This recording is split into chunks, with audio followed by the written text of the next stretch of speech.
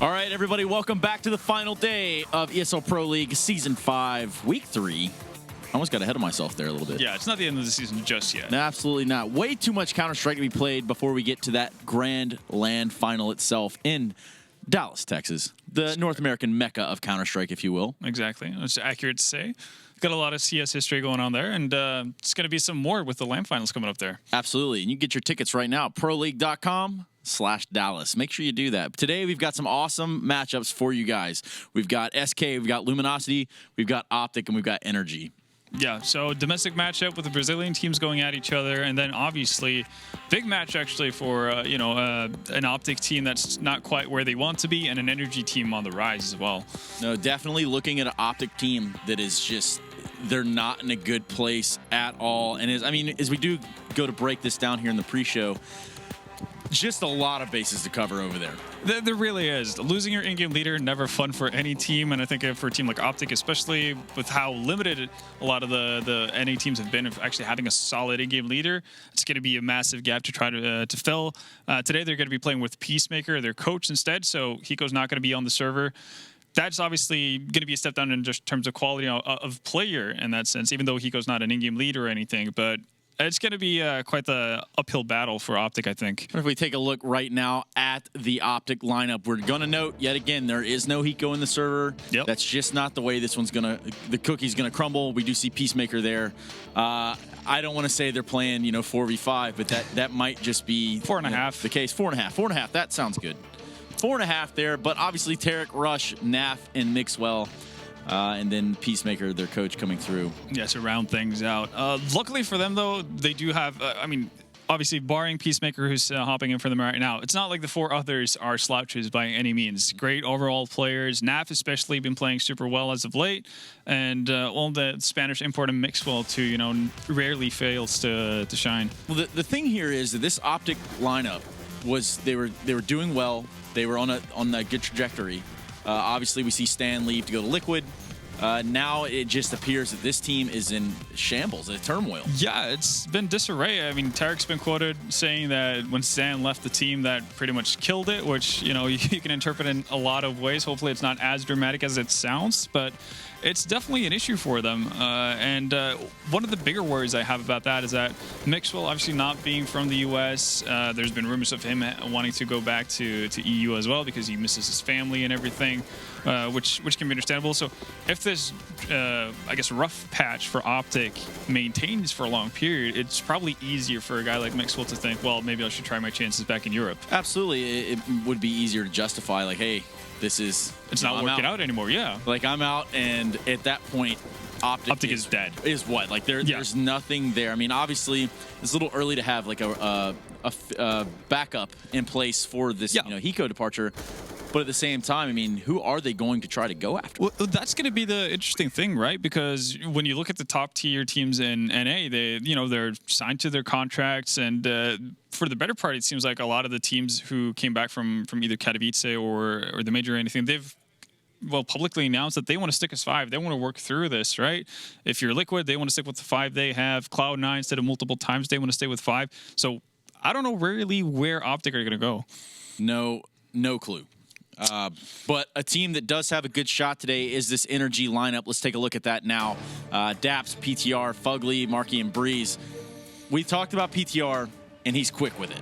He is, and the better part about it is he's been accurate too, right? And oftentimes you'll see players or operators with that kind of a playstyle that he has, very snappy shots, etc., have a very big difference in performance level. It could be very good one game, and then the next one they're completely invisible. Peter's found that sweet spot, it seems like, right now for NRG. No, absolutely. PTR leading the pack across the entire board here for op kills per round in the season. And obviously, we're still a little bit early in the season, and this team isn't, at the very tip top, but that's still a statement. Oh, it definitely is. And the fact that he's doing it effectively as well. So he's staying alive a lot of rounds. He's got a good KD ratio going for him.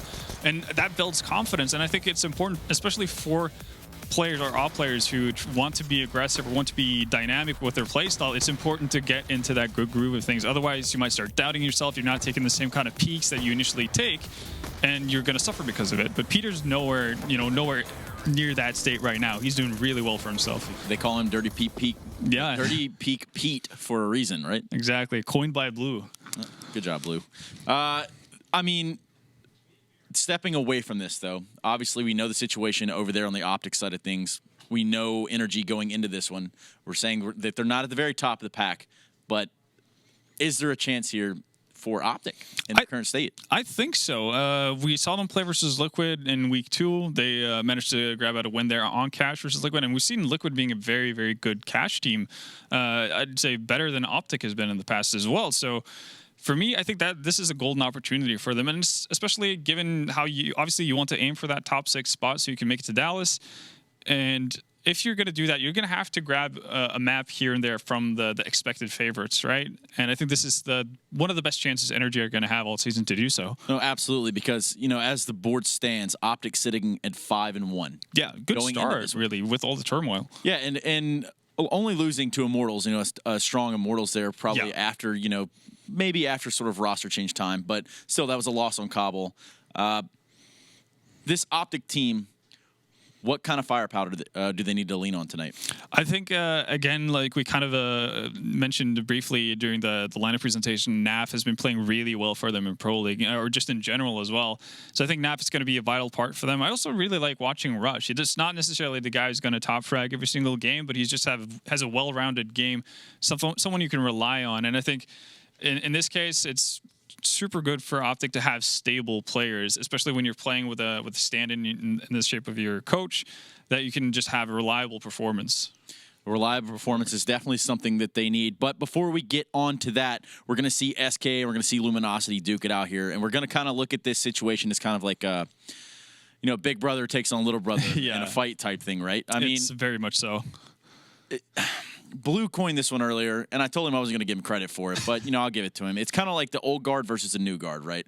We do see a lot of power players over here on this Luminosity side, but this is still SK Gaming. Yeah, exactly. It is very much old guard versus new guard in that sense. You have all the experience you could wish for on a team in SK, and not so much on the Luminosity side. You do have Showtime, and that's pretty much the extent of their experience. Well, taking a look at some of that experience right now, let's pull up this SK lineup right here. These guys are no strangers to the top of the leaderboards. No, all familiar names. Obviously, the one newcomer in Phelps right there, but like you said, he's not a no-namer by any means after his past, and Immortals as well. So this is just like, you could list their achievements for days, really, if you wanted to start at it.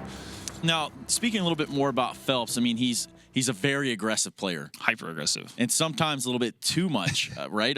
What is your synopsis here on Phelps? Well, I think you hit the nail on the head, really. He's a hyper aggressive player to, a certain extent could be to his benefit, but also to his demise at times. And that's what you see every now and again. And I think that's still something that he's going to have to adjust with now that he's in SK. He doesn't necessarily have to carry as heavy of a load as he did in Immortals. He has more pieces to play off of, obviously, in Fur and Coldzera. So he needs to kind of temper himself, find a way to regulate the pace when he's playing. But you can tell just from the clips here, he's got tremendous individual skill, and that's something that we've seen Fallen be able to work in new players into the SK system in the past, and I have no doubt that's going to be the case as they move forward too. No, absolutely. This lineup on paper looks awesome. Absolutely. They have a tremendous amount of teammates behind them, and going forward, we can hope to see that they continue on that path as a strong team. But I do credit a lot of that to Fallen and his leadership. I do feel like he's created a system that works, and it shows. Like, the numbers speak for themselves. Let's take a look now at some Fallen footage here. Picking up the big AWP. Yeah, and you talk about how the system works and everything, and part of that, why they're able to implement new players, is because Fallen takes on a different role and pretty much puts the biggest part of the challenge whenever they have to adapt on himself. And that's why we're seeing maybe a bit of an unexpected dip in performance from Fallen. And as you can see, he had a bit of a rough go versus Cloud9 there at Katowice on Nuke. And part of that, I think, is because they're in that adaptation phase where they're trying to make Phelps as comfortable as possible, still not having to change his entire world view coming from Immortals and the way he played there and into SK. And Fallen's going to take a step back, allow Phelps to kind of figure out his spot, and then work forward from there on. And that's why we're seeing Fallen not having the same caliber of play as he did in 2016. Well, even when we do look at that Cloud9 SK matchup on Nuke, there was a lot of variables there that I don't think that either of us could have accounted for. True. You got Tim calling, they pick Nuke, like that's all over the place. Pretty wild card to play. But is this Luminosity lineup going to be enough of a wild card, or are the world champions going to be just pushing them over? I think the world champions are going to stand firm on this one. Here we have the lineup of Luminosity as well. Destiny, PKL, Yell, SHC, and Showtime. Obviously, we mentioned Showtime kind of being the most familiar name in that lineup, but I would like to focus on Yell because he's been kind of the driving force on this Brazilian squad with his opping so far in Pro League. And I think they're going to need a lot out of him. Obviously, not the easiest task in the world to be going up against Fallen or Cold Zero with the op, but he's going to have to take that task and be successful with it if they're going to have a shot at actually picking up a map here. No, absolutely. They've got the work cut off for them. Is Yell going to be enough of a formidable force against this SK lineup, though? Well, I mean, domestic matchups are always fun. In that sense, they do bring some odd results here and there. But I think in this scenario, I think little brother is going to stay the little brother for some time forward. One day, little brother grows up. Exactly. Yeah. One day, little brother puts the pain on that, but not today. Maybe not today. There's a chance, though. You never know. This is online CSGO, so really and truly anything could happen, right? Yeah, no, it's definitely true. SK can have an off day to no end, or I mean, we've seen in the past that through previous Brazilian teams who, now there's 3 of them, and Immortals and SK have worked a lot together, know each other very well. That could also be the case for Luminosity, where they have some insight or know more of the tendencies of the SK players than what you'd assume they would, which can obviously be beneficial. Now, SK undefeated going into this one, and the closest matchup they had, you could put an asterisk on it even then because, they were boot camping overseas. Yeah. They had, insane ping, and they went into overtime, I believe, with Rush. And if you're looking at it and you don't know that, you're like, what's going on happen? right there? Yeah. Yeah. What? Did I miss something? But obviously, SK 6-0. Is LG a team we could contend and possibly see in the top 6 of this Pro League? Sadly, I think it might be a season too early for that to happen. I think we've talked about how there's a bit of a divide between the top tier teams and the NA Pro League and the lower end of the table. And I think they're in that middle ground area. I don't think they have to worry necessarily about being relegated, but I think it's still too early for us to expect to see them in Dallas. Well, we're going to see them on Cobble and Cash tonight. What is there to say about, we're obviously going to see Cobble first. What is there to say about the Brazilian approach to Cobble? Very methodical, and what's actually going to be really cool to see is whether or not Luminosity are going to go follow in the footsteps of what Immortals did back in the day when they started breaking onto the scene, which was basically being a carbon copy of SK, because SK found a recipe for success on how to play Cobble, especially with the way they played towards that B area. But, SK are going to know how to deal with that. Well, definitely. And to break it down further of SK on Cobble, we've got DeBear standing by to bring it to you. Welcome back. I am going to watch, or we're going to watch, SK versus North on Cobble. And one thing I like about this, SK, they're known for working one side of the map, falling back to the other side, or just, working one side of the map and waiting for a minute and then hit it. The SK is a team that mixes up. They like to keep the enemy opponent guessing, and that's why they're so good. As you can see, Fur is spamming through smoke, making sure North cannot push on them. Cold Zero making noise. They're making a lot of noise, trying to keep as many people towards the B as possible, as the rest of SK is kind of working through this A-halls. Phelps does get knocked out early, but they still continue with the strat, as Fur just saves Holland right there as he's walk up the middle.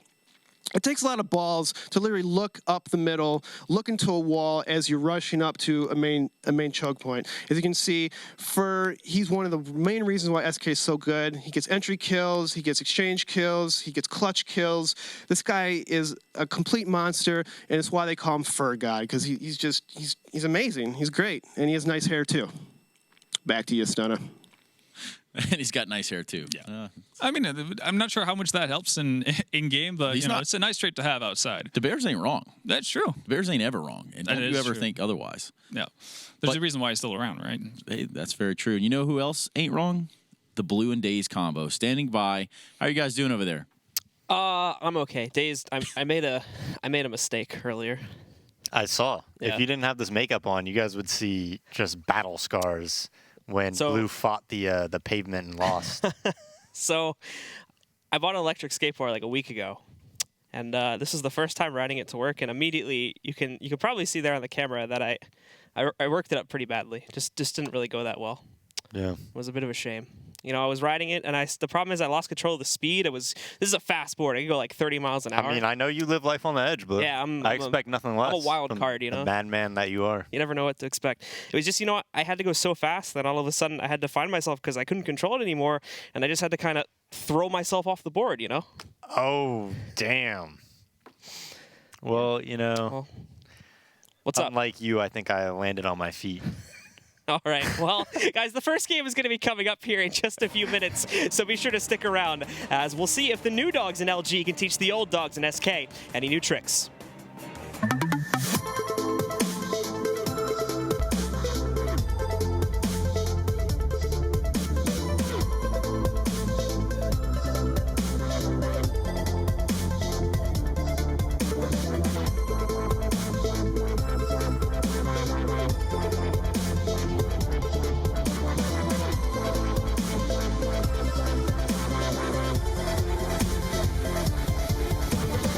Get your team apparel now at shop.eslgaming.com.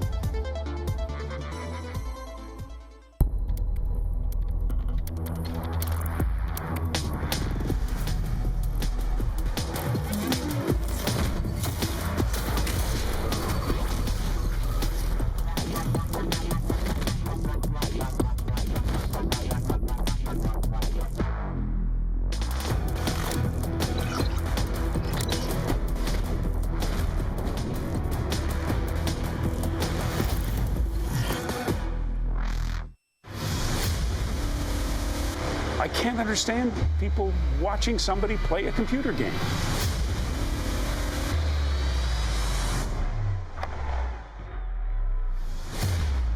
It's still not a sport. It shouldn't be on a sports network. But I don't know if athlete is the right word.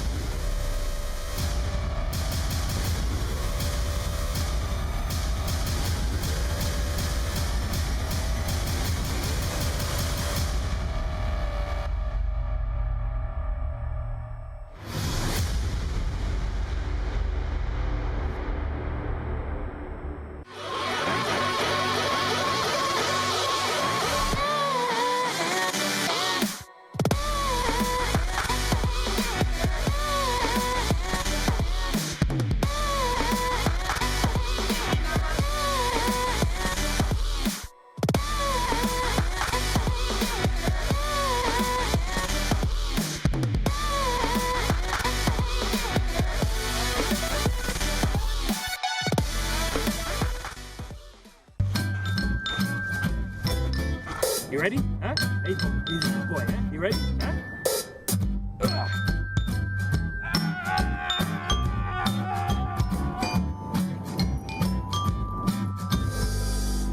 Start your esports career now at play.eslgaming.com. Counter-Strike is sharing incredible moments with us and will return to a memorable place.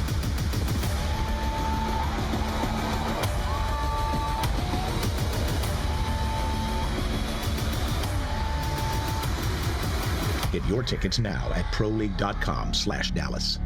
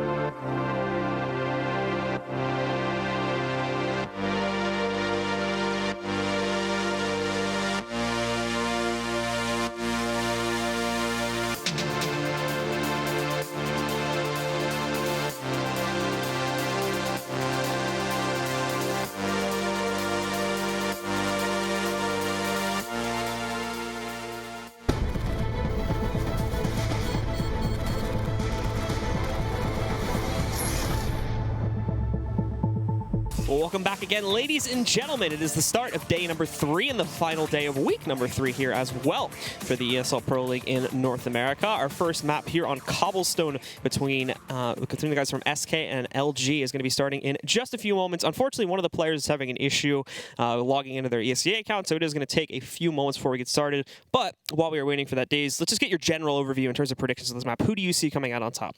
You know, a lot of the time with country versus country matchups, we see a lot of upsets, especially, you know, like I feel like any of the Danish teams could beat each other, you know, and things like that. Like North could definitely take on a Chalice and whatnot, even though it would be an upset if North beat a Chalice. But it's far more common in country versus country matchups. But when the Brazilians play each other, it seems like they have a different mentality a lot of the time, right? It seems like SK is like the big brother, and they just beat up on the little brother like Immortals.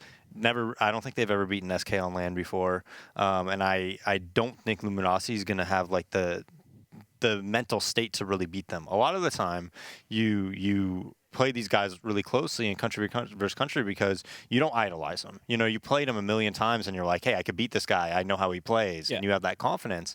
And that's going to be really tough for Luminosity to overcome because, you know, I mean, I remember just a couple months back before FNX joined Immortals, Steel went and he said, they're like our idols, SK is, you know, and you have to assume Luminosity probably feels the same way.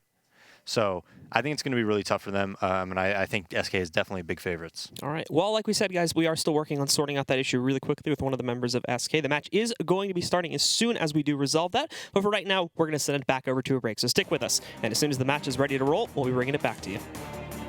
ESL Pro League is brought to you in part by Logitech G, Pay Safeguard, Mountain Dew League, and ESEA.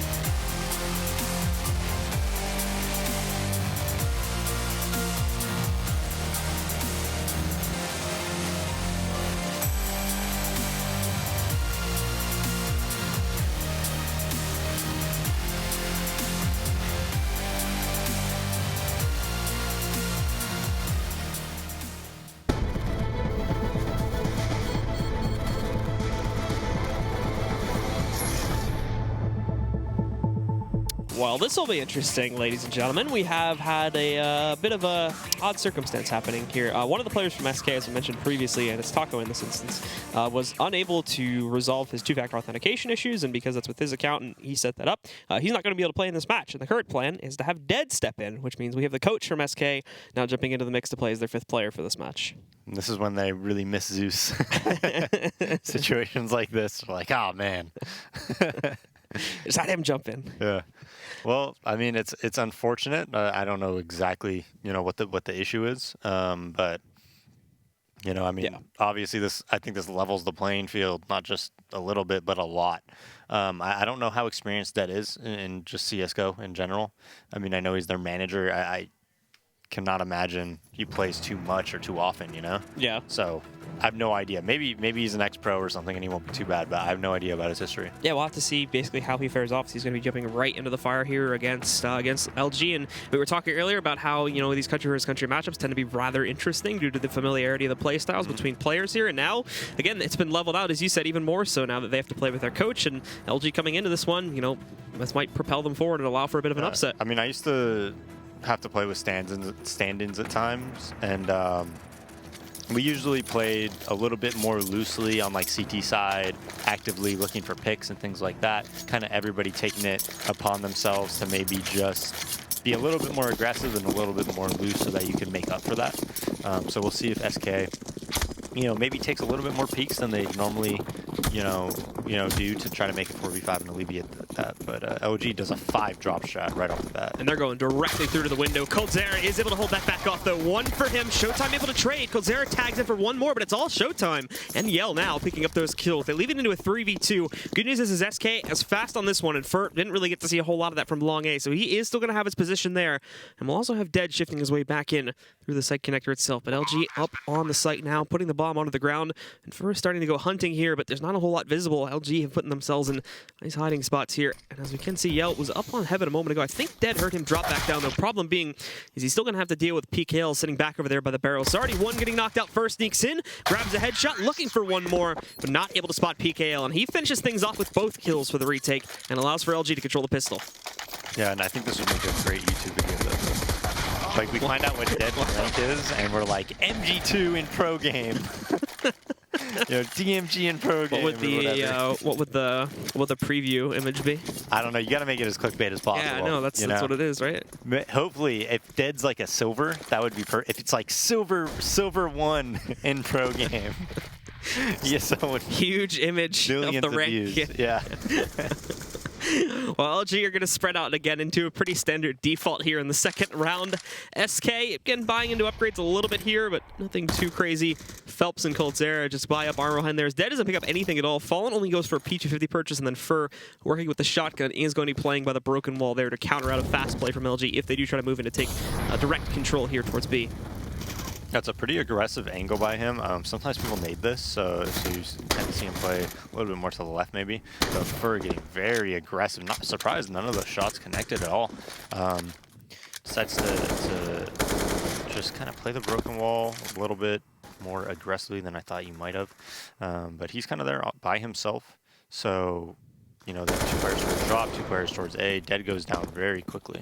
Just a one sitting in suicide, however, but they spot him out and knock him out as well. That's Fallen gone down, and that's essentially going to be an open path up to the A bomb site. Coldzera is trying to wrap back in, but he is going to be found in the open in a moment here and already tagged on a 22. Showtime just has to locate him. Phelps did manage to sneak in a kill as Destiny had tried to go in towards drop there and sneak in and basically just cut off both the remaining players on rotate, but was unsuccessful in that regard. However, no one really going over to pick up his gun, I don't believe. Phelps is the one that picked up that kill. Yeah, he's going to go for it now. Back to get it. That's where, you know, the Mag 7 is so good when they actually can hit, you know, hit your spot, and you could, you know, battle somebody maybe one-on-one, or somebody peeks, you hit them, then you hide, peek again, right?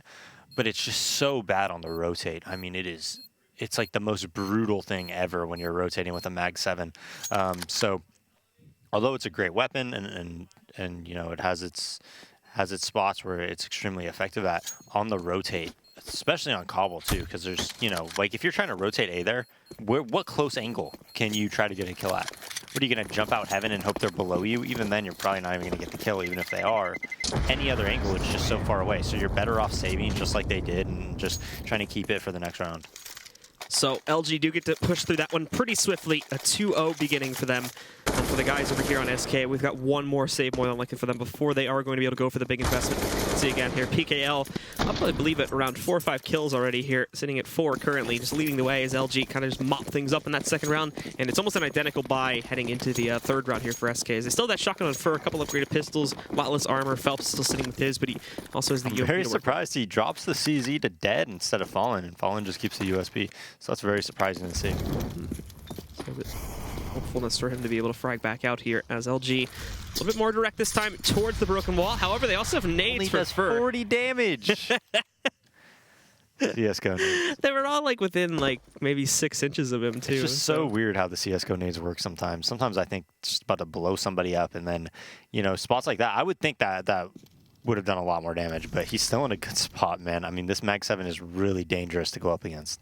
Yeah, and LG are still posturing up to try and push towards this in a moment, too. They have 2 other players sitting above drop right now, getting ready to execute there. However, they are shifting back, so a tad of uncertainty here since they didn't get that kill with those nades. They are, however, also moving PKL back in from those B halls, so he should be joining them in a second, just being cautious at the flank. So Fur, you're going to have your time to party out with this shotgun in a second, and we'll see if we can make any connections. The flashbang is a miss, and it also flashes a lot of them, but a second one does hit. They haven't seen him, though, but thankfully Yell saves the day. Phelps trading out 2 more, though, as he rolls in, and Dead is also going to be able to find a kill here with this CZ. Phelps picking up an additional kill, and they're almost in upset potential here. PKL now alone in a 1v3. Nade goes deep. It is actually going to connect onto Dead and fully finish him off. Still a lot more work to be done, and he almost looks away and ends his own life there as Coldzera gets great timing on the peek out. Almost is able to take down PKL in that instance, but not going to pan out. And now PKL, he's trying to get a bit more aggressive to spot Coldzera, but Coldzera also shifted back behind the boost-up box. However, at the same time, Fallen does get caught trying to push his way outside. Time is getting very low, only 8 seconds left. The thing is trying to plant right here. Cole can just walk right up and kill him. So he's hoping he does that. He gets him in the open, and instantly PKL gets the big clutch of 4K on the round, and he keeps Luminosity in a solid lead. That was very, very impressive by Pickle. And he's actually been great. I play with him all the time in Rank S, and he's like one of my favorite teammates to play with. He's really, really solid, and showing, you know, great composure there in that 3v1 actually. So that was a must-win round for them. I think if they ended up losing that, it would have really helped SK a lot. And Dead actually picking up the secondary op. So Dead's an opper, man. and immediately into the double op setup, more importantly here too. They don't wait until the 6th round to try and utilize that. They go right for it, which is very heavily going to limit their utility, but so far it seems to have worked out. Fallen grabbing a first kill here. They try to push up ramp. Fur is also waiting over here at the cubby to the left side of the ramp push up. He finds 1 kill before getting traded out by PKL, so we end up in the 4v3, and also everyone from SK is here. So the plan from LG is botched. If they still go for this, they'll find themselves dead on the ground pretty quickly, so they do have to fall back and run the timer at least a little bit. Or, of course, they do have the option to fall completely back and try to wrap it towards the other site. Yeah, and that rotate came so fast. So LG very smartly slows it down, and look what happens. Phelps and Dead both go back towards B side. And now Fallen and Cold are still in the site together, but it makes it a much more manageable situation. They can get a clean gun battle and kill somebody. You know, maybe they could take the site and win this round. Yeah, they are just slowly pushing back in to apply that pressure. Yell goes to the peak, just barely gets the kill. He's left with 14 HP, but nonetheless, he does strike against Cold. Problem being, if he pushes out directly from this the alleyway area here, he is really going to get himself knocked out pretty quickly. In fact, it's Phelps from the other side that finishes the job. Good news is PKL still impacting. He's found himself into the rat hole hallway now, so as he pushes himself in, he takes down Phelps. The Molotov against Fallen is really good too. Look at how much damage it's done. He's also trying to watch out for the position of one of these Ts. Nice shot from him. Tries to hop out of the way, but it won't pan out. And now it's down to a 1v1, and look who's finding all this impact again. It's PKL, already on 3 kills. The potential to have 2 4Ks in a row from round to round here. For right now, just focusing on getting that bomb onto the ground. The timing on this wrap and Dead was perfect, but the problem is now he's going directly into it, but still lines up the headshot, and again, the clutch, this time in a 1v1. PKL does it, and look at him, 12-0, 4 rounds in.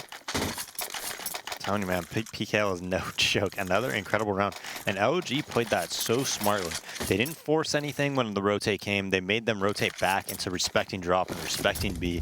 And then finally they come through and they push through connector. They time it very, very well. Like, that was really good communication. You see, as soon as the kills came down, they slowed it down. They waited.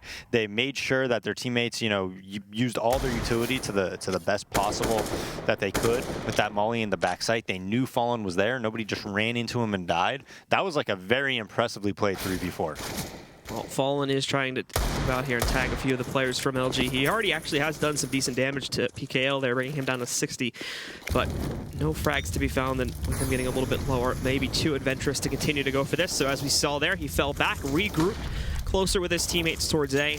The big stack from SK is, again, mainly forming here around B, as they actually only left Fallen, and he's still being rather adventurous, too, still peeking into that new connector there. But the main focus of action still happening on the B-bomb site. LG really just pressuring it, tossing a few nades into the site, but definitely not committing to it. In fact, the bomb and quite a few of the players are now shifting away from those B halls and starting to push towards long A and mid connector. Yeah, we'll see what they decide to do. You know, Showtime has a lot of information at the A halls, so I think they're going to go back and bring bomb over there. And if they do, it's definitely the right call. Destiny over at B, though. But after this, Showtime gets a nice kill into Fallen. And this is not a battle you want to take if you're Destiny. Yeah, Destiny's trying to find Fur, but also Destiny's sitting at like 0-4, something like that too, so he hasn't had the best track record so far. The Molotov, though, will force him to go up the steps, and that is where Destiny will finally impact. Also looking for a second kill, but he gets dinked by Dead. It'll just safely fall back behind the boost-up box. Coldzera maybe joining him in a second, but no, actually, they catch Coldzera looking around, then Yell switches over to the P250. One taps to finish off Dead, but look at that from Phelps! He killed Yell through the body of SHZ, and then finished SHZ off as well, before getting traded out to give LG the round. That was a little bit scary there. I think if Dead was able to get one and Cole get one there, Phelps might have been able to win that round, because nobody was checking Coop in that scenario, especially after Fallen died. But yeah, nice job by Phelps to even get those 2 kills. And now SK on another buy, they do another double op setup, so Dead on another op towards B. The power here in Dead. He was about to get aggro, man. He isn't afraid. So he was about to go directly up and try to take the shot within the first like 5 to 10 seconds of the round there, but thankfully that gets held back due to this heavy stack of players and obviously the Molotov that got in his way there. Even so, that would have been very risky considering just how many people from LG are already positioned outside here. 3 stacked up, and they've even boosted Yell up on top. So if anyone does try to go for that stairs peak, it's probably not going to end too well for them. Doesn't seem to be the case, however. And SK beyond that early aggression are still set up in basically what you expect the CTs to do here. One playing behind the boost up box, one over there Dead, in this case playing towards Chicken Coop, and another just outside of the window. Coldzera and he'll also be the player to rotate over in the event that this does swing towards A, since they have a full two-player commitment, and they're both pretty far out. Fallen down halfway about the ramp, and Fur waiting in the suicide steps. But everyone else on LG is getting prepped now to execute into B, with the time getting a little bit low, and them obviously not having a whole lot of intel about what's actually going down on that site. coldzera getting smoked out, so he's going to have to re-enter through the doors or just wait it back out. Phelps also not being able to spot that much either, so he gets a little bit closer to Broken Wall, but it gets called off. They're all going to swing back, and they'll try to make this an A hit instead. Fur now, it'll be his time to party. Sitting back on the steps and waiting for it. Fallen catches the first one with that aggressive position and then falls back, but still chaining these kills together. He gets himself a second. Fur also chummy back in. The hit's getting absolutely destroyed as Fur distracts back over there. Fallen dips in for another one, and now it's down to PKL. He's had 2 4Ks in the last 2 rounds here, and he would have to pull it off again. Excuse me, 2 rounds before that he had 2 4Ks in a row. But now he's going to have to pull off an ace if he wants to clutch this, but with only 5 seconds left, certainly going to be impossible, and we'll just see him try to save the rifle. Yeah, Fallen just stepping up big there around that connector area, opting towards middle, and that helps for a lot, right? Because he's going to be able to spot anybody coming through middle, and then he also has, you know, a reactionary if anybody comes through long haul that for hears or anything, he can check very quickly and watch towards that as well. And he can also watch like the drop off as well, so he can kind of watch like, all 3 positions. You see how he's checking there, he's checking middle. Gets that kill, and then finally gets taken out from long A. But he's kind of, you know, he could just watch anything that needs to be watched. If Cold gets stuck over at E-Box and he says that connector's open, Fallen can watch it. You know, if they're coming through middle, he could watch it. If First says they're going through long, he can watch it. And immediately, even though 5 rounds straight are won by LG, we can see how scrapped to go to the buy is as they do force back into this next one here. Utility already being completely tossed back out. Phelps pulling really close to the broken wall there. For LG. Haven't even seen Phelps, so he's going to sneak in that first kill. The op shot from Dead, 2 in a row actually end up missing, so the kill from Phelps up there is traded up pretty quickly. Fur though, being able to dip back in, finds one more, and coldzera coming through, misses, unfortunately in a very big way, which allows PKL to eliminate him. Now they're down to 2 here, but good news is for SKs, they still have a lot of control. So Fur is going to be able to move in there, finding Showtime. PKL is still trying to get himself through the sidewalk, but there's an op winning in their end if he goes directly through it with no nades or anything like that. And there we go. The walkthrough leads to the death of PKL. It's on Yell now. Has all the time in the world to clutch this one back out. Spotting, or at least it looked like he spotted Fur there, but reacted far too slowly. And he will be able to execute, giving SK their second round and putting LG onto an eco here. Yeah, and Dead, you know, had 2 shots that we thought he probably would have hit. I think that puts any notion to rest that people might think it might be Taco, because I can almost guarantee you Taco would hit those. So I definitely do think it's Dead. Playing for sure. And 2-5, they force LG onto an eco, so 2 very important round wins for them. Fur getting aggressive. I don't know if there's anybody in the game that's better at just getting aggressive than Fur is. Especially against pistols, to be honest. Like, that's like an underrated skill, right? Yeah. You know, if you watch SK on these anti-ecos, it's very common that Fur will get aggressive and he'll get kills and just never let the T set up for any type of like a Tech 9 smoke flash, you know, type setup play that they want to do. He always makes them uncomfortable. He always makes them try to win like a gun battle versus them. And it's seemingly like nobody can ever punish him for it. He's too good. He's too quick. He knows the angles too well. And he continually is just like a thorn in your side whenever you just can't do it. A lot of time when you have those Tech 9 armor plays, you know, smokes and flashes, you want to be able to get set up. You think the other team's going to give you respect and not do anything risky. And Fur will always just be in your face, and worst case scenario, it seems like he always gets 2 kills. And in a 3v4, maybe you get his MP9 or whatever, which is usually what he runs around with in those scenarios, but you're not able to do anything with it after that, you know? Well, SK were able to punish LG pretty heavily in that last round there. Not a whole lot getting done, unfortunately. 2 very aggressive kills out through long A and as well back on the broken wall. But now Dead is actually going to get caught out early on. Thankfully, the attention for LG is all focused on sidewalk there and eliminating Phelps. They're still successful, though, and now they know for sure that Dead is still going to be hiding in this Chinku position. He goes into the Molotov, grabs 1 kill before burning out to the Molotov there. But again, it's the same issue for LG. They really only get broken wall control.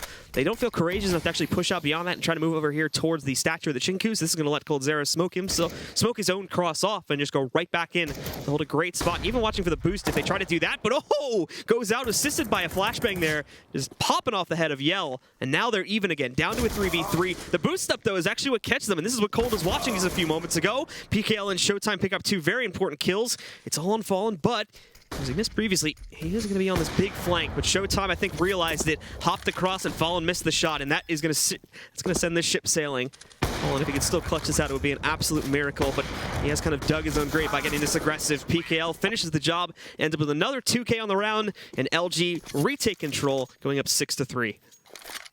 Yeah, and what Dead wants to do there is you generally want to, you know, him and Phelps, they need to communicate who's dodging a flash and who's not.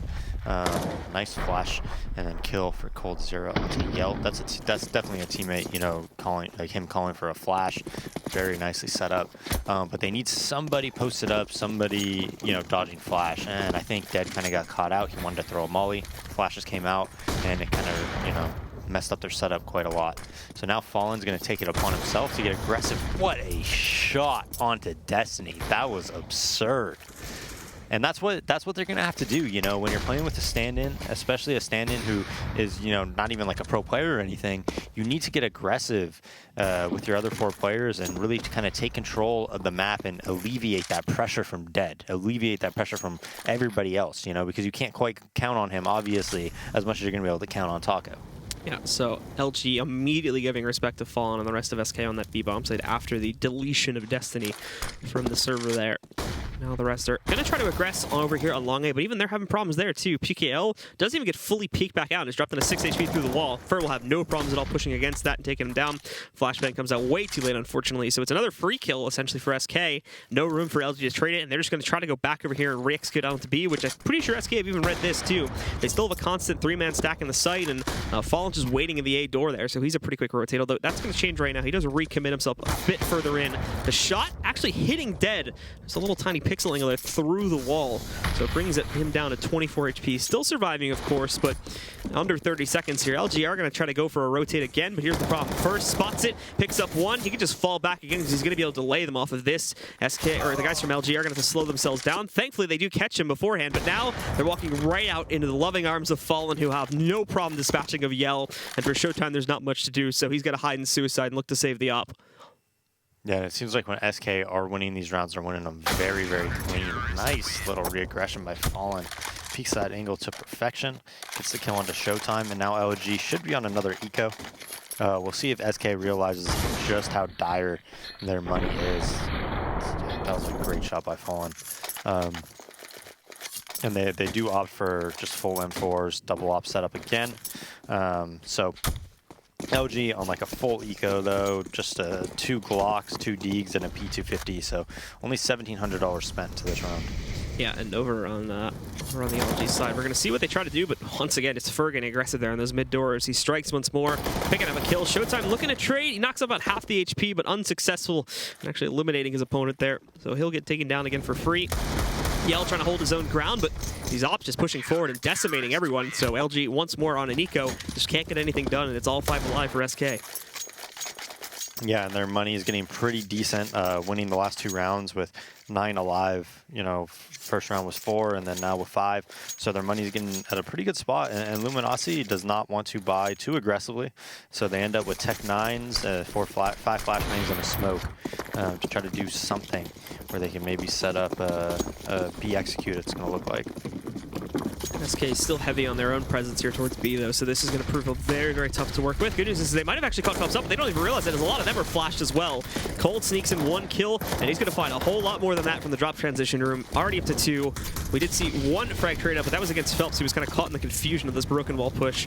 So, I mean, much like, you know, we've already had this happen 3 or 4 times before. They get out, they're able to trade, you know, 1 or 2 players towards broken wall, but then they don't actually push forward against that. They don't really have the width to try and go further into the bomb site here. So now they're just trying to see if they can catch any extra aggression from SK, which they are doing. They've knocked another player, but still, it's a coldzera on the cusp of an ace as he's up to the 4K. He even dinks PKL down to 12, so he has the assist pretty much guaranteed. But for PKL at 12 HP, there's just not a whole lot that he can do here, especially with only a Tech 9. Just got smoked off a drop 2, so that killed his plan B. He might just have to go out towards Broken and see what he can accomplish. Dead gets baited into the shot, so he's going to miss that. Gives PKL a little bit of room to work with. Obviously, PKL really not struggling on the time aspect of this, but just really needing to make a play. coldzera, though, he wants that ace, so he sprays into it. PKL is going to give it to him. The ace from coldzera, and SK will tie the game up at 6. Yeah, just a complete B rush there, and I think that might be one of those cases where, you know, they're saying, hey, I think Dead's playing B. Let's try to just rush and see if he knows how to really stop it or play against it. And Phelps getting kind of caught out. That's twice now. You know, they've hit kind of B out of there 3 times. One time he had the ump on the anti-eco, or on his eco round, and he got like 2 or 3 kills. The next time he went 1 for 1, I believe, and then there he gets kind of caught out. You know, just getting caught in no man's land, basically. Flash comms, Tech 9s run him over, and they're already out behind him by the time he gets unblind. Well, into this next round, and LG do go back to playing a more default style of play, with the exception of this boost, which Yell is going to be able to capitalize on, knocking out Dead with it, but he's still also fallen trying to get aggressive, and there is a chance for him to take down PKL, who's been the big fragger so far from the LG side of things. He moves in, but he's not looking at the steps, so PKL is actually going to be the one that gets the better of Fallen in this case. Now the tables have turned a little bit. Previously it was SK getting aggressive, who were netting these kills and putting it into 5v3s for their advantage. Now it's gone the other way, and LG has been able to counter out the aggression with their own style of play, and now they have that 5-on-3 advantage.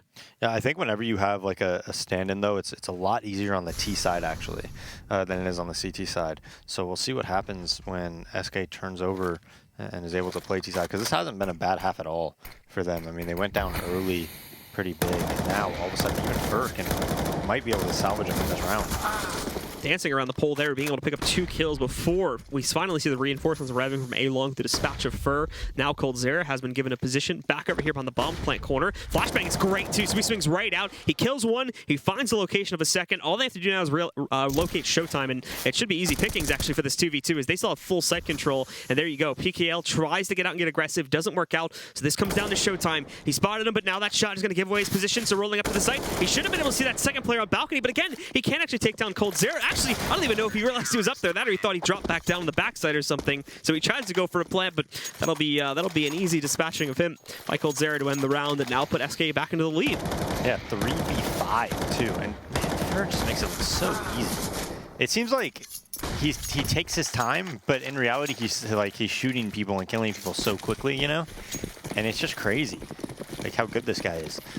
So 3v5 goes SK's way, and Luminosity, after a really good start, is not putting too much together on this T side. I mean, 7-6, and they're saving right now just 3 Deagles and 2 Tech 9s. So 3,100 invested into this round. You're going to assume that SK is probably going to be able to win this. Fallen holding middle, Fur kind of a long haul, just holding his spot. coldzera in the drop room. Used all his nades already, but right now Phelps is being stuck in the flowers, so Dead's going to kind of shoot and bait for him, and then if they do come out B, look for him to try to get like a big spray down and get 2 or 3 kills. We did see some damage done to SHZ as he looked to attempt to go for some aggressive drop control. Didn't really pan out, and now some more of his teammates are going to follow through to try to get the control instead. Obviously, we did see the CT that was positioned here before back away. coldzera now sitting in the doorway itself, but trying to not play direct contact against it. Since everything is still quiet, LG, again, no utility here, so obviously we don't expect them to try and deploy anything, but they need to try and make a move here sometime or later. But the first one that they do attempt to make is over at A-Long, and Fur has no problem at all countering that back out. It's easy kills for him. He'll be able to take down PKL, as he's been relatively unsuccessful actually in the past few rounds of trying to get aggressive over here. Now, though, as they're below 30 seconds, they are going to try to aggress out when this smoke starts to fade, but Phelps sees it just as it's going away there. Picks up 2, knocked out by Destiny, but the damage already being done. Now coldzera wraps back into the site, and they still have Dead to deal with in Chicken Coop. He'll be the one that seals the deal and allows for SK to push up towards 8 here, going into the final round. Yeah, 8-6, and you would think that Luminosity would probably be able to win more rounds, but we look at the start of this game. I mean, I think when it was 3-0 or 4-0, PKL had 12 kills when the rest of his team had about 6. So I mean, even now, just like looking at how...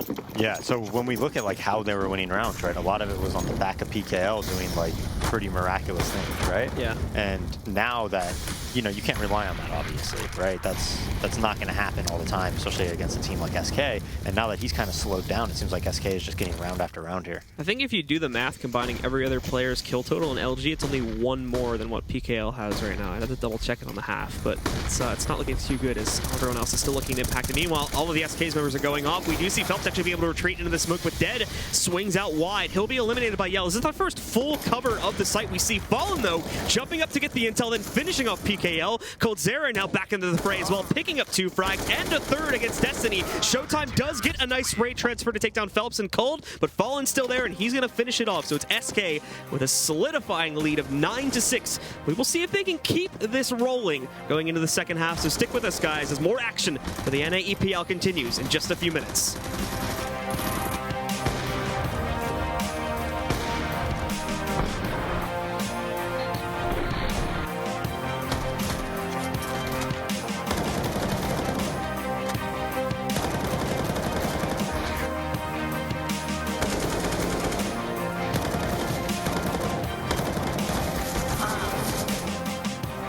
ESL Pro League is brought to you in part by Logitech G, Pay Safeguard, Mountain Dew League, and ESEA.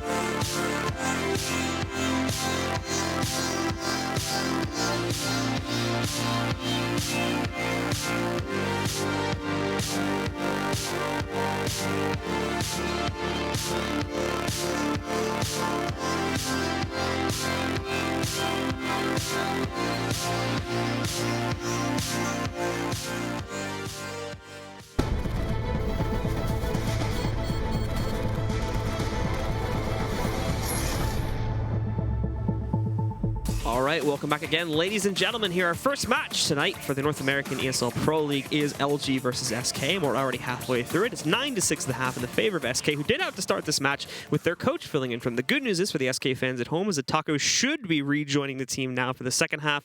It's going to take us maybe a minute or two to get him back in, so I'll just have us sitting here with a nice discussion about the first half while we're waiting for him to jump back in. Yeah, I mean, SK started that game, pretty slow. I think did they go down 4-0 or was it 5-0? It was 3-0, I think, and then we saw the first round for SK, and then it kind of went back and forth for a couple of rounds, and then they took control after that. Yeah, and off the hard work of Pickle, he had some great rounds there. Early on, some fantastic clutches, and then SK, once they started getting that, they went to the double op setup. I think every single they did it right from the first gun round. Yeah, I don't think Dead even used a rifle like that whole game. It was just op. So double op setup. LG, whenever they tried to hit that B site though, like the rotate was just extraordinary from SK. They over-rotated very, very quickly, and even though a lot of the time they were able to kill Dead like early on, I think one time he got 1 kill when they executed and then died after that. But the rotate was so fast, they would never give up statue control, and I don't even think they got bombed down when they executed B those 2 rounds. So even though like the initial execution was kind of good for them, they were able to get out in the site. The rotate came so fast, the flashbangs came, and once SK was in position, they know how to play it so well around the smokes at statue, being around the rock, just having really good teamwork of who's watching what and who's responsible for everything, and they're just able to retake it without even letting them get the plant down so quickly. Servers are having fun as they still get prepped to jump back into the match there. But yeah, I think overall it was the player that was playing towards Broken Wall that actually, I'm trying to remember if it was Phelps or Fur that were doing. It was Phelps, yeah. So Fur plays A for them. Usually like there's A anchor, and he's always, rifling, usually pretty aggressively. And then Fallen's always backing him up with his off. Cold's usually around the drop area, and Phelps is helping Dead at B, but usually it's Taco at B.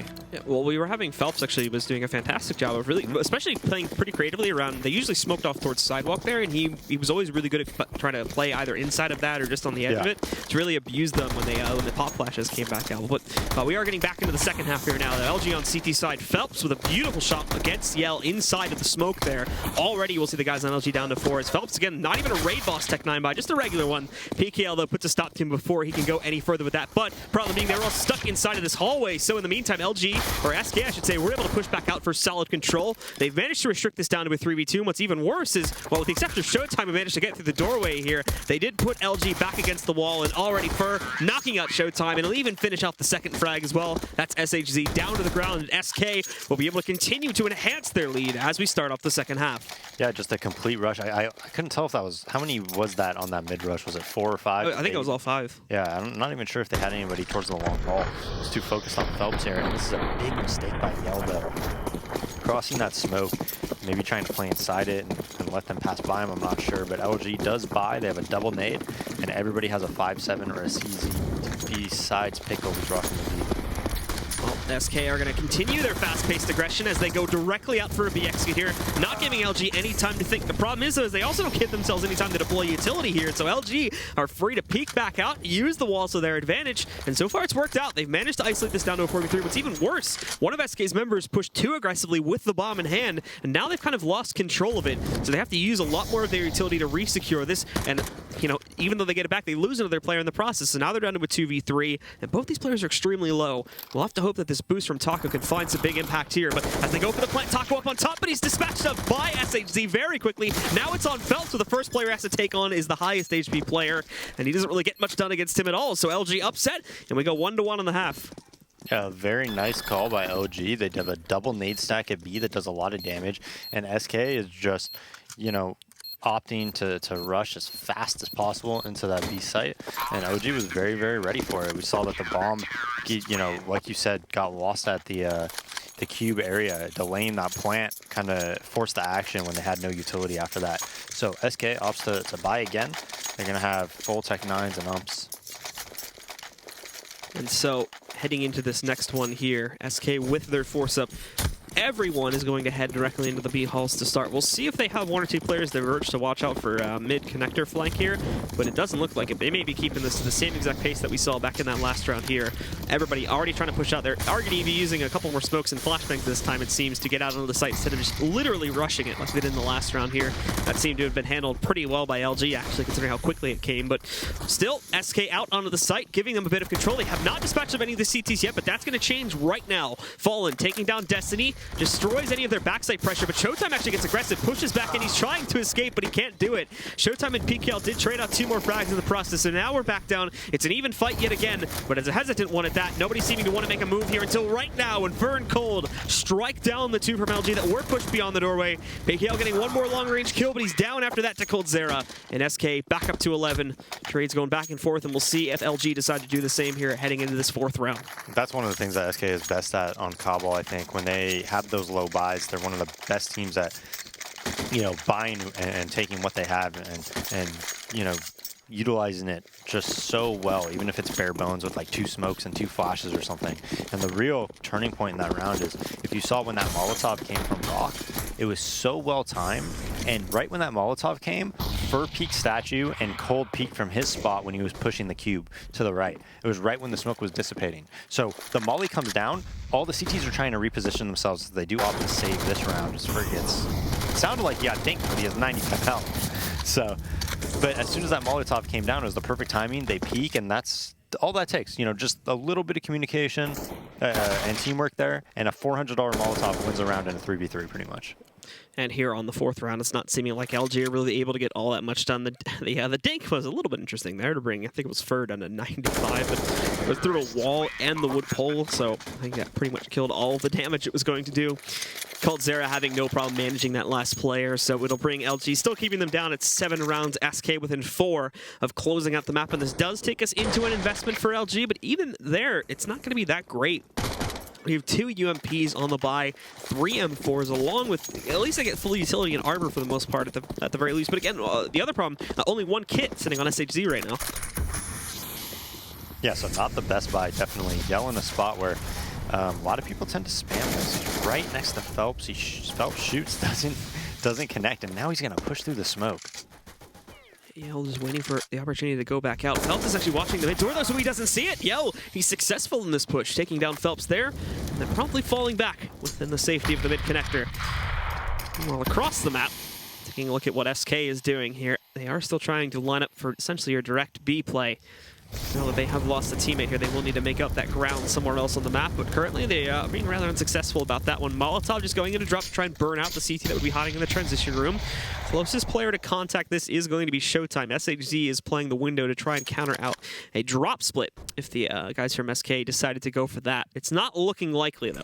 This is just going to be another attempt to get out and get full control of B. The pacing with which SK have been taking this, though, has been all over the place. We've seen outright rushes, we've seen fast plays, but with utility to execute upon it, and this time it's a little bit more delayed, doing it really only like halfway through the round here, so they've wasted a lot of time, and also, again, not really having a whole lot of utility to get themselves out onto the site. They have a smoke and a molly, and they may actually want to try and save some of that for the post-plant scenario. We can see Fallen's going to toss out the smoke.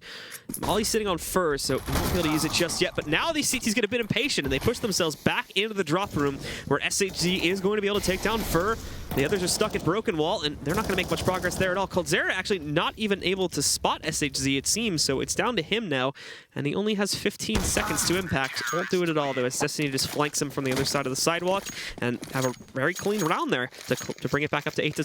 Yeah, positionally speaking, OG had SK outplayed 100% that round, but that was a really cool smoke by SK. If you notice, that smoke allows you to see rock from E-Box, and it also allows you to kind of creep out and look at the pizza area and you know, make a play there. So get 2 kills at 2 very common spots.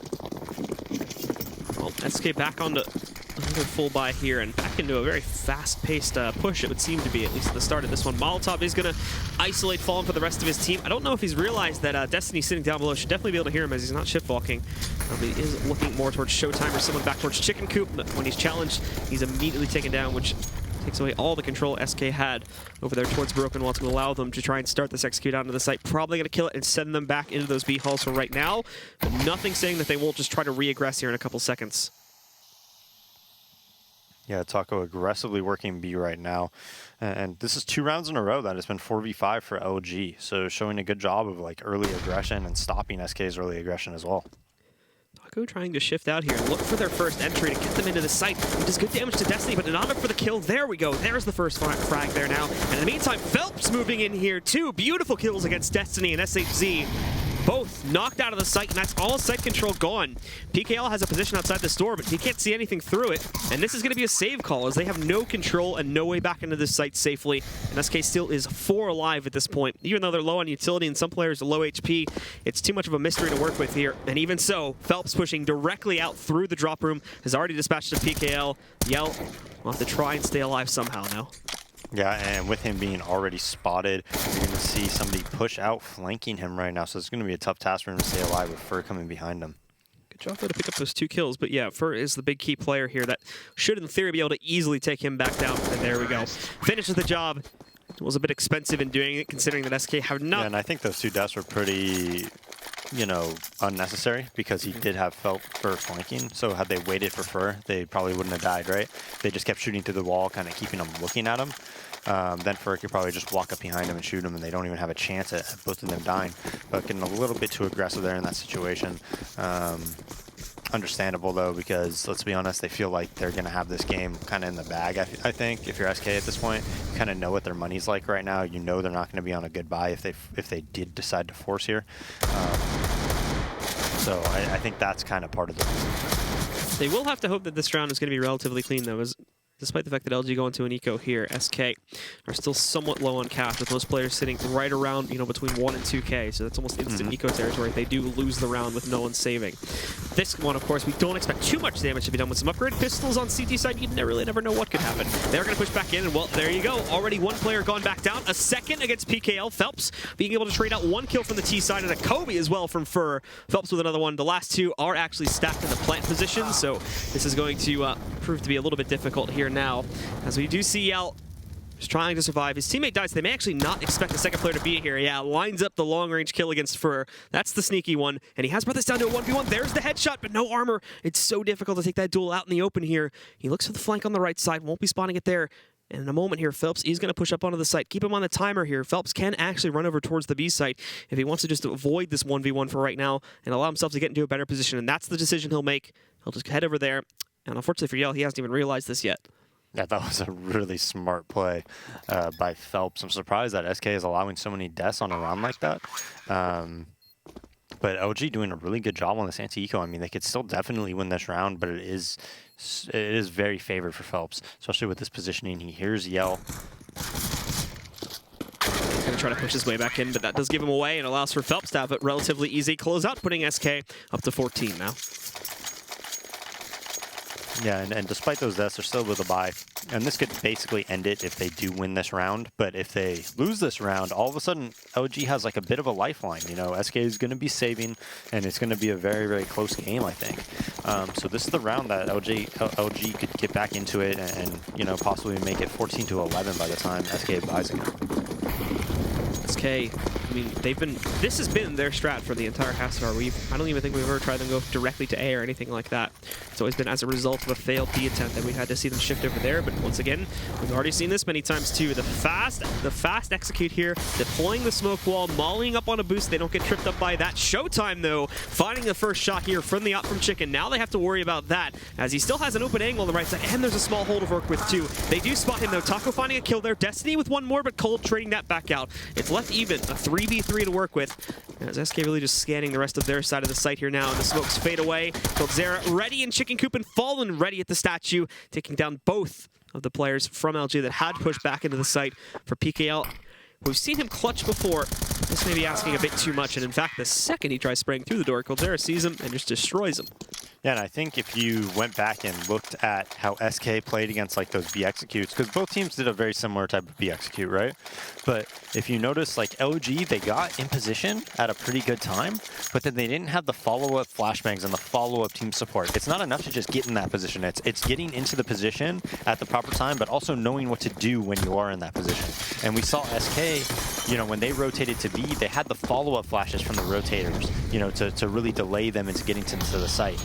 By the time OG was fighting them in the site, SK was already there planting the bomb, and it was like they were fighting after the plant, right? So a little bit slight difference just makes all the difference in the world, right? Just those little bit of timing changes.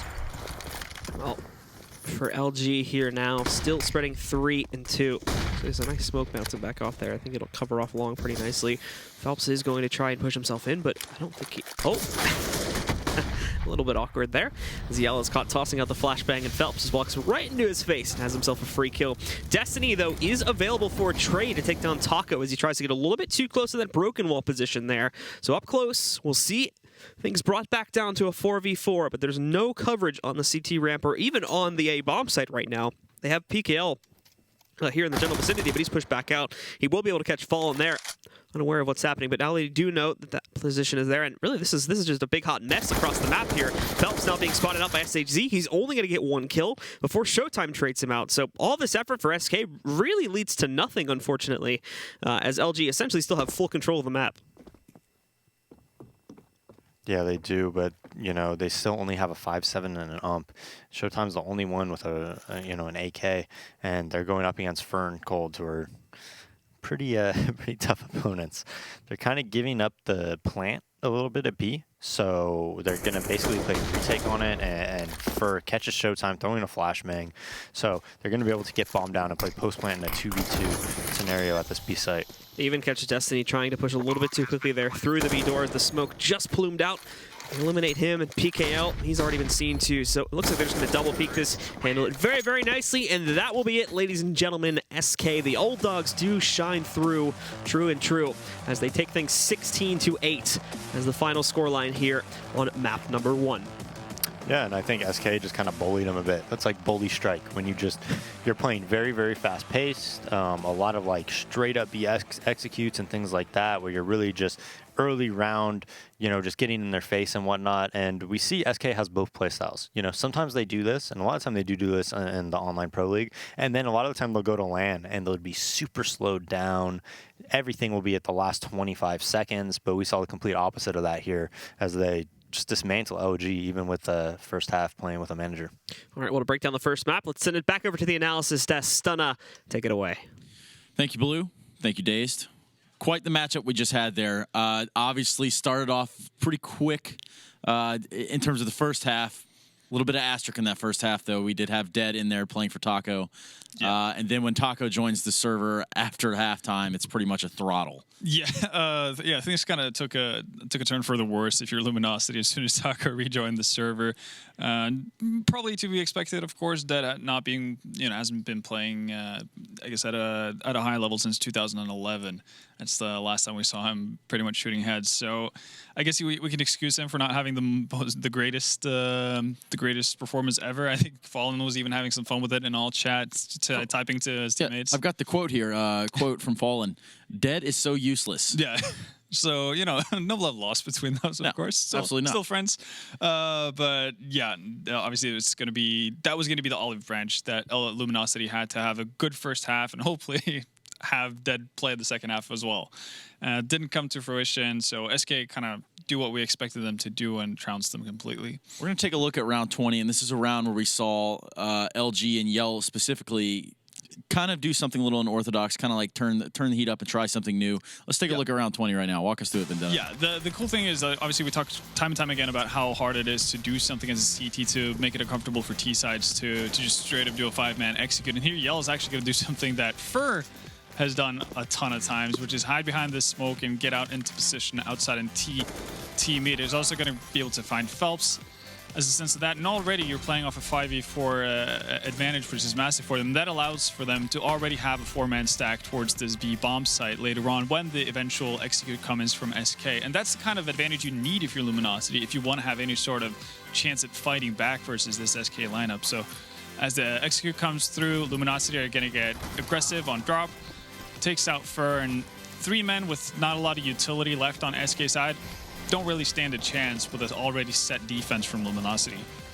No, I mean, absolutely. By this point, we're looking at a 12-7 scoreline, right? Obviously about to be 12-8, yeah. 12-8. So, like, at this point, they're obviously already in a hole. They're in a deficit. They see Taco join the server. Who knows what that does to a mentality or if that changes. Yeah, I mean, you're probably going to play with just a little bit more confidence there. With the manager standing in and playing rather than, Taco, and you have this world-class lineup now in full force. Yeah, definitely so. And I think Luminosity pretty much had their chance in the first half to set up with a good first half. And they started off well, by all means. But the fact that they let SK come back into it is really what ruined it for them, because as soon as Taco rejoins, it's like you said, you're playing against a world-class team, so you're going to have a hard time regardless. So if you haven't already built up a pretty significant cushion at that point, it's going to be a tough road. Okay, well, we did just see SK take Cobble 16-8, and when we come back, we're going to see if Luminosity can bring them the heat on Cash.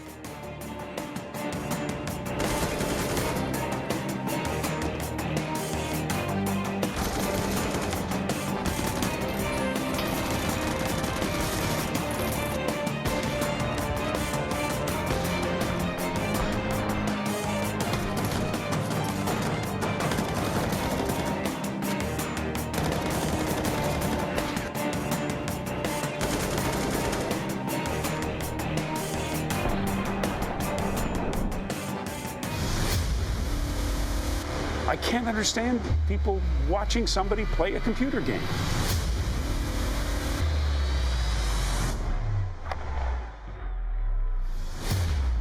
It's still not a sport. It shouldn't be on a sports network. But I don't know if athlete is the right word.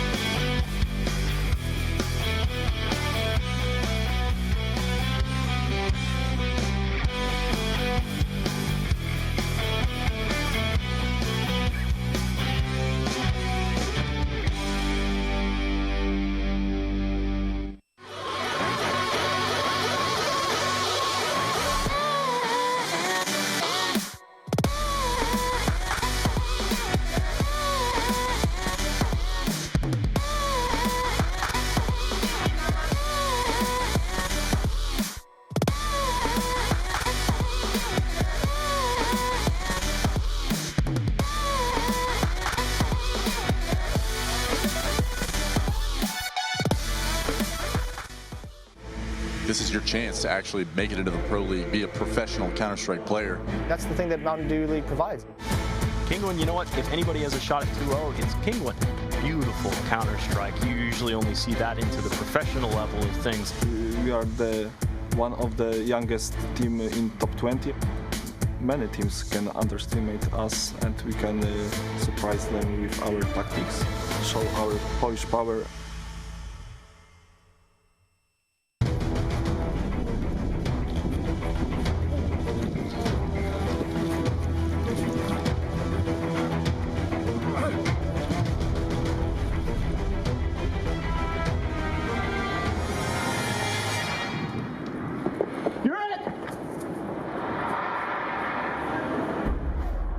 Start your esports career now at play.eslgaming.com.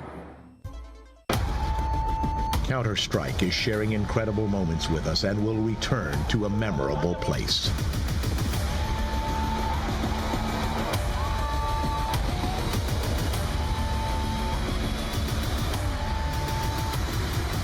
Get your tickets now at proleague.com/Dallas.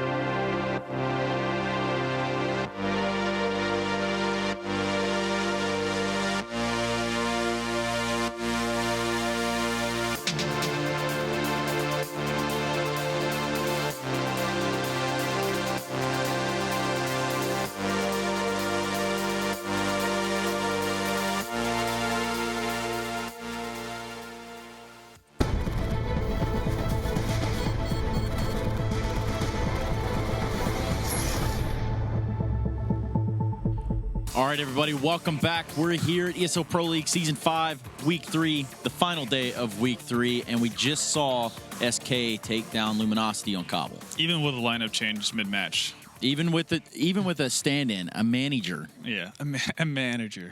I've already heard that one before. That's weird. Yeah, I don't know. Like, it'll probably come to us eventually. Well, look, we're going to get into cash now. All right, and obviously this one might fare a little bit different for either side, or are we going to see a lot of the same storyline? I think it's going to be a lot of the same in that sense. What's worse for Luminosity is that Taco's going to be playing from the get-go in this matchup, which I definitely don't think is going to be any sort of help to them. The problem is obviously when you go up against a team that is just on most bases better than you, you're going to have an issue, especially with the map pool as well. So you don't really have that ace up your sleeve when you're playing a top-tier team because they're going to be well-versed on pretty much everything. And that's really the issue we run into now. So even though Cash might not be SK's staple in terms of their go-to pick in that sense, it's still going to be stronger than Luminosity's. No, absolutely. And I guess to take a look at the Luminosity side of things here on Cash, we've got Eric de Beer Stromberg standing by. Eric, what do you got for us, man? Thank you, Stunna. And we're going to take a look at Luminosity versus CLG on Cash. As you can see right here, CLG is going to play a very aggressive B setup as Luminosity is doing a standard kind of default, sitting back, waiting around. And as you can see, CLG gets a kill right off the bat. Now, this prompts CLG like, hey, we pushed B. we made a lot of noise. You guys shouldn't go here, right? So they're going to stack 1B eventually. Hayes going to fall back, and then but Luminosity, they got that mind game going on. They're going to come back to be like, no, we don't buy this. We don't buy that. You guys are actually B. We're going to work it slow, take our time. As CLG stacking 3 people A and 1 person middle, I don't know why you want to do that on a 5-on-4. Just play conservative. You don't have to overcompensate for anything. As you can see, they just walk into B, easy kill from Destiny, and CLG ends up having to save the round because they over-rotated too early. LG read that off the bat, and they just took B.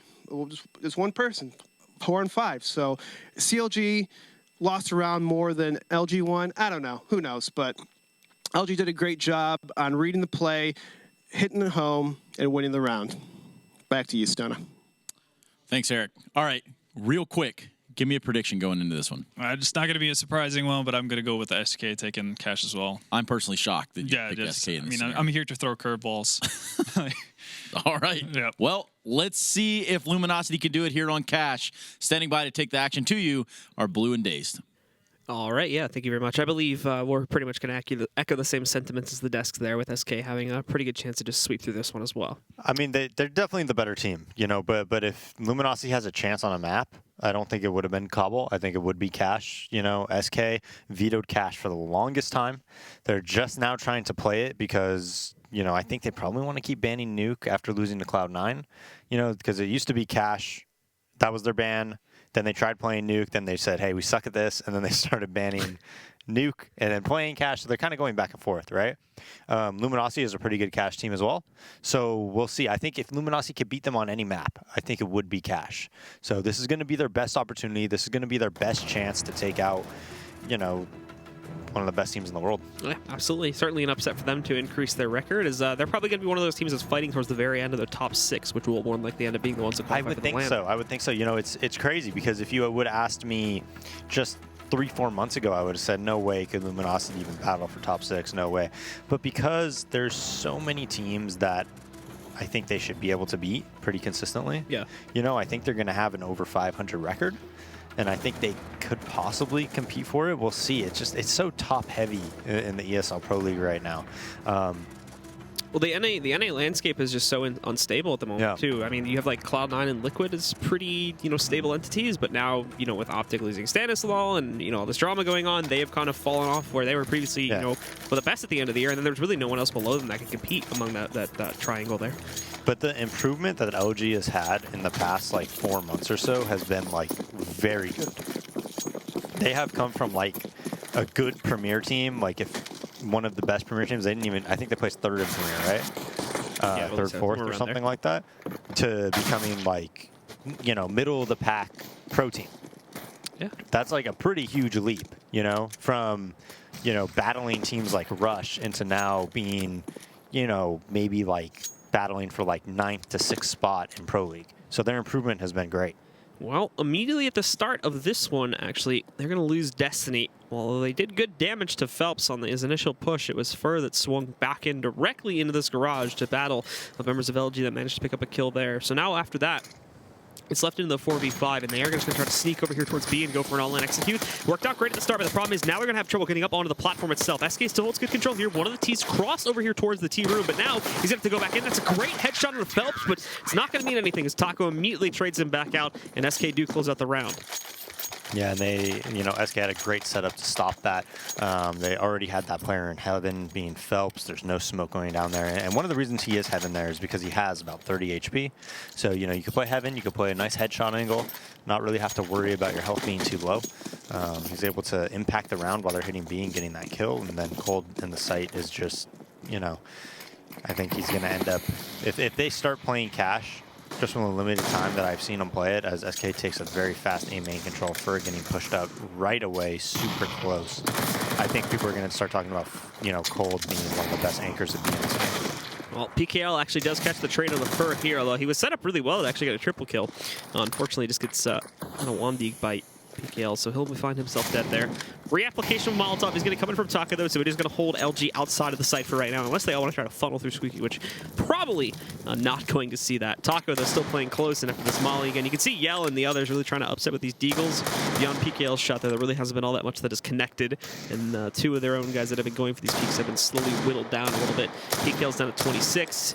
Yell's sitting over here at 54 right now, so, and I mean, this combined with the fact that they really haven't taken a whole lot of map control just doesn't make it look very good for them to actually win out this force currently. Although, changing the game plan now, obviously, you have the 3 stack still on A.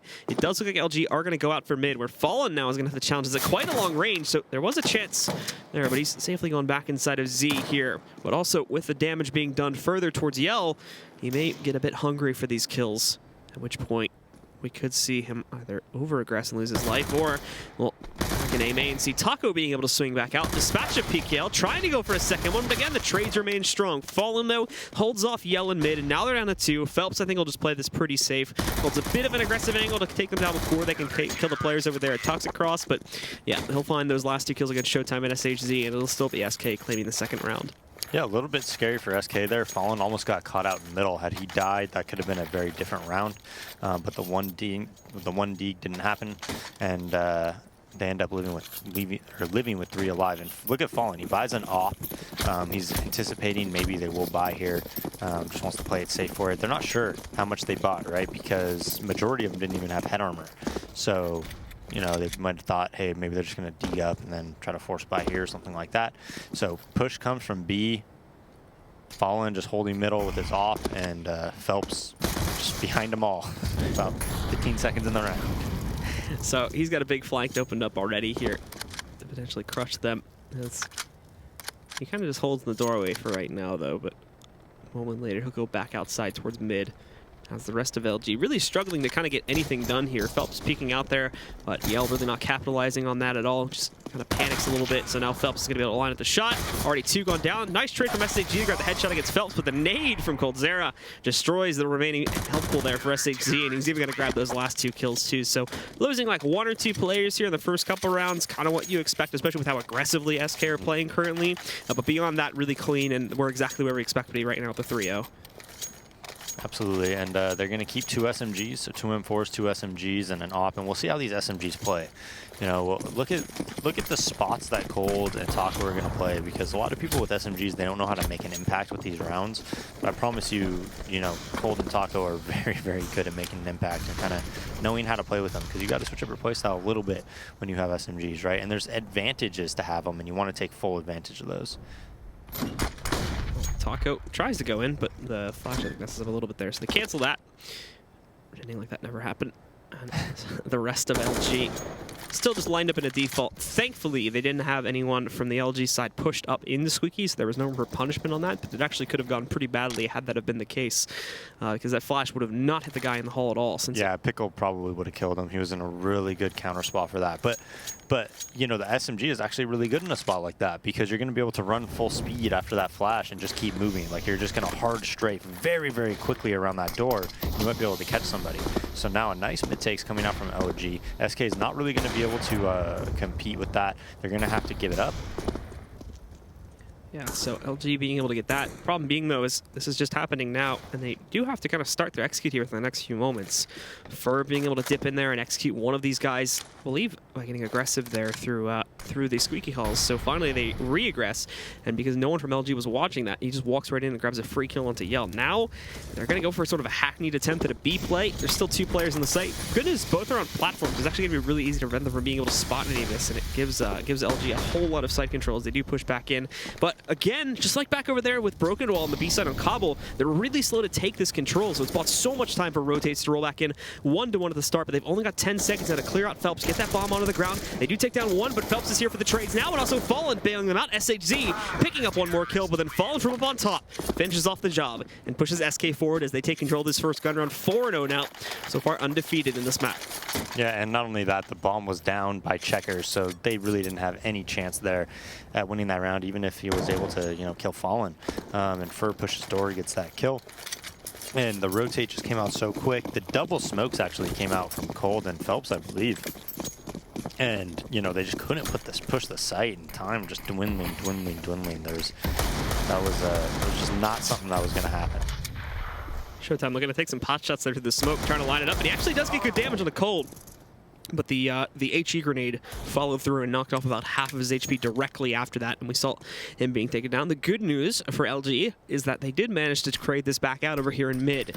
SHZ playing to the short angle here, looking for headshots. He's already been able to dispatch a Fallen there, back by Z, as you can see his corpse on the left side. But Fur also challenging things. The nade goes a little bit too deep, so SHZ has the angle, but the shot not going to be connecting. Meanwhile, they got very aggressive here out towards the garage. Taco is going to dispatch of one PKL right in the face of SHZ, takes him out. But there's a very early flank opened up, and now it's basically just Pickle left alive, sitting here in quad, but he has brought it down to a 1v2. Already 2 kills for himself here, but 2 more to grab, and the bomb is down in the open once again, so it will be a little bit tough to work with. Time is much more in the favor of LG on this round, though, but PKL does make the mistake of peeking out directly into coldzera, and he'll end the round for SK. Yeah, still a good round, though, from LG. I mean, they got 2, you know, op kills, or killed 2 players with ops there, and, you know, Fallen and Taco. I think Cole was probably able to pick it up, but, you know, they got a lot of kills, 3 kills on that round, and just, you know, hitting SK's money a little bit. We can see, okay, Yell just tries to go directly out towards mid this time around. Thankfully for SK, it is a miss. But now they also get aggressive over here inside of Squeaky. What they attempted to do a few rounds back, they go for it now, and it works out. His PKL, one of the biggest fraggers for LG, is down right at the start of the round, which is not something that they want to have to deal with, especially considering the way things tended to go back on that last map here. coldzera already prepped for a counter boost, and that's the bomb, so he can just camp right up here and sit back to wait until when LG have to move into retreat. But actually, no, he's going to be a lot more aggressive than that. It's a bit awkward as he does jump behind Yell. Yell legs him on the way down, but then coldzera is able to finish off the job, but Destiny is there to take him back out of the play. Problem being, though, is that with that, I'm pretty sure coldzera already got full read as to what's going on, so any attempts to go directly into A are going to be met with a huge stack of players from SK. They've got 2 in the site now, another one watching out for mid pressure. They still have Phelps who pushed into A main, but Destiny actually manages that, so we're even again. Back down onto a 3v3. They know that there is presence inside of Squeaky, though, so SHZ is really not going to be able to push back out of there anytime soon. They give this up, and it looks like they're going to try to change it over to B again. Yeah, and Taco rotated out to watch the Z, or the mid run out, and now he's going to go back to B, but I don't know if he's going to get there in time. The site might already be taken. Yeah, look at back in, and Taco even getting intel to suggest that they're going back into A, which is certainly not the case. Yeah, it's SAG at the door, the smoke dissipates, and Fallen gets caught in the back. Another kill onto Fur, and this is certainly going to be an LG round win. Yeah, SHZ, we'll see if he can just clean up the last guy alive here. It's going to be Taco. He holds on for that one to take him down, but now he's in a race against time as he just pushes over to this other side. It's not looking like he's going to save. At the very least, he might just peek back in to try and take down 1 or 2 of these guys if they're in the open. But we'll see if he actually goes for the full commitment. We're just checking it, but yeah, nothing to be spotted in the open there near the platform or even inside of the tree room. So he'll back himself up now and look to carry that op into the 7th round. Imagine if he wallbang checkers there and killed That would be next level. That would have been, because he was walling stuff. I was thinking like, oh my god, he might do it, but instead he's going to save the op, and that's a good save because I don't think their money is too great right now. I think they'll be able to full buy because he saved that op. So yeah, he should be able to drop Phelps, or sorry, not drop Phelps, probably drop Fallen, and Fallen will drop an M4 maybe, or maybe they'll go with a double op. So they opt for the double op. One of them is going to have to be on an ump or something like that, and that's going to be, let's see if it's Phelps or Taco. It's Phelps from the look of things right now. Yeah, I think so, but this is still a pretty good buy. Double op setup with 1 SMG, if a Moss and an M4, like this is more than fine, especially because, well, all 5 of them are going towards B, so it's going to be a quick B hit. Fallen will have to be the one to defend it here. LG actually do slow their roll a little bit to try and deploy utility, really prevent Fallen Crews going off on them if they tried to go directly in for the push here. Flashbangs out, they connect in a great way. You can see Fallen, though, not really being one to try and aggress directly against this, and he's been smoked off on both sides now, so he's actually going to have trouble doing a lot. There's no one else in that site. He flashes in to get himself behind the box here, so he has that position, and now he can just pick them off from behind. Only getting 1, though. SHZ trades it, but he, too, is down at 19 HP. Phelps trying to play around this smoke, but he can't get a kill. So Destiny taking him back down. The guys from SK are down to 3. Taco getting flashback out, missing the shot. That'll let Destiny go through, and oh, he's messy on the spray. But thankfully, Taco was so blinded by the flashbang, he was not allowed to recover. Keep in mind, though, really great damage done to 2 of the players on LG, but the problem is that, yeah, coldzera and Fur really don't have any room to work with, and now that he has lost his teammate for going back in. This is going to be a Hail Mary attempt, and it won't work out very well. Just one kill for him, and PKL trades him out to give LG their second and put SK onto a full save. Yeah, that was such a strange round from SK. I mean, everybody's kind of just creeping through smokes as they're taking sites. Fallen able to get one, but then dying SHZ. Phelps not able to take advantage of the fact that, you know, they were looking at Fallen. We saw him with the ump there. He almost could have had a double kill. And then Cold somehow in the back of the B boxes. I wish I knew how that happened. And then they knew he was there somehow. So that was a really crazy round.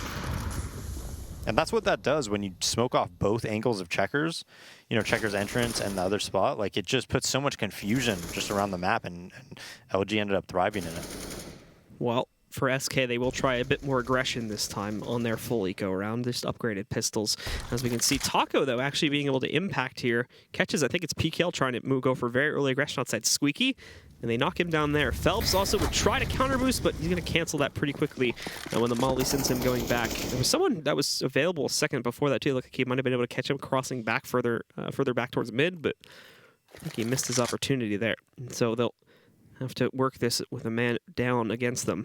Coldzera, though, to try and challenge this is going to be almost certain death. So he peeks out for 1 or 2 shots, goes in and gets a second one there. That's now Showtime been dinked to 20 HP. If he can find him again, he can certainly finish him back off, but on the repeat, Yell is available to take him back down here on the site. Phelps getting knocked out pretty quickly here too. Taco is trying to do work with that rifle, but again, only little tidbits of damage here, and it seems that most of the players rotating back in are being handled. Fur did pick up 2 kills, but now they're going to go back out towards mid, and Taco's still with the AK.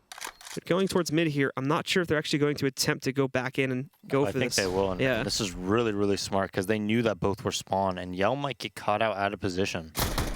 Apparently not. Ready for that one. Picks up the first kill, but oh, he trades at his gun when he swings out the second time. Had to have misclicked or something. Taco catches Yell there.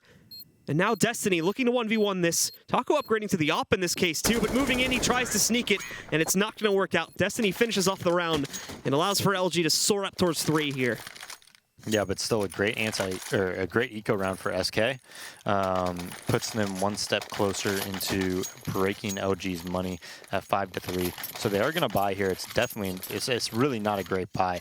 We'll see if Taco, what he wants to buy is 49.50 ops for the M4. And SK has been doing a lot of trickery. They've been doing a lot of pushes early round.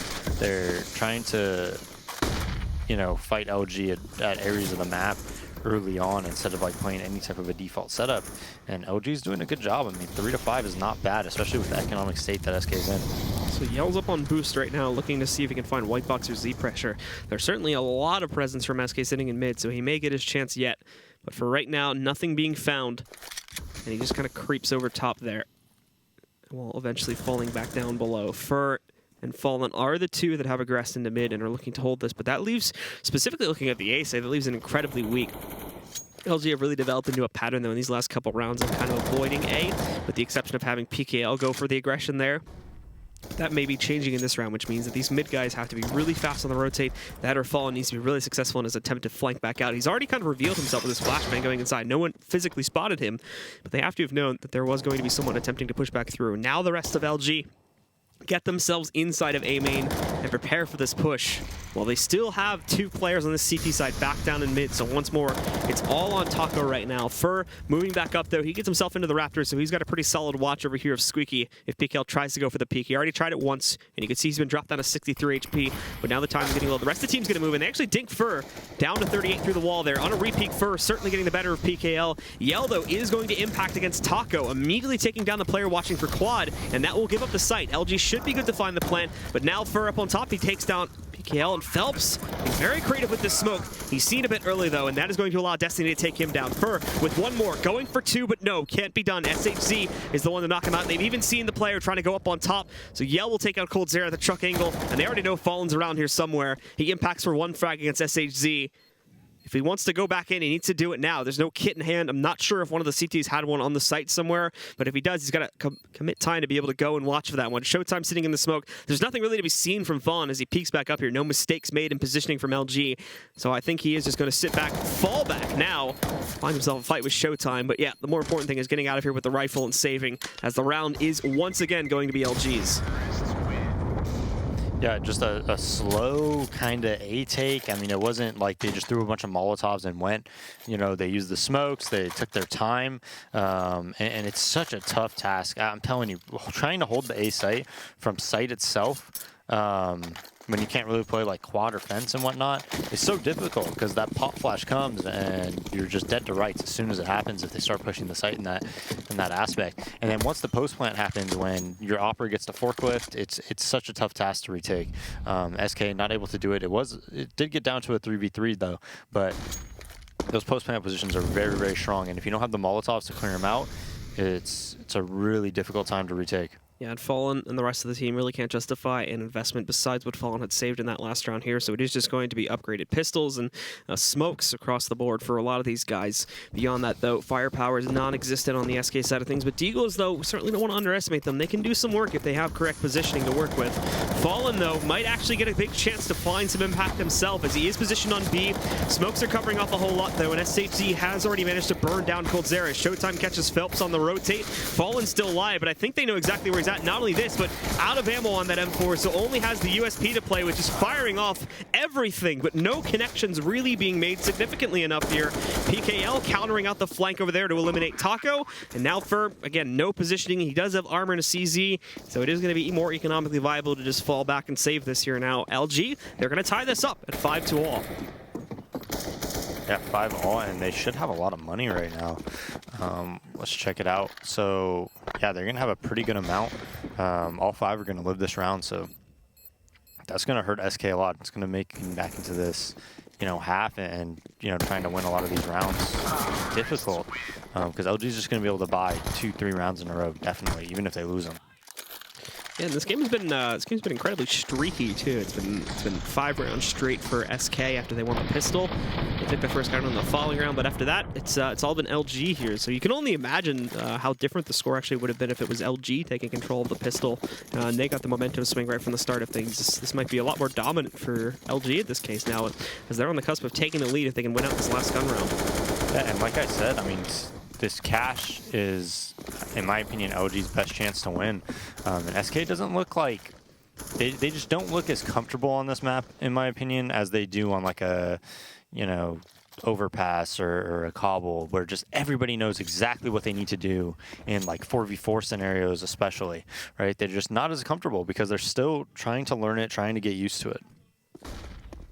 Well, for LG now, they will be sending all of their players over here into the B halls, keeping one, as we would expect, to watch out for a flank, and that'll be SHZ's job at the bomb and useless room.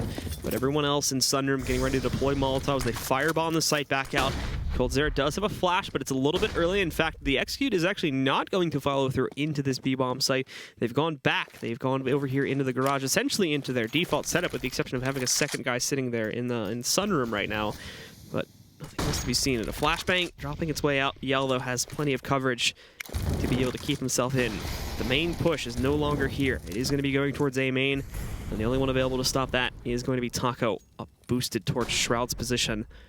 So big test for him, as rotations are, 10+ seconds away. If he doesn't multi-frag, this will be an almost instant save call for SK. In they go, they're the first one, looking for more, but it cannot be done. Coldzera is able to catch out one of these players in mid, so they have a man advantage going into this one. And much like we've seen in the past, LG are really slow to take site control here. PKL finding one more, abusing that smoke a little bit, but ultimately Fur is now back in the site. No one realizing that Yell's going to come out for a mid, though, so this is a bit chaotic once again. Hopping back up, tries to go for that shot, but Phelps is ready for it, and he'll end the round in SK's favor.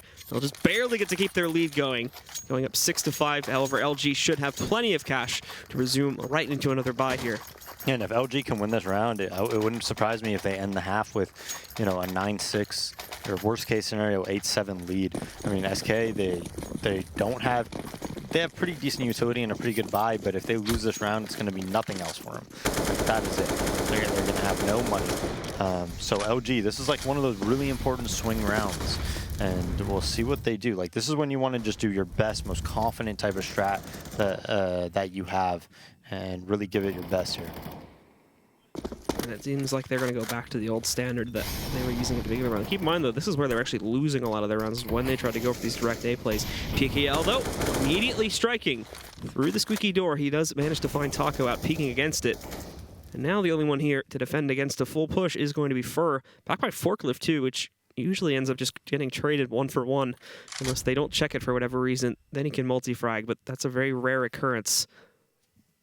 Yeah, you usually want somebody, you know, spotting for you, and this is good. Fallen might spot for him, and then he could peek out and get kills. He gets 1 kill at door, though, so that's a bad death for the LG guys. He manages to just barely dodge the out. He might have actually gotten shot by Fallen there. It was a bit weird. So now PKL is going to swing around the quad side, and apparently SK in that confusion, nobody was watching out for that, so he walks up and gets them both for free. Phelps back in mid, takes down Showtime, but still it's a 2v3, and they have no positioning to retake. Yeah, and what happened was he got the kill onto Destiny, and he didn't know that there was another one door. It's not that common to have more than one door, so he wasn't really thinking about it. He wanted to fall back to site with Fallen. Pickle very smartly just kind of walks out and realizes that, hey, you know, they probably just think only Destiny was there, shoots them both in the side. And that's what I'm talking about. That's like those small things that SK on this map doesn't seem totally comfortable on. And, you know, it's something that will come in time. And I think this map can kind of play to a lot of their strengths if they just start playing it more and practicing it more and more. Not quite sure how much they have been working on it in the past, you know, 2 months or so. But, I mean, it has all the recipes for them to be really good, right? Really good teamwork when it comes to like rotate flashes, right? Fast rotations. You could thrive in a double op setup. There's a lot of tricky things that you could do as well that SK really likes to utilize, whether it's like a counter boost at mid and things of that nature. So I think it has a lot of aspects that SK is really good at, and that could really help them be a really good cash team. They are going to force buy here, so they have 3 umps, and immediately coldzera pushes B. Fallen getting traded out by SHZ there, though I think that was close middle. Yeah, it's brought down to a 4v4. Here's the problem for PKL, though. He's gotten so common. What? No. Okay. Taco does realize what's going on there with PKL, but he almost didn't see him first. He almost managed to pull a ninja and get behind the doorway. But Taco corrects it just before that flashbang fades away, too. And he's going to be able to get second with Destiny. Also spending so much time waiting for Taco to come back outside that first spots him over there by Toxic Barrels and takes him down, too. Now Taco pushing back in. He's going to add 1 more to the kill counter, ending up with 3 on the round. He just dominates LG, putting SK back in control once again. Yeah, and they saved those 2 guns from the round before, if I'm not mistaken, and those 3 umps, and then look at how well they made the umps work. I mean, we've seen Taco consistently get aggressive at that door. I think he killed Pickle once. I think that's the 2nd time he did, and I don't think he's died doing it. Maybe he died once with like a USP or something like that, but constant door aggression. Well, now coldzera is going to try and challenge again over here with this rifle, and actually he may get himself in a perfect position. That smoke that's been tossed up at the CTs, he has a little bit of an angle on it when they do peek around the corner. He's kind of got smoked out too, but that's also not perfect. He does have still this vision to try and punish them. Unfortunately, SHZ is going to get the better of them. However, Phelps pushing directly behind him, and no one's actually realized it. Still 2 in the sunroom, so he's got to be cautious. They could just spot him from the backside, and that is, unfortunately for SK, is what is going to happen here. Showtime knocking him down. Taco trying to contest in the vents, but he can't do anything. So all 5 stay alive from LG getting onto that B-bomb site. Fallen trying to pick some off from Team A, but nothing being picked up. And again, boxed out of the site. This actually wouldn't be too crazy if it ended up in a save. However, I think with the flank from Fur, they may still just try to position for eggs at the very least to do some damage, but going into the last gun round, I think everybody on LG can afford a rebuy anyway, so that's really not going to matter. Yeah, they should be able to. This is a smart save, though, because without this save, they're just going to be on full pistols. But they could, you know, drop an ump each or something like that and definitely have a good buy going into the slash. Actually, they're going to be able to do more than that. I think if they could save all 3 of these guns, they're going to have basically a full buy for the slash round.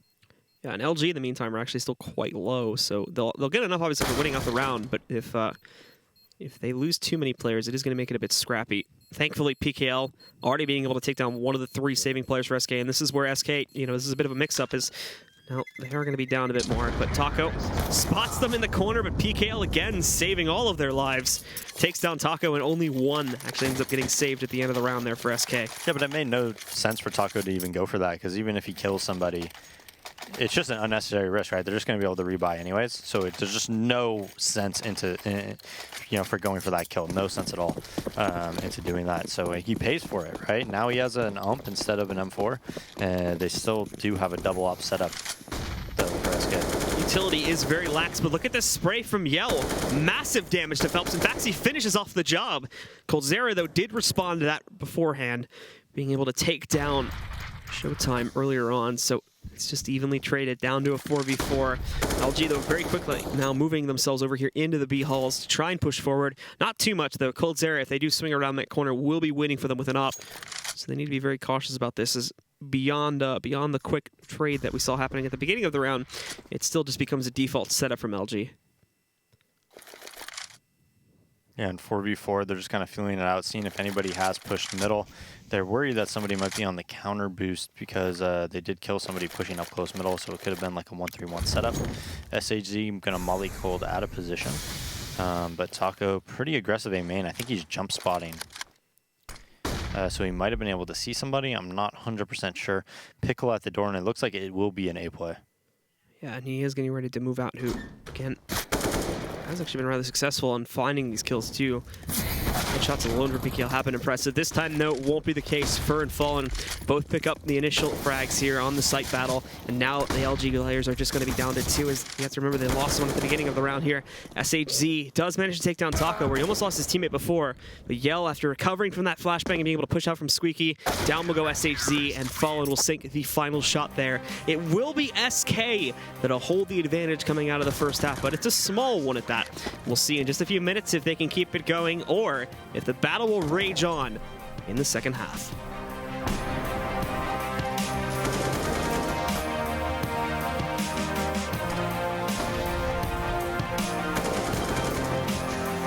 ESL Pro League is brought to you in part by Logitech G, Pay Safeguard, Mountain Dew League, and ESEA.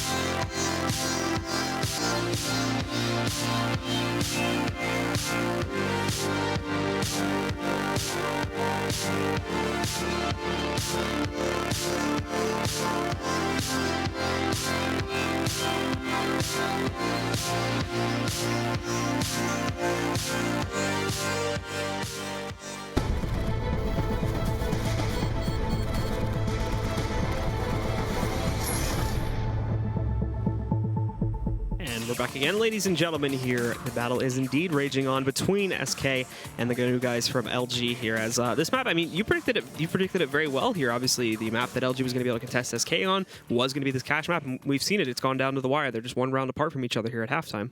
Yeah, and like I said, I mean, SK just doesn't look fully comfortable. They don't look fully like they know what to do in every scenario like they do on every map. Like every map I see them play, you know, whether it's train or cobble or overpass, it just seems like even in scenarios, like for instance in the 3v5 on cobble, we saw Fur puts himself in a spot where he gets 2 kills, and then the rotate comes early towards A, and they just know how to maximize their chances of winning a round in spots where they're in a 3v4 or something like that. And it just doesn't seem to me like they kind of grasp that concept fully right now on cash. So yeah, I think this is LG's, you know, best opportunity to get a win. So they are going to push B, and this is a nice boost. We saw this Astralis do this, and it works perfect. coldzera and Phelps just absolutely destroy 3 players from LG.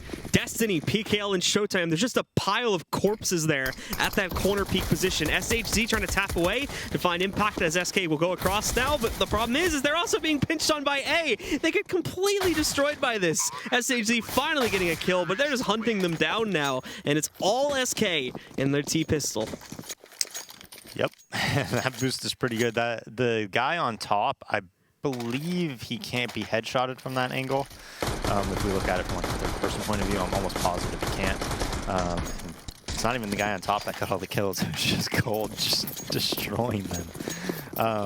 But yeah, easy round for SK. Yeah, so that gives them full control of the lead. 4 right now, of course, as we do see the forced investment from LG. And these are the Deagles that we see at least going out on a 3 of that player, so maybe finding some impact there.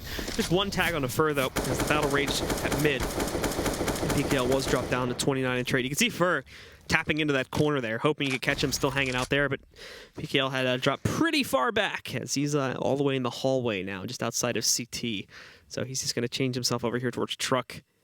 And the rest of LG are made pretty evenly spread across the map. That is mid-control for SK, though, so their plans can essentially go anywhere now. And LG, unfortunately, really won't have good intel to work off of based on that. They don't have anybody pushed out too aggressively in B halls to see that those are currently empty. Nobody got aggressive over there in Squeaky, where they probably would have been killed, to be completely honest. But still, at least they would have found a player in there. So now they're kind of just playing into the default setup still, as they've lost mid-control, but that could still lead into either site. And Fur is going to start this site push now, getting himself up. A nice little peek that comes out from SHZ. Does do quite a bit of damage, actually, but now Taco is going to try to do the same from Squeaky. They'll molly out the player that's sitting over there behind the forklift, but actually it's 2 kills first off from LG before Phelps is able to move in and find a trade. They do want to go over the forklift peak to try and kill any players that are hiding out towards Truck, but it's been relatively unsuccessful, so they'll just resolve to get onto the site and worry about all this, worry about all the retake that LG is going to throw at them here in just a few moments. Now, keep in mind, again, LG only invested into those pistols. They don't have a whole lot of utility. They will have to deal with still the flashbang that's sitting on Fallen, but at the same time, it's just that flashbang for SK. They don't have a lot of utility to hold this back up, and they have superior numbers moving back in. Destiny distracting a whole lot of them. Oh, Cold Zero was almost caught from the side, but they do seem to be handling it quite nicely, and they get all 4 of those kills cleanly. No one else from SK goes down, and in the post plant, it is a very, very secure hold. SK is so good with umps. Yeah. Have you noticed that? Like, they're just so good with this gun. I wonder if this gun will ever get nerfed. I don't know. I mean, I think it's ridiculous for $1,200. Like, it's absurd. People only really started complaining about it at the major, though. Like, before that, yeah, but I mean, think about it. Like, the CZ, nobody realized how good that was. And then JW just started destroying everybody with it. And then everybody started using it. Oh, yeah, and Pasha, too. Piccolo just killing Phelps in the back there. 3 players peeking highway, though. Well, we do have Taco here along with Fallen, and again, the UMPs will continue to reign supreme. Although, that's not necessarily going to mean that's a great eco so far by Destiny. Even has the bomb down. So OG is definitely going to be happy with this. But yeah, like, a lot of the time it takes you time to realize how overpowered something it is, and then everybody starts just abusing it. And for $1,200, it's just so good. They, despite the fact that Destiny got bomb control here, he actually has kind of evacuated away and is going to take a bit of a gamble, to be completely honest, by wrapping himself around here. This is a lot of time that is going to be wasted, where in theory SK could have just grabbed the bomb and rushed over to the B site, but he's smart about this. He actually, I think, has gotten into a read that they are going to take this really slowly. So now he's going to have a massive flank working against them. SK has kind of increased their pace, though, so he may need to speed up himself if he wants to catch these guys in mid before they transition either into the vents or fall back to that mid garage. And he gets them here, finds one. That is not going to be the bomb, however. Looks like Cold Zera's just going to take the duel. It's an AK being worked with there from Destiny, but Cold Zera does get the better angle at the end of the day, and he'll win it out. But still, on essentially a full save, LG do manage to bring it down to 1 player. So that's massive damage done, and forcing essentially everybody to rebuy heading into the first gun round. Yeah, and I think Showtime is usually one of LG's, I don't want to say standout performers, because I think Yell and Pickle to me are their 2 best players, especially like frag-wise. But he usually definitely plays well and holds his own. I think he's a pretty good player. But if you remember, he ranked for SK, and I mean, I remember Cold specifically was like really unhappy with him after like that match versus Renegade, right? So you got to think maybe he has like some nerves going on right now playing against these guys, because he's 3-14, and Showtime usually plays very, very well, in my opinion at least, for LG. Well, SK spreading out into the default pattern now in this first gun round here. A lot riding on the line where they get 1 or 2 more of these, and they can essentially secure this map in the 2-0 for the evening. But LG has shown that they're certainly not going to be one to give up the fight immediately. So this is where things could get a lot closer, and LG could start to close that gap in these gun rounds now that they finally have the even firepower. But again, really not being too inquisitive around the map. They're not trying to scout out for intel or anything. So SK, they have their wits about them. They can essentially do anything they want. Mid controls where they'll start to have a little bit of problems, but like we saw right there, Cold Zera was allowed free access to checkers. No one even challenged him over here on the team main cross, as both the CTs are just sitting up on platform. So he goes in, tags Destiny for a little bit of damage, and then promptly just kind of backs out there. Yeah, and they have to be so worried about B right now. You see they basically have 3 players towards it, and it's SHZ alone at A. Phelps coming out middle. That's a battle that Yell needed to take and win. That was a very smart decision by him. SHZ is going to get found out in the open here too, so things are turning around a little bit here. Unfortunately, with the death of SHZ, they could go back pretty quickly, although that's impressive from Yell, dropping back down the 180 to finish off Fur, and he almost gets the additional kill here too. But doesn't pan out. Fallen survives and gets the op kill against him. So we go back down into another even battle.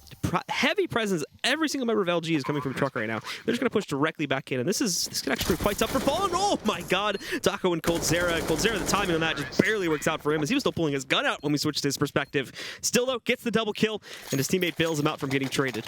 Yeah, that was a good job by Yell peeking towards middle at that time. He had to understand that, hey, my teammates are really out of position. If I let this guy get to white box, and then like an AXQ comes because they haven't hit B yet, we're probably going to lose the round. So he wide peeks middle, takes care of that. He understands that, you know, max there might be 2 players there because they just put B pressure, right? So takes control of that. But then, you know, SHZ dying on that site peak was what really did him in for that round. Being out of position though because of Cold pushing back B and then, you know, pushing that into an A take was very smart by SK. Already seeing PKL go down here due to early aggression, so once again putting us into a 5-4, but it's just an upgraded pistol round for some from LG here. Not even everybody has purchased into that, so we weren't expecting anything great to begin with. Just a washover round for the most part, and it seems, well, to that point, like SK we're going to get through with all 5 alive, but Yell did sneak in one Hwandig against Phelps, and not before Taco moves right into the A site and finishes off the last 2. Yeah, and if you saw that very first gun round by SK, we saw them dictate the rotates, pull some guy towards B. I'm not sure who it was on LG. It had to, I think it was Pickle, actually. And then they hit A, essentially, right? So this is a map where it's cash, and this is why a lot of people, you know, on cash, they opt to just try to put pressure across the map, push A main a lot like that, because you can dictate rotates very well, and Molotovs are so powerful. So a lot of time you don't want to let people set up, but that was a very well played round by SK. In that first gun round.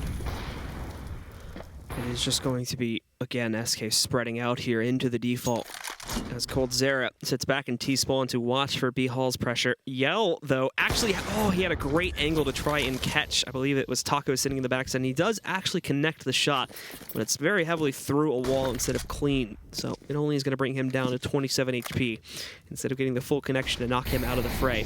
SK, though, now moving in to take some fast control from mid. There's, again, 0 presence here from LG. They focused 100% of the sites this round. They do have a lot of guys crowded on highway, though, so it may be a bit problematic when Fur and the rest of them do try to peek back out. But hopefully they can chain this also into some A main pressure and pull those guys away from highway. As right now, that's probably going to be the biggest pressure point that SK will have some trouble getting into. Yeah, and not a good Z smoke by Phelps, so Fur does not want to try to work that up to highway. So he just opts to re-smoke it, and they're going to go back towards B and do some sort of a take. But you see how LG's playing? Now they did a door push. So this door push should tell them that, hey, we could rotate 3 towards B. They have a nice setup there. We'll see if SK is going to molly this back box. If they molly it, they could definitely win the round. It looks like they will. They go directly for it. He is going to toss the response smoke, though, so just camps it for the timing. They'll know he's there now because of that one, so they can play against that. But actually, LG are making it quite dangerous due to that one here. They're really focused on knocking out Destiny. Showtime's already found a kill. The rest are trying to move back in. Showtime with a second, SHZ and PKL, and they are just going to destroy that hit. SK gets so focused on that player in back checkers that they fail to look towards the site, and that's where they get utterly destroyed. Yeah, and Destiny out that back box, having that smoke, just staying alive, made it so much easier for his players at site. The door push that came out at A allowed them to have 3 towards B to make that hold even easier. And then that 4th guy was coming with a fast rotate as well. So LG played that very well. They had a nice risk, calculated risk that they took at A, and then, you know, leaned towards B pretty heavy, and it worked out very well for them. So for SK here, again, spreading out across the map, but very, very quickly in towards mid, as we can already see Phelps sitting over here at the vents, and I don't even think PKL expected that at all. So he just goes for a jump to toss in a nade and meets his end pretty quickly. That's some big balls to make that move, but it works out for SK, as now they got the 5v4 advantage. Yeah, and that is a very unfortunate way to, you know, give SK advantage into this round. Just, you come out from a big round like that, you do a great job, it's 4v5 the next round within 10 seconds. You know, it's kind of demoralizing. SK, though, have only gotten that highway control. They have yet to actually get this up to the site. LG, though, is going to be a little bit of having their attention divided, since there is the possibility of a Z flank coming in here too. SHZ trying to hold an A main. They counteract the aggression with some of their own, but it only works out for a trade, and this does not favor LG currently. Yell, though, catches Phelps with his back turned to truck, so that's a little treat for him to be able to steal away. Now we're even again, and they'll just re-smoke off here. I don't think they're going to really respect that, though, as we can already see. I think it's Cold pushing through with the bomb to try and go for the plan, and Taco is ready for the peek from Yell on the truck corner. So it'll be up to Destiny and Showtime to clutch this back out, as both have arrived at the truck position to push back in towards this A bomb site. And meanwhile, over on the A side, they still only have 2 here. We're still actually waiting for Fur to rejoin the fray. Molotov's going to send Taco out. They do get that kill. Coldzera is there for a trade. Showtime is pretty far detached from this, though. So actually, when he peeks back out, Coldzera is going to manage it. But even if Coldzera had gone down, they had Fur and Highway, and he should have been able to handle that pretty easily. Yeah, he probably would have been able to kill him on the cross. But the reason Showtime couldn't really peek with his teammate is because he was trying to hold, around Forker Highway. I think they knew somebody was delayed across the map, and he thought, hey, that guy's going to shoot there, and then that third player is going to peek, so he's going to kill that player and then be able to focus on a 1v1. Fortunately for him, it doesn't work out that way, and now it's 8-14, and they're on a very poorly bought round. Double nades in middle, but SK Fur down to about 20 HP, almost goes down through the smoke, but he does have a read on probably what their setup looks like. He knows there's at least 2 around the middle area. Fallen takes over on his spot, spams through the smoke a bit. So SK is just taking this a little bit slowly, and they're smart about it, because look at OG's utility. They wait 30 seconds, and OG has, what is it, 4 flashbangs and a smoke. So that's not going to be able to be enough to really win a round against SK. So they smartly actually go for some type of an aggression in the door, similar to what Taco was doing that first half. It's just, Taco's ready for it and gets the kill.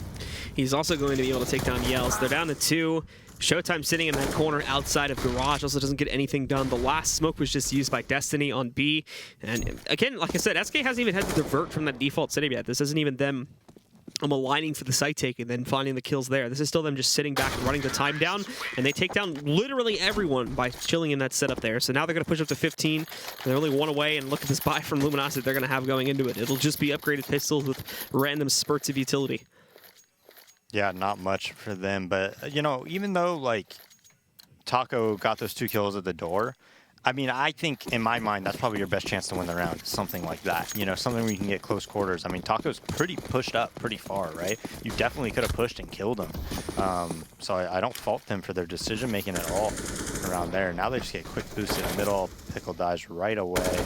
Now Cold at B has just been destroying every single round. These guys have, no chance. Every time they push, anytime he puts pressure, he's really dictating the pace over at that side of the map. SHG sitting on the side of the white box. Phelps goes in. Perfect flashbang. No problem there. And he gets the last kill as well. So there you go, folks. A 4K from Phelps to close it out.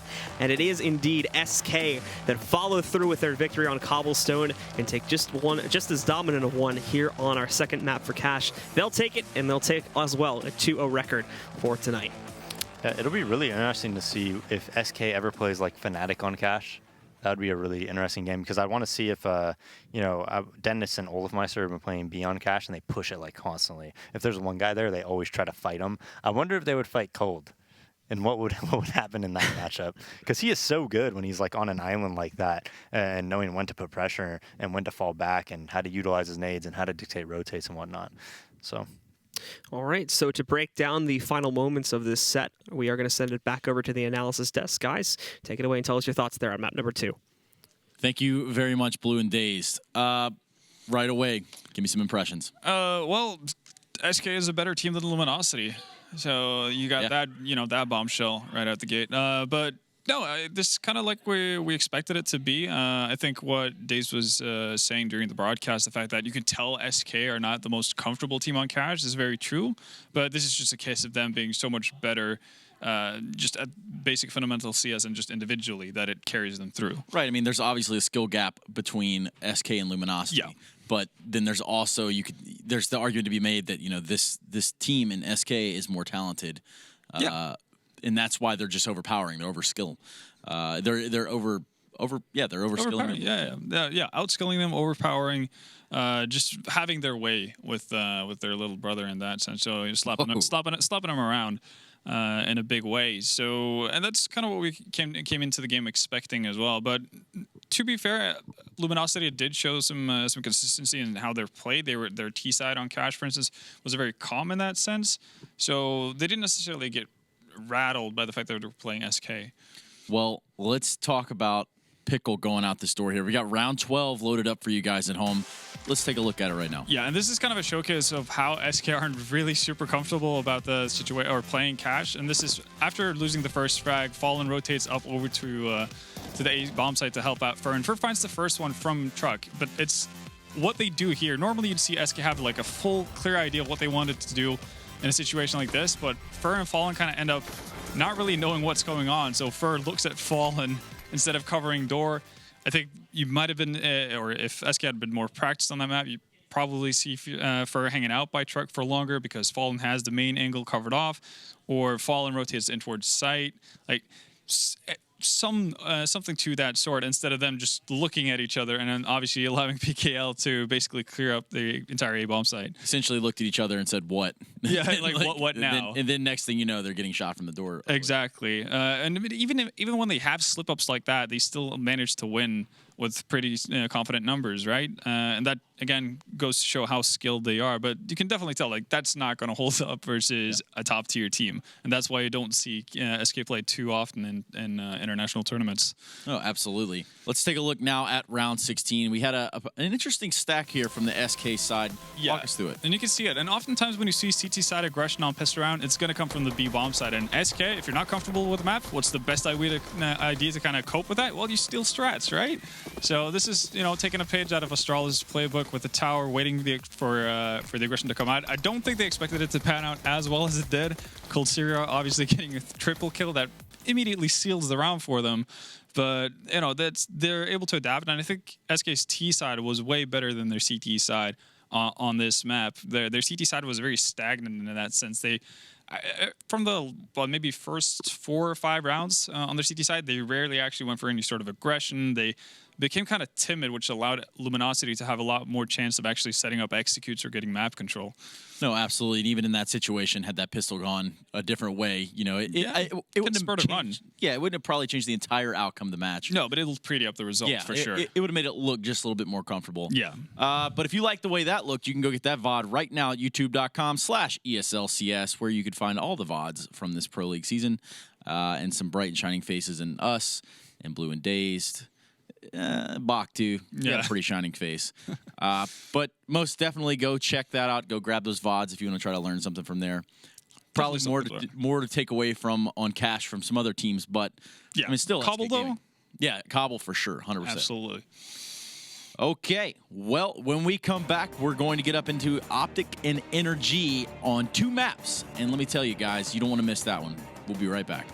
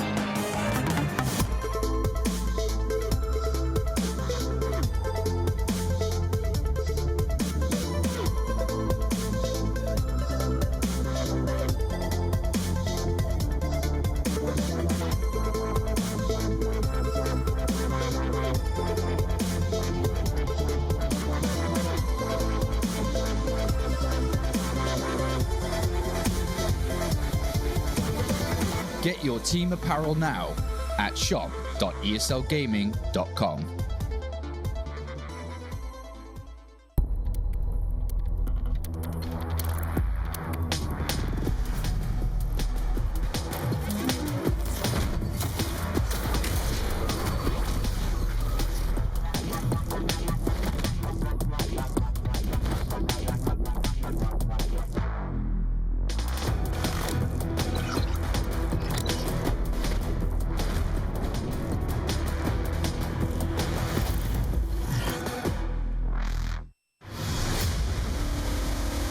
I can't understand people watching somebody play a computer game.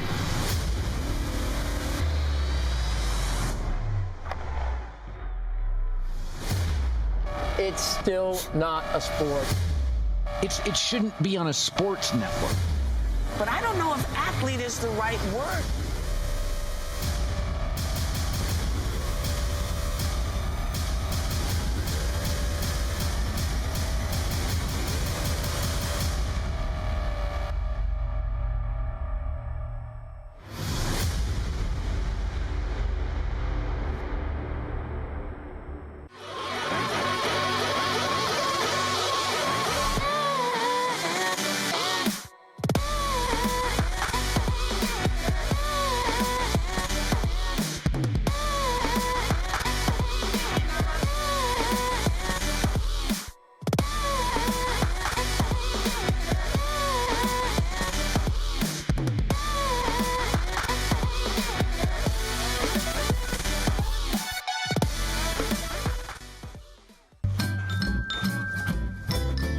You ready? Huh? Hey, easy boy, huh? You ready? Huh?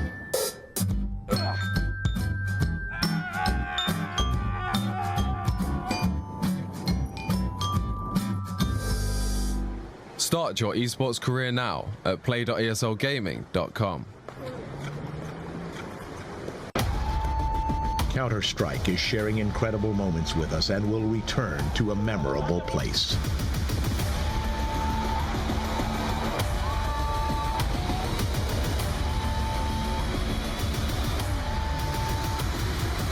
Get your tickets now at proleague.com/Dallas.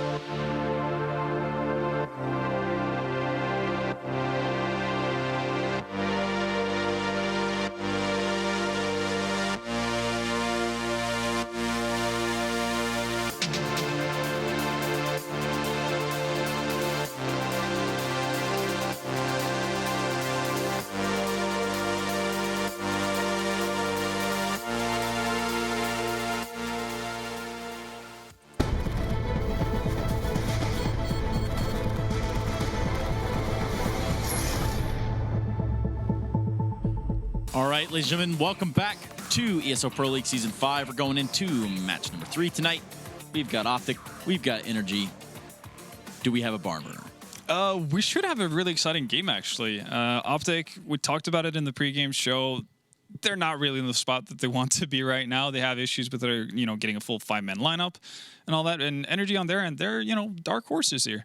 Well, let's start by taking a look at this OpTic lineup. And you're going to notice something here right away. You do see Peacemaker there in the middle, aside of Tarek, Rush, Naf, and Mixwell. Peacemaker, the coach, coming in, obviously, in the absence of what would be Hiko. Yep. And as, that story develops on its own, that is a totally different situation, where Hiko obviously not playing with him any longer. Yeah. And that's obviously going to affect them, even though Hiko wasn't a permanent member when he got into OpTic and played Las Vegas with them, or like Katowice, I should say. It's obviously still going to be a step down in the sense that Hiko is a better individual player than Peacemaker. I guess the one benefit that they do get from this is that Peacemaker is going to be their in-game leader while he's standing in, and we know that Peacemaker has done quite a bit of work with all the teams he's been on in the past in terms of just being helpful from a strategical point of view. So that could maybe outset the difference in that they're going to lack in terms of skill. Well, to pick back up on the story we were speaking about before the game, and it's pretty much quoted when I say Stan leaving killed the team. Killed the team. Like, is that what happened here?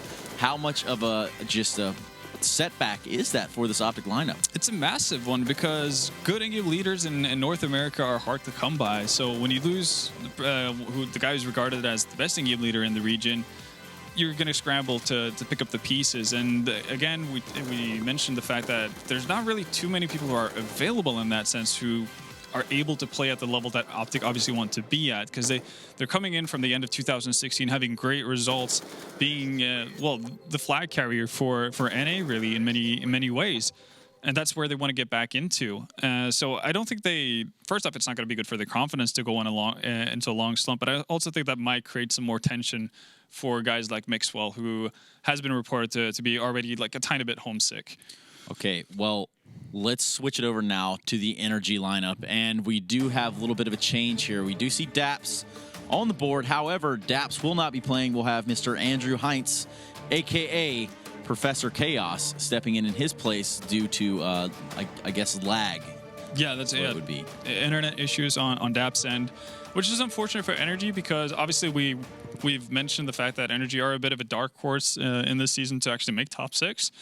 And OpTic obviously having their issues of their own, this would have been a prime time for NRG to grab a victory or maybe 2 maps versus one of the teams you'd assume making the top 6 at the start of the season. So this is obviously going to be a bit of a spanner in the works for NRG, but hopefully they'll have something prepared with Professor Chaos on the lineup. But he has just recently been announced as their coach as well. Now, Professor Chaos, no stranger to the scene either. Like, no. He's competed in a major. He's played with Splice. Like he's been around. He's been playing for a while. But the best thing that NRG could have done in this situation is to kind of kick them when they were down instead of also join them in being down. Yeah, that's very true. But this is a situation they find themselves in. There's not really a lot they can do. I think what they have to do is pretty much cross their fingers and hope that he brings the pain or brings the chaos, really. You know who always brings the pain? Who does? DeBears. And DeBears is about to bring us some energy on Cash Pain. What you got for us, Eric?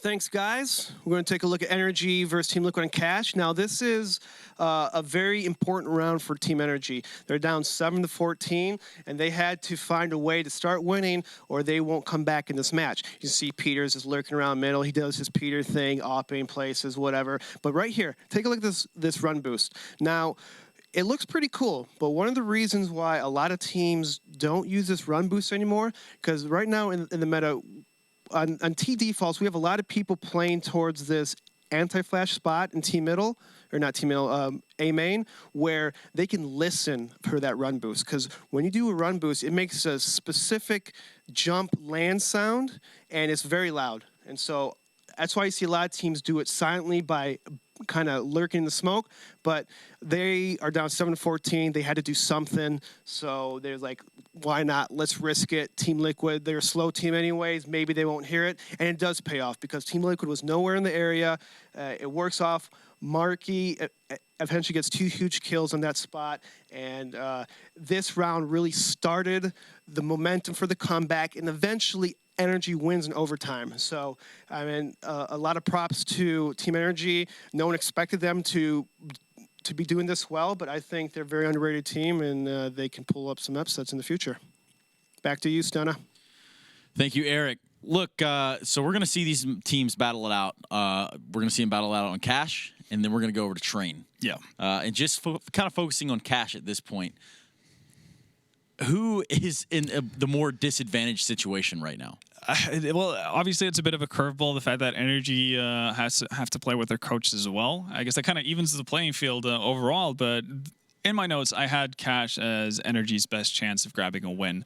And I think I'm going to stick with that as well. It's going to be a bit of a hassle to maybe drag around Professor Chaos with them, but I think if they're going to have a chance at doing this, it's going to be on Cash. And I think we're going to have to see a monster performance from a guy like Peter for this to come through. No, absolutely. And this could be, I guess, a comparable situation to what we just talked about with SK, right? Yeah. Where SK obviously has the players and the talent and the firepower Do either of these teams kind of have that same sort of sentiment?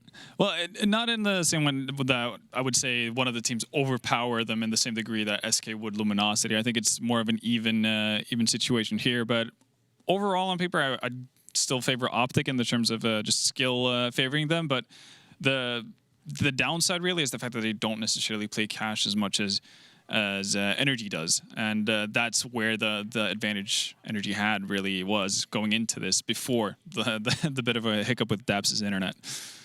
Internet hiccups, man, those are the worst. They are. You can never really truly get rid of the internet hiccups. Hell, it's hard enough to get rid of the real ones. So. That's true. NRG coming into this one 4-2, OpTic coming in at 5-1. Obviously, NRG needed this. OpTic desperately needs it because, they're going to have a rough and tough road going ahead. Yeah, then that's the big thing as well. So for NRG, it's important, obviously, because they want to stabilize themselves towards the top of the league, and so they can afford to have losses versus a team like Cloud9 or a team like SK or Immortals, that kind of thing, right? And if you beat a team like OpTic, then you've kind of built a cushion for yourself. OpTic, on the other hand, they've started off great, but as you said, with them not having a steady fifth in that roster, they're going to be having a couple of rough weeks ahead until they can actually find a fifth that they want to play with and work off of and build with into the future. So they're going to need every win that they can at this point. All right, well, it is that time. We're going to jump into cash here with OpTic and NRG. Blue, take it from here. The perpetual cash hell continues here in North America as we're back at it again. What's the second map, though? Don't know off the top of my head. Train? Train, okay. So that's finally a new something one. different. That is awesome. I don't think we've played Train on the stream yet. It's like Train and Nuke are, I think, the two that we've missed. I don't think we've had a Nuke game either yet. I think we played Nuke. Did we? I think so, yeah. But Train, I'm not sure if we've seen yet. That one's it's just always Cash and Cobble. Yeah. That's all I know. It's always Cash. We escaped the Cobble part for at least one of the games tonight. But yeah. No, but Cash is cool. I think this is going to be a good game. Both teams kind of on equal footing. I'm not sure about Peacemaker's, experience as an individual. NRG might have an advantage there because Professor Chaos, I know, can, he's a pretty good player. I'm sure he still plays. It's been a while though since he's actually been in an official match though. True, but I'm sure he still plays and he's played at a very, very high level. Being at a major and whatnot with Splice. Having said that though, it's gonna probably hurt OpTic a lot having Peacemaker, fill in, and I don't know what OpTic's gonna do, man. Well, what's their game plan? Not for this game, but I'm saying as far as future concerned, it's so rough out there because everybody's under contract, and so anybody you want to get, it's almost like your org has to talk to their org. It's like it's like even if the players want to play with each other, orgs got to talk to each other and make things happen. Well, OpTic seem to be going pretty well so far as Mixwell grabs a double and Tarek picking up a third. Breezy is able to respond with two of his own, but he pretty quickly gets knocked out by Naf after that though. The bomb sitting down in A main before. OpTic should know this, but the problem is they don't have the aggression inside, so they're just going to gamble stack here 3 on A. And Fugly, well, he's created himself a corner to play with, but he won't be able to hold it. Rush moves in, takes him down, and it's OpTic to take the pistol. The other thing I think the analyst mentioned, and I think Thorin brought it up a couple days ago in a tweet too, is that, okay, Mixwell, his contract may be running up soon with OpTic, and since he's shown himself, he's been on the team for almost a year now, and usually those contracts run for a year. So you have to think, since he's really established himself, if he might end up on a European team, actually, they might just try to get back over to Spain. That would be devastating for Rush, Tarek, and Naf. I mean, Mixwell is... I think the guy's incredible. I think he's one of my favorite players to watch. I think he's so impactful. I mean, we just saw right there on that piston round as they pop flash name main and send Tarek and Mixwell in there and just do work, right? But Mixwell's a pretty incredible player. So I hope that doesn't happen. I like him on OpTic. I like him in North America.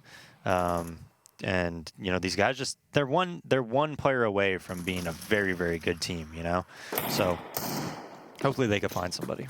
Well, they did start off with the victory here, so let's not hark on their issues too much. As now we take a look at what NRG will be doing in their second round as they do go for their force-up. And it's looking like they're going to try to get out to mid, but it's a very hesitant sort of mid-aggression here, and more watching to see if the CTs will push them than the other way around.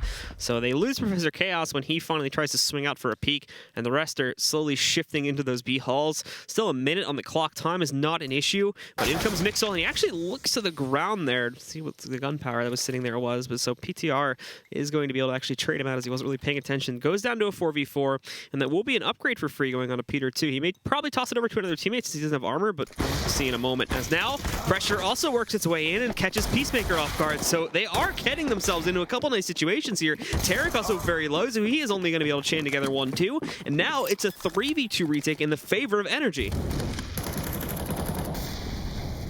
Yeah, the nades by NAF don't connect at all either. And PTR underneath the vents. And 2 kills on the round already with no armor.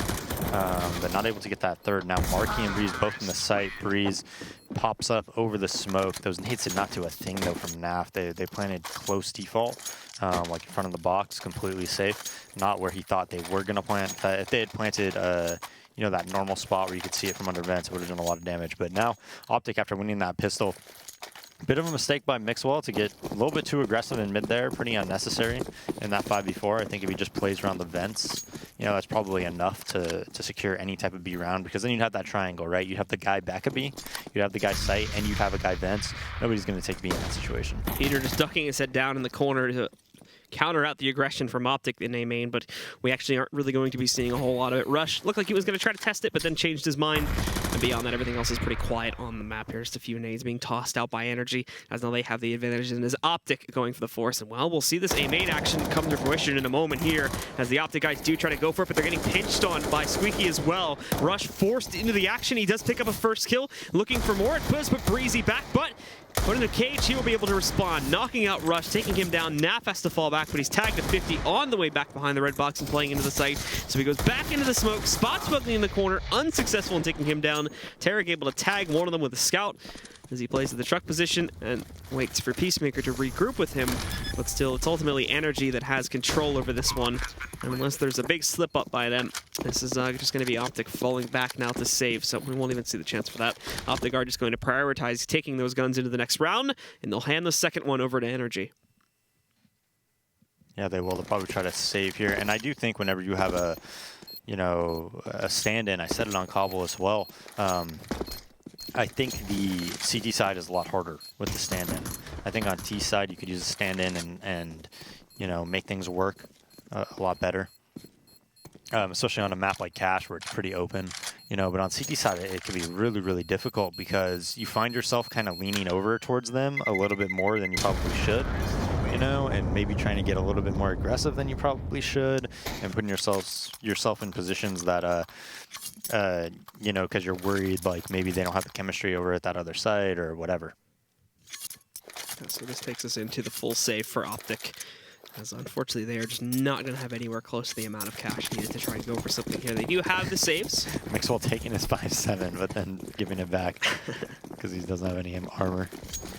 Tarek will keep the scout, however, safely tucked in his hands. And as we take a look at NRG, again, not really going to be trying to force the issue or try to play too quickly, just keep into the usual game plan, lining up for this default and running the timer down a little bit before they eventually group up and go for some sort of probably pretty straightforward execute on this round. Yeah, maybe a default until like an A molly take is a very, very common anti-eco on Cache. They do have 4 players over here, OpTic Gaming does, but it's still something that's very hard to stop. So they have 3 there throwing out the mollies. Pete running out, so he's going to be able to spot along with Breeze. Bad smoke at Highway, and he sees 3 here, so they might just run bomb towards B, but it is an A, and they just get the kills. So Peacemaker stuck in checkers, nowhere near the action, not much for him to do here besides maybe look for an exit. And yeah, it's a very, very common anti-eco. It's so hard to stop, even if you know it's coming, when you just really don't have the firepower. And they just Molotov fork, the Molotov quad and fence, and it's like the only spot you can play is site or truck wall. And they know that, so they spam the smoke towards truck wall, and also any pop flash towards site is just going to catch you. It's such an easy frag. Yeah, so a relatively easy round there for NRG to follow through on, so they now have a decent lead set up for themselves, but first time that it's really going to be tested is going to be happening right here since OpTic now comes back in with the buy. Problem for OpTic, though, is that, again, their buy is, you know, the bare minimum, too, of what they bring to the table. They've got the M4s. In fact, Peacemaker is still in a FAMAS, and in terms of utility, again, it's the same thing here. They've only got smokes on, and they've already used essentially all of their smokes. 3 to 5 of them have dropped them already, including Naf and Tarek, but they still have the flashbangs and whatnot, but still, a lot of this being deployed within the first, 5 seconds of the round. As soon as as they get to the sites to try and stop NRG from doing a quick play. Good news is it does work, as NRG do have 4 players lined up here towards B, so it is going to make this push a little bit more difficult. But now Mixwell up on top. He spotted them pushing back in, but now he's actually got to get into this fight. 1-for-1 on the way in. Mixwell chiming in for a second. Breezy trying to spray in towards Checkers there, but that just gives him away, so it lets Peacemaker find one. Mixwell gets traded up by Peter, but now Naf on top just unloads and unfortunately gives himself away to Fugly. 2v2, now 2v1 as Fugly finds another frag. It's Rush looking to clutch. Thankfully, both the remaining NRG members are low, though. He's going to go in, immediately find one. The pop flash from down below, it connects, but he misses the chance at a kill. So Fugly will be given time to recover from the flashbang, and dropping down, Rush still follows through with the connection, and it's OpTic that'll follow through with 2. Yeah, but you know what? Look at NRG's money, look at their buy, and what's going to be OpTic's buy. It's going to be a very, bad buy for OpTic. I mean, they're going to have SMGs, a Scout Mag 7, and an SMG with 2 M4s, or an M4 and an AK. And NRG lost the round in the most perfect fashion, besides getting the bomb down. You know? They killed 4 of them, they only live with 1 alive, and now this is where NRG can take a huge lead in this game. They already won a huge swing round in second round, and this is another swing round. So if they can win here, it's going to be a very tough task for OpTic Gaming to win this half. They try to gauge aggression in the B halls there, but unfortunately NRG never even really fully committed themselves to it. They just had a couple guys trying to toss a few nades in and whatnot. It did bait out the flashbang from Peacemaker. He still has 1 more if he wanted to play it staying in that position, but it seems he's gone away from it. He is still, and this is what's really weird, is he's going to be the solo B player with a Mag 7 to play with, hiding over there in the corner by the pipes or the mini pit. So leaving a lot of that open. If NRG decides to swing back into the original plan, which was to go into those B halls, it's going to work out really badly for them. Professor Chaos even striking first here when they try to counter boost Mixwell. And the rest of the team, it does look like they're going to be heading over towards A, so they won't have to deal with that Peacemaker issue, but still already having the advantage. Good news is damage was traded back a little bit onto Professor Chaos and Peter as they got them down at 7 and 28 HP respectively. Here we go, though, with about 40 seconds left, somewhere between the 30 and 40 marks, but we can't expect the execute. What? Naf just taps in there? He not only taps one guy through the wall a little bit lower, but he also finishes off Marky as well. So now Professor Chaos is going to go down. Naf looking for another kill here. Let's see if he can pick it up. Some good stuff from him already. Now, there's even more to be found if he sticks around, but this could prove to be a bit over-aggressive. He's now down at 2 HP, hit by the flashbang. Breezy finally hits him down to the ground, but it's still even. We still have the fight being really in neither team's side, and as they do roll out, Breezy's going to get hit by a flashbang. Now has to hold off his push for a few moments. Fugly finding that kill. They push into Tarek, where he tags in for 1. The last man alive is Peacemaker, and that's when that shotgun problem comes right back in, as Peter sinks the final kill and allows for NRG to completely break OpTic. Yeah, and the reason Naf is shooting there, even though it's a back, no, is because a lot of the time before the flash comes, you shoot your gun, maybe the guys don't turn away. So he's just shooting his gun to try to get their attention and hope they don't turn away. But yeah, I mean, everything pointed towards an OpTic round win there. They knew exactly what they were doing. But the reason he couldn't fall back all the way is because Breeze was in the door kind of just holding him. So he was kind of stuck in between Forklift and a main. He did his part, though. He did a ton of damage. He did damage not only to Breeze, killed 1 or 2, and also did damage to Pete. OpTic just the real reason they lost that round is because Rush at quad got mollied out and had to peek too early. So they just guessed right, threw a molly quad at him, and he wasn't able to get a kill. That was like what they were banking on to win that round. Well, they're going to boost back up, but Naf is waiting. He hasn't spotted Fugly yet. Again, he hasn't peeked towards it. And actually, excuse me, Fugly is inside on the boost up there, not on the outside. The outline threw me off a little bit, so it's still clear for Naf, which means he may have an opportunity. There's got to be a better way to clear that, though. I mean, you got to be able to like wall that with an op or something. I mean, everybody does that now, where you just sit up there on the top left. I feel like it should be so easy to kill him, not just throw a Molotov and push him back, but do something. Now he's going to move forward and catch a 1-for-1 trade. Professor Chaos getting the better of him, though, before he can do more damage. He knocks off about a quarter of his HP. And now Rush is going to try to sneak back in here. Keep in mind, again, it's still a very light bot round overall from OpTic. That gun that was sitting there on Naf was probably the only big gun they had. Beyond this, Peacemaker picking up the SMG to play with here. But the rest of the team is going to follow through into the site, where for the most part, it is a quick execution from NRG. Breezy taking down 2 on this site. Rush is working on this flank. He has a good angle. He'll be able to finish off Peter, so doing some damage there, and a great shot from Tarek, too.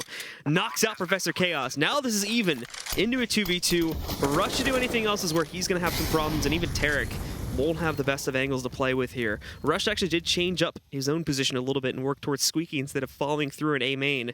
Tarek, though, going back up. He's already low at 34 HP. They've swung open the Squeaky door, so they should know that something's coming in from there. Breezy with another to add up to 3 now. 1 more to go against Rush, and they've already heard the door opening. So, oh no, Rush just manages to tap away on a Breezy there. Finds him. Fugly, thankfully, is in check for a quick trade. So it's still NRG's round, but it's a costly one at that. Yeah, I'm trying to think. Maybe you could wallbang them from middle. I wonder if you could see the top of their head if you are double boosted on the white truck. That might be like a way that you can clear it. Because, I mean, this is like, you can. Vendetta's telling me that you can. I'm thinking, I'm just wondering why. I mean, we see this. Like, just SK probably used that boost 4 times last half, right? So if you just play for it, it just seems like everybody's constantly doing this, especially on low bot rounds. Like, if you just have a way to kill it, you know, boost on the white truck, it just seems like it could be a really easy, you know, way to make it 4v5, and not only make it 4v5, but also know where the other player is. So maybe people will start implementing that more. Yeah. It's just such a big area, though, so like trying to wallbang through it is... No, because everybody, if you're on that ledge, it's just that little ledge, right? So if you're on the side of it and you shoot just through that spot, it's always going to be where that is. I don't know if you can wallbang through it, though. I mean, I'm assuming you can, at least with an AWP. Pretty sure you can with an AWP, for sure. Yeah. Just with the rifle, I don't think. Yeah, I'm just saying, I mean, just like, I mean, come on, how often do we cast cash here? Every game we see that boost used like 3 times on every single half. And we see every team use it. I mean, NIP uses it all the time, you know, whenever they play cash too. And it's just like, people would figure out a better way. Well, NRG getting back into this round here have actually taken very quick mid control, and they have it for free as well. Only Professor Chaos losing 15 HP is the only consequence that they've suffered from it. Keep in mind again that OpTic is on a full save here, so not expecting anything too great from him. Fugly just kind of moving in, executing the usual positions one by one. Marky adding a third to the counter, and it's Naf and Rush that, well, they'll try to do something, but oh, Breezy, okay. I think he hears Naf or something, just tries to spray in that direction, takes him down, and now Rush, well, yeah, there's not really much he can do. It's without question going to be a 6th round for NRG here as soon as the bomb explodes. Yeah, nothing Rush could really do. He's just looking for any type of an exit that he can get. Looks like Professor Chaos is going to chase him. So we'll see a P250 versus Mac-10 duel in a sec. Rush is actually... No, they would have heard him drop down there. No, they didn't. No, he did. Yeah, so he does wrap back in there. Professor Chaos finishes him off. In theory, he could have gone onto the site, though. No, because Professor Chaos heard him when he dropped, for sure. I don't think he would have been able to defuse at all, especially because they were pretty close B main. You can kind of hear it from where they were, I believe. Because if you're B main, like a little bit to the left, you're actually like closer to the bomb, you know? So he knew he had no chance to ninja defuse and just kind of went for the kill. But now OpTic on another buy, but their buy isn't even good. They don't even have a Molotov. So NRG just in complete control, and they're set up perfectly for this. The first shot from Peter is going to be a miss, though, so it is a bit of a scrapped fight here in the B halls. 2 for 1 in the favor of OpTic. Peacemaker's going to be happy with that, and he falls back. NRG recover the bomb. They get out of that hot spot. They'll still... Yeah. And PTR missing that shot was a pretty big deal in this round. It shouldn't have came to that. They had 4 players there. They were ready for that. They just straight peeked. There wasn't even a flashbang or anything. And now Rush, nice kill onto Fugly. And this could be where they could, you know, start getting their momentum back, you know. But they need to not have too many more deaths. That's the main thing here. And if you're NRG right now, I'm probably not even thinking so much about winning the round. I'm thinking about, hey, let me get 1 kill. Let me get the bomb down or something like that, or 2 kills, just to set myself up later in the half. They actually are trying to... What are they doing, man? They're trying to do a boost over top or something like that. It's really weird. Well, they spotted them doing it, so they should know that they're both sitting back here. Marky actually doesn't realize the second guy's there. So Peacemaker is able to confidently get a trade. He can see the top of Peter's off as he's chasing him away.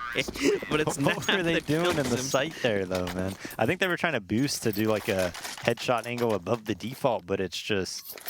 Whew, that was scary. Like, they easily could have both went down there and just made it a 2v2 with B site being taken.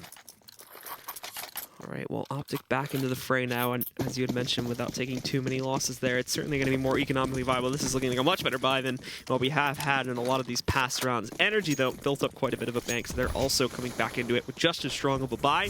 and spreading out into a default again, as we have generally come to expect for play on this map. And it's Mixwell getting aggressive here in Squeaky. That actually marks the first shot, takes down Breezy. He just spotted the bomb too, sitting outside again. Default style of play, so really nothing huge to read off of that just yet. And with that missed shot onto a player inside of A main, he's going to promptly fall back. Look at this from Tarek though, swinging out through the smoke outside of B. He's also found Fugly, and if he continues to push forward, he is going to realize in a moment that there is no one else pressuring here, and that should give confidence for some of the other OpTic guys around mid and highway here to swing a little bit closer to A.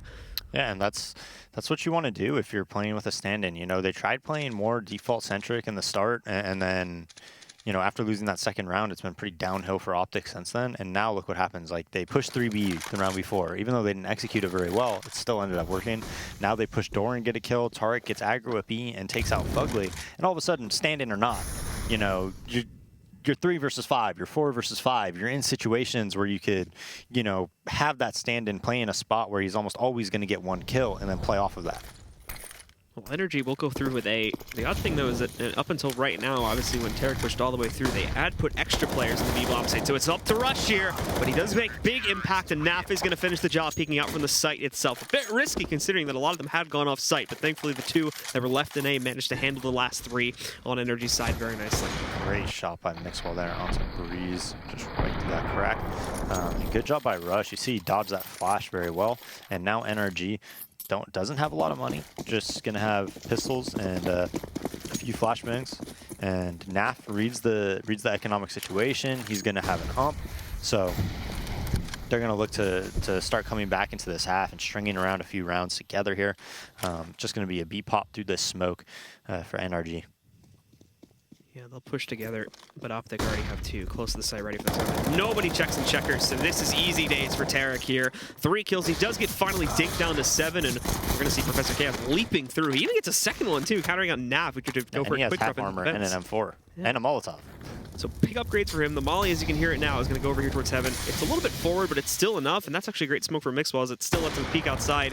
Trying to tag the plant through it. It's a little bit off the mark. It's not really going to hit Professor Chaos for that much, but pushing forward, excuse me, Peter for that much, but pushing forward, Professor Chaos now finds a 3rd kill. Somehow, what was just a P250 round has turned into one that they're almost certainly going to win unless Mixwell comes out huge. He's got himself down below in the simple spot, but now he's cornered. He's got nowhere to run. Professor Chaos is still sitting safely inside. He's expecting it from Team Main. If he peeks the other way, he's dead, and with all that distraction, Peters is able to freely peek from the site and finish him off. Somehow NRG have pieced that together, and now they're back in control once again. Yeah, and I think Professor Chaos might be a little bit of the better coach when it comes to actually playing in matches. But the real kill that mattered so much there was not necessarily Professor Chaos on Tarek, but it was also him killing the Vents guy. And then PTR has nothing. He has no armor. He just has $300, and he actually takes out Peacemaker in the site. So now all of a sudden that opens up the site. Professor Chaos kills that Vent guy, and it's a 2v2 where he's able to get bombed down for Professor Chaos. So, you know, I don't know, man. That's just, you got to get that kill on that P250 guy running at you, you know, in the site. And Tarek kills the other 3. It should be pretty, you know, pretty easy kill. OpTic with a bit of a strange force into this one. 2 upgraded pistols and double up setup. Breezy just making a mess of them. He's an entry king right now. Naf and Mixwell both go down. Professor Chaos now adding another kill. This is it. Peacemaker and Tarek were fully committed to B, so that's the save already. And NRG is, you know, they've won 2 rounds. Yeah, but they've won 2 rounds that they had no business winning. Well, I mean, the second round force buy, you know, you could make a case for that, right? But even then, obviously, you favor OpTic heavily in that round. But then that round that they won, when they just had P250s, like 2 flashbangs, and 1 guy had half armor, I think. I mean, you have no business winning that round. You know, it's just not something that should happen. So when you have that happen to you and you're OpTic, usually it's a way worse half than they have right here. I mean, 4-8, you know, with these circumstances, under these circumstances, is like a blessing for OpTic. Generally, if you see that happen, it might be 2-10 or you know, something like that at this point. Well, OpTic do get to, by virtue of that, stay in the game for a little bit longer here. Unfortunately, money is a big problem for them yet again due to the force they just went for in the last round there. Great shots by Breeze. Yeah, I mean, he's an animal. Like, he's so good aim-wise and just taking his time, especially like with his deagle. He's very, very crisp, very under control, and really just, he aims like a little bit of a different way than most people. we've been seeing him really dominate the playing field when it comes to entries on both sites there. He's nearly double the scoreline in terms of kills of his next teammate down. He's at 15. I think the next guy down is at 8 right now. So definitely showing up. Now, getting back into this round, though, and what is, except for those that saved, going to be a very light bot round. Mixwell has armor in there as well. So he is going to be able to carry that to work with here, but nothing else with it, which is going to be a little bit strange. Tarek finding that shot. He kills Breezy. I think he hits Marky partially as well. He does get a lot of damage taken from that, though. 1 HP. And the rest of NRG, well, after that happens, they're going to pull back from the white box pressure they were holding a second ago and do try to send this over towards the vents instead. Professor Chaos having control of checkers, looking for his own way out. The CT's rotating in very quickly, so they actually do need to kind of move for control here kind of fast, as otherwise they're going to be swarmed within just a few moments. Rush is already ready at the vents to go back in, but actually a smoke is going to stop that from happening. Good reads from NRG again here to block that back off. Peter getting a bit aggressive here, checking for the sunroom, but it works out. He's able to sink the shot onto Naf, taking him down. Professor Chaos finding Mixwell back over there at Heaven, I believe, is where they eliminate him. And Rush waiting here. He actually might be able to grab Fugly. We can see he spotted him somewhere in there, but Fugly gets the better response. Obviously, with the AK there, has a much easier time. Yeah, but only with 20 HP. That was a pretty dangerous move by him, but it's so weird to me. I wonder how that works when the smoke dissipates. You know, it's just like sometimes the other player sees you before you see them. You know, I have no idea why though. It just seems so random to me. It's just like if one person's on the other side of the smoke and this person's on the other side of the smoke, it just, I don't know what triggers it that one side sees better than the other. Yeah. Well, if you're inside the smoke, doesn't it like treat you a lot more harshly in terms of restricting your vision than if you're like kind of standing on the outskirts of it? I don't know. I'd assume so, but didn't seem so there, right? Fugly was right inside the smoke, and Rush was on the outskirts. So, and he definitely saw Rush before him. So that will put us up to a 9-4 scoreline heading into these last. Actually, Rush started shooting first, didn't he? Yeah. Yeah, but I don't know if he saw him because the smoke was like fully blown. You know, he was the NRG guy that was trying to fight that was inside of the vents, like fully in the smoke. Yeah, yeah. So, and it hadn't even started to fade until he like a second or two after he killed him. So maybe he just manages to get his crosshair over him to get that. You know, when you go over someone and you hold it there for like a second or two, their name shows up. Maybe he managed to spawn. Yeah, I think so. I think Rush kind of just read that he was there. But anyways, NRG in a default. Marky on the boost, so we'll probably see Marky throw a Z smoke from there and maybe Molotov Highway. So here comes the Z smoke, and they're going to do a mid control off of this. Here comes the Molly sandbags, the flashes towards Highway and middle, and they run out of the boost. So they have control right away, and without, you know, using too much. But they don't have any smokes besides the smoke on PTR right now, so we'll see what they opt for. Looks like they're going to do an A split through Highway. Professor Chaos running back probably to A main to meet up with the bomb. So 2 Highway, 1 door to A main, but A main control is taken by OpTic. Professor Chaos trying to sneak back in here, but Rush is waiting for it. He's going to grab that first kill. It's a heavy cost, though. He's very low HP, and the second he tries to go in the open, he's down. Not only this, but they found 2 additional kills beyond trading him out there inside of A main. So, I mean, this is like the 3rd round in a row now, unfortunately, where you're looking at 2 just completely detached from all the action and are really going to have no choice but to save here. So, and usually when you have a player A main like that, you're able to spot out what's happening before it happens, and you could, you know, cheat a 4th guy over there and have him maybe flank Highway from Z, maybe be white truck earlier than the enemy team expects, and he's able to get, you know, an extra kill on the board, and, you know, you can win the round that way. But for whatever reason, the take comes, Rush gets 1 kill, but immediately dying at the forklift. That was like the big kill in that round. I believe Breeze was able to get a kill from there, or maybe it was someone else. But that player that died out, like when we were watching Rush, that was like a big kill that mattered. Well, after that, NRG pushing forward now into double digits as we go to our last round and a half, loaded with cash. So they obviously are not going to have any problems at all. But on the OpTic side of things, it's a very scrappy buy. As this has been another issue that we brought up a few times but haven't really highlighted too much, is just how much OpTic has struggled to keep a solid economy going. The utility's fine here, but they only have 2 M4s. There's a UMP on Peacemaker. Mixwell's working with a shotgun, and Tarek has a scout, which he's actually been relatively good with. He's almost always been able to at least tag, you know, 2 players, even get a kill onto one of them before going down. But beyond that is the problem with the UMP and the shotgun sitting on Mixwell, and he's already used all of his utility there to hold off any early mid-aggression. Yeah, and when they did that split, the 1-2-2, Tarek moved from the forklift, to try to help A main when Rush was under fire, but he can't do that. You have to just watch the door, and you know what? Rush, he's probably going to die, right? He's probably going to get traded, but you can't help him. Like, you're still in a good spot. You can kill the door player, and your forklift is very strong against A main as well. So you just can't die. You have to worry about yourself. Rush, he gets one kill, he gets an early spot. That's enough. He did his job, you know? Then it's up to the rotator to come and you to hold strong. Well, the rest of NRG are now pushing their way inside of A main, getting ready to execute outside. There's a big stack from OpTic here, though. They are sort of half-focused on mid, too, though. So it is going to take a second for Mixwell to rotate back up. Peacemaker's here, so he's certainly going to be able to help contributing. Tarek is going to be the long rotate. He's the scout player. This they do both M4s sitting in this site, ready to go. The big guns are here. They're ready to challenge it. But now the utility is going to start to roll. Actually, in a pretty minimal amount. They don't smoke anything, and when they do, it's very late. But look at this. Fugly walks right around. Peacemaker doesn't even realize it. Rush is going to catch Marky getting a little bit overextensive there. Nap also finding 2 here. Still fragging out as well, up to his 3rd. Finally caught trading out a gun, but there we go. Rush moves in to finish things off. So we see some signs of life from OpTic at the very end of the half, but it is still a long, long road to recovery. We'll see if they can keep themselves on it or if they're going to lose control and swerve into the pit in just a few moments as we continue with the second half.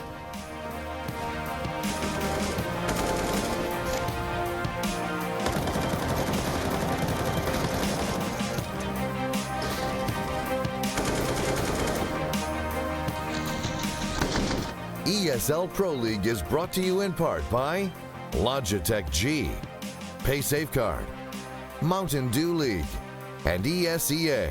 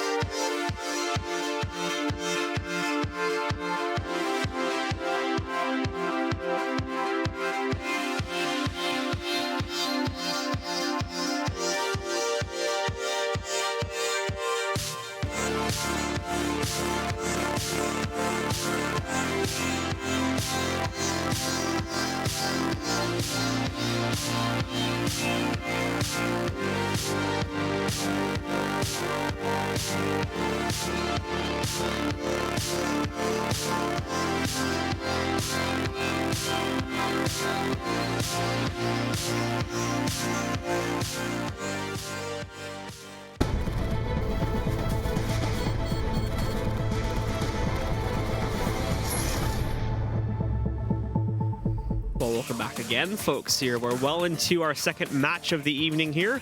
The cash trend has continued, and it's 10-5 currently, but not for the team you may expect if you've only been casually following Counter-Strike for the past few months here. It's actually NRG that are up 10-5 here against OpTic, who have been going through many roster struggles and currently have Peacemaker standing in for them in this match. Yeah, and, you know, 5 rounds, though, I think is enough. I think if they win this pistol, I think they could definitely win this match, but if they lose the pistol, it's going to be very difficult. You know, like I said, whenever you have a stand-in, it's usually a lot easier on the T side to make things work. CT side, though, could be really rough, and you saw, I mean, they rushed into B with that P250, able to kill him and things like that. Quite a few times at B, actually, where I thought he was set up very well for kills. Didn't really perform if you're Peacemaker. And you expect that to happen, right? You expect that. I mean, he's a coach, right? So we'll see what happens in this next half, but I definitely do think that OpTic's going to feel a lot more comfortable on the T side, even if they do have a stand-in. Okay, it's a very divisive scoreline overall here. It's where things will spiral out of control extremely quickly with, you know, if the NRG take the pistol there and they don't get eco upset in the second round, which actually has been a very common thing that's been happening here in the league, so I wouldn't completely count that out. But assuming NRG get through it and get themselves up to 13-5 right at the start, I mean, it's basically OpTic that has to win the gun round and have a huge streak to even have a chance. I think if OpTic wins it, it's going to be it wins the pistol and can survive that second round. I think it's going to be a very long game. But if they lose the pistol, I think it'll probably be very close, very fast. You know, so I think this pistol, it means everything. All right, well, again, just waiting for the players to ready up. As you can see that they're getting warmed up there in the server now. As soon as they do send that signal in, we'll get started with it. Hey, what do you know, speak of the devil, and we'll jump right into it there. As we're live on 3, and we should be jumping back into the full screen here in just a second, as these teams will face off, and we'll get to see if OpTic can keep it going here, or if they're going to have to bow down to NRG with a pistol round victory going into their favor. They now jump onto the CT side, and it is OpTic that go on the offense. Yeah, Peacemaker with smoke flash. 3 armors on OpTic. I think Naf just forgot to buy. No, he dropped a deagle to Mixwell. That's what he did. So Mixwell getting himself a bit of a raid boss buy, and it's not going to be him initially boosted up. He's actually the one in A main, and well, that sends Peter back pretty quickly. He was wanting to jump back in there, but changed that decision. However, we do see someone, I think, getting dinked there. It had to be through cover. That was Marky. He's only got 27 HP afterwards, so only tagged a little bit. Mixwell just going to be regrouping with these guys afterwards, though, as they do move back in. It's Peter that tests things, and again, that's very, very aggressive going against the Deagle there, but it works out for him as he gets the better of Mixwell, takes him down, and it's a 5v4 advantage. Do note, though, that both Resto Chaos and Marky both got lit in the process. They're also quite low, but Peter, again, super mobile all over the place here, being a real nuisance to OpTic as he knocks out another player. This time it's Rush going down. Yeah, I'm very surprised that he's aggroing A main in those situations, but look, he's getting aggressive once again. Because I mean, he still has 72 health. And he gets another headshot there, maybe potential for one more, but finally meets his end at the hands of Tarek there. With the damage being done, everybody from that B-bomb said he's going to be rotating in a second, and these last two from OpTic are still taking their time about things, which is not what they need to do right now. They realize as they are getting close to A main that it's probably going to be a little bit too late to push directly into this site, so they're going to look for mid control instead with Tarek. I'm sure that Peacemaker will be regrouping with him in a moment here, or he'll just go through the B halls, but nope, out towards mid. Both will go through the vents as he try to dive back in. Breezy is the one to challenge it here, and Breezy has been the big player from NRG, especially when it comes to headshots. So you can expect them to perform here as well. There's one looking for the second, and he's going to sink it. There's Breezy again with a double kill. Peter, of course, getting the big 3K that stopped their initial plan, but it's NRG that take this very important pistol round at the beginning of the half. Yeah, nice shots by Breeze and Pete, especially over at A main. I mean, that mid-round A main aggression, I'm very surprised by that because Mixwell came and he peeked the A site, and I think he goosed Marky playing right side of site. Kind of falls back a little bit, and he has the player behind the box and Rush too, but Pete just goes in, executes Mixwell, and still runs away. So, like, a position that you think OpTic might be able to punish doesn't get, you know, they just don't punish at all, and Pete wins the round by himself. Well, this should be interesting here with Rush getting boosted up. There's a little tiny crevasse with which he can try to peek through any players that would be peeking out around the plant position, but nothing in this time. So OpTic aren't really going to be able to find anything off of that nice move there. Thankfully as well, there's no one else close enough at the time for NRG to punish them, but now they're going to push back in. Flashbang's good, but it didn't hit Tarek, so he can defend his teammates. Picks up 2 kills. Marky's only able to trade 1, and well, Professor Chaos makes a big mistake, swinging right into the face of Mixwell. That'll be traded by Breezy, but now Peter, we already saw some good stuff from him, but this time he's only going to be there for 1 kill. Tarek trades it out. Breezy, though, looking at clutch, already finding Naf, and it's the instant headshot rolling onto him. 1 more to go, and it's Tarek who's already been lit. Breezy even knows this too as he chucks the nade back into the corner. Misreading that situation, though, could prove fatal, but look at this, Tarek up on top, and I think Breezy's going to check for it. Is he actually going to check the right side of this balcony, though? Check in the corner, and there you go again, Breezy. Another 3K from him, and NRG will push forward to 12. Yeah, he must have heard him, I think. I'm not 100% sure if you can get up there silently or not. I think you can if you maybe hold shift on your jumps. Not 100% certain, but he must have heard him because he like hard checked that. Like there was no question in his mind that he was there. You saw he kind of shoulder peeked and then he waited and then he kind of wide peeked and knew exactly where he was. So probably Tarek thought he was a little bit farther away than he was. He probably didn't think that he'd just run up highway quite that fast and got into a really cheeky position. As soon as Tarek was getting there, I thought he was going to win that round actually, but then, you know, he must have made noise. All right, well, OpTic do go for the investment right here into this round. It's only going to leave them with 3 rifles as we take a look at the 2 AKs on Tarek and Rush. They also are one of the few with decent utility here. Tarek kind of iffy there. But Nav having the other one as he downgrades himself to a Tech 9. And Peacemaker gets himself, I think, a donated Tech 9. There's nothing else sitting behind him right now. No armor or anything else, and that's not even his Tech 9 from the looks of it, if that's still correct. Well, Peacemaker, however, without having anything else behind him, still is the one that strikes first. Him and Tarek find that initial kill onto Peter. They'll flood in, looking for Marky, but Fugly peeking out. No one really checking for Z there, so he is able to dip in, grabbing a kill onto Mixwell before the smoke blooms, and now they're going to counter-boost Breezy in to see if he can catch anyone else. He's actually going to see them falling back too, and oh my god! Destroys Tarek and Peacemaker together. There we go. That's the hit to dematerialize. Now they're even going to know that they fell back, so they can get prepped for a B halls push or a direct A main push as they just line up for sort of an A retake, but still with heavy presence on B. Yeah, and Breeze, I think he might be pushed up middle on the right, kind of, so they have no fallback out. With 2 inside B, Professor Chaos playing this pretty well, making the commit. I think he overpeaked a little bit there. Had he waited, I think he would have won that round for his team right then and there. But Breeze heard that player fall back, I think. They know it's A right now. He heard Naf falling back. So they're going to beat them there to A main, and I don't think Naf's going to be able to get the bomb down across with 3 HP. He does have a little bit of time to try and play with this, but actually they catch him there. Marky just destroying him there. As you mentioned, only 3 HP, so 1 bullet was all that was needed. It's NRG up to 13. OpTic already using their investment in that last round here, so they won't be able to do it again, as NRG will have themselves, what should be anyway, an easy ticket up to 14 rounds. Good recognition from NRG to boost Peacemaker, who was that? Breeze and Professor Chaos boosting him into the vents after that mid-take happens. They did that pretty quickly and with good timing. They're running up highway. OpTic wasn't ready for that at all.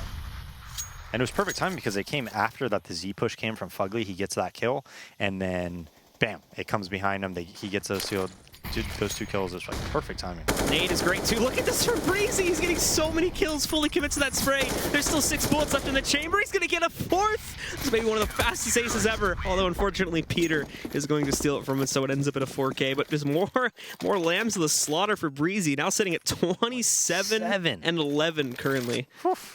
Yeah, he is destroying them. Look how nicely he played that too. He waited until they were kind of in, waited until the pop flash happened, and then bam, pops up. Beautiful spray control. Doesn't waste any bullets.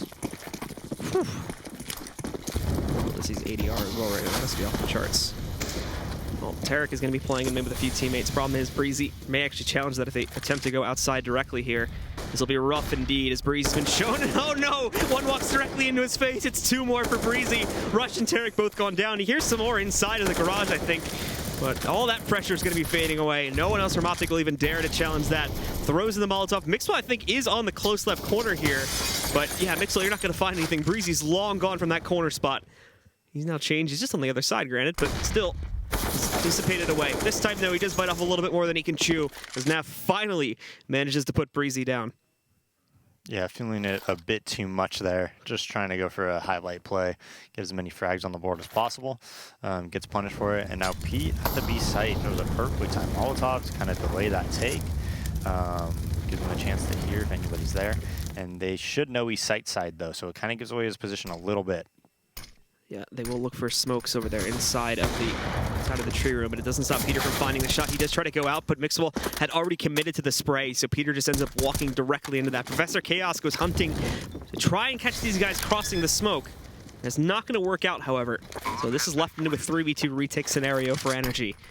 So big problem for NRG is that they're not really going to have a whole lot of utility. 1 Molotov in this 3v2, though. If that Molotov is well placed, it could almost guarantee them a kill, considering Naf is still sitting back in the site. And we have that now. Again, there's no smokes or anything else to restrict Marky up on top. So waiting for Fugly to get into a better position. Mixwell takes up on spot by Simple, though. That Molly is going to go. It's a little bit too deep, so Naf can still hang out here for right now. And Mixwell again in Simple with 1, 2, knocking out Fugly and Professor Chaos. Naf finds the 3rd. Down will go Marky. And OpTic, they do get to win this gun round, and that was their last lifeline as well. So they need to keep it rolling from this point forward almost flawlessly.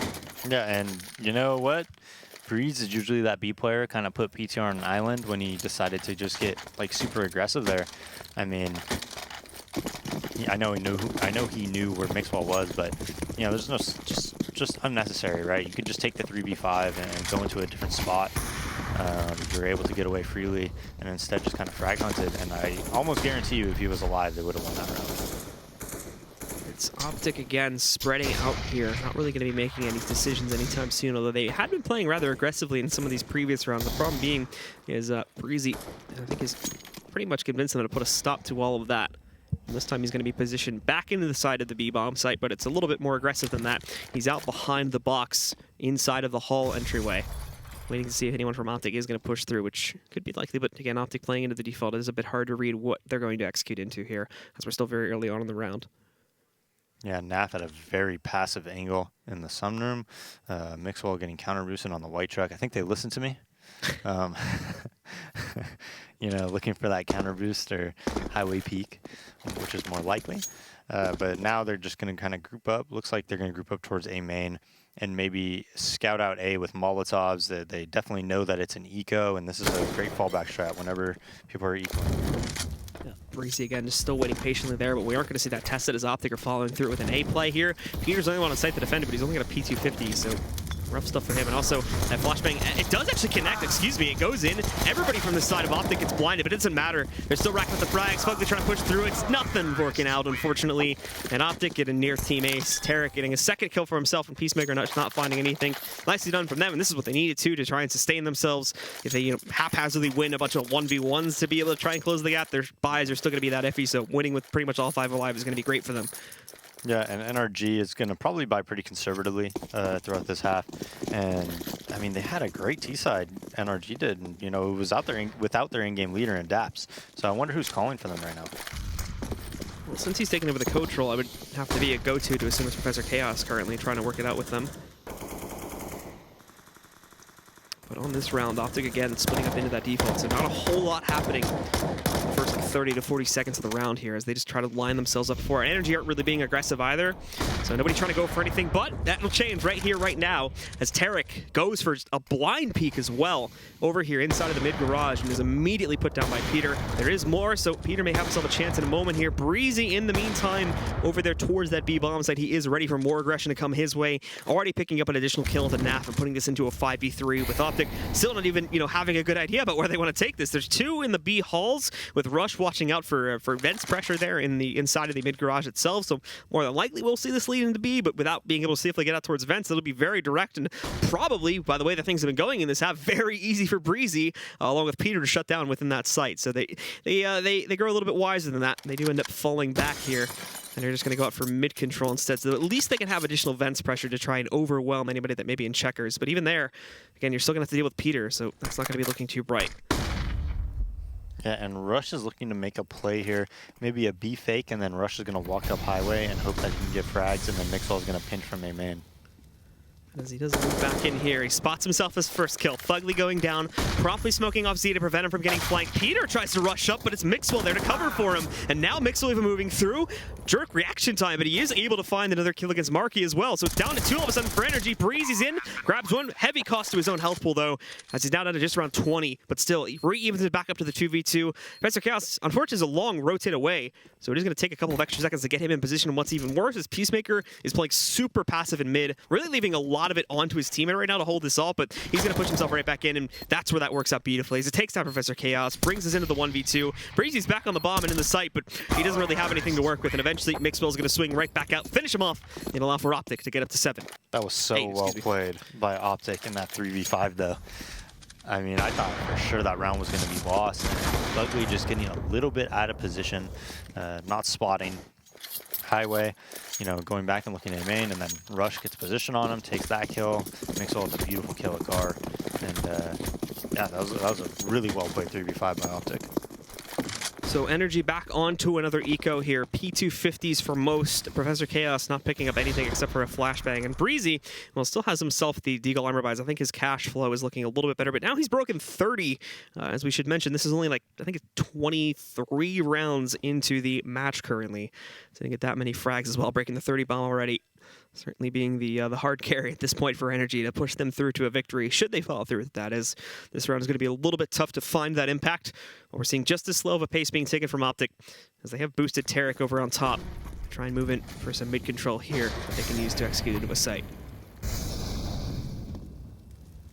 Yeah, and a full highway stack and Z stack with one player in the A site with a flashbang. So he's going to be able to flash out mid for his teammate who's going to come any second. Is going to overwhelm 2 of them at the very least here. Mixwell trying to change up the dynamic a little bit, but missing that second shot. Recorrecting it, though, on his third against Marky.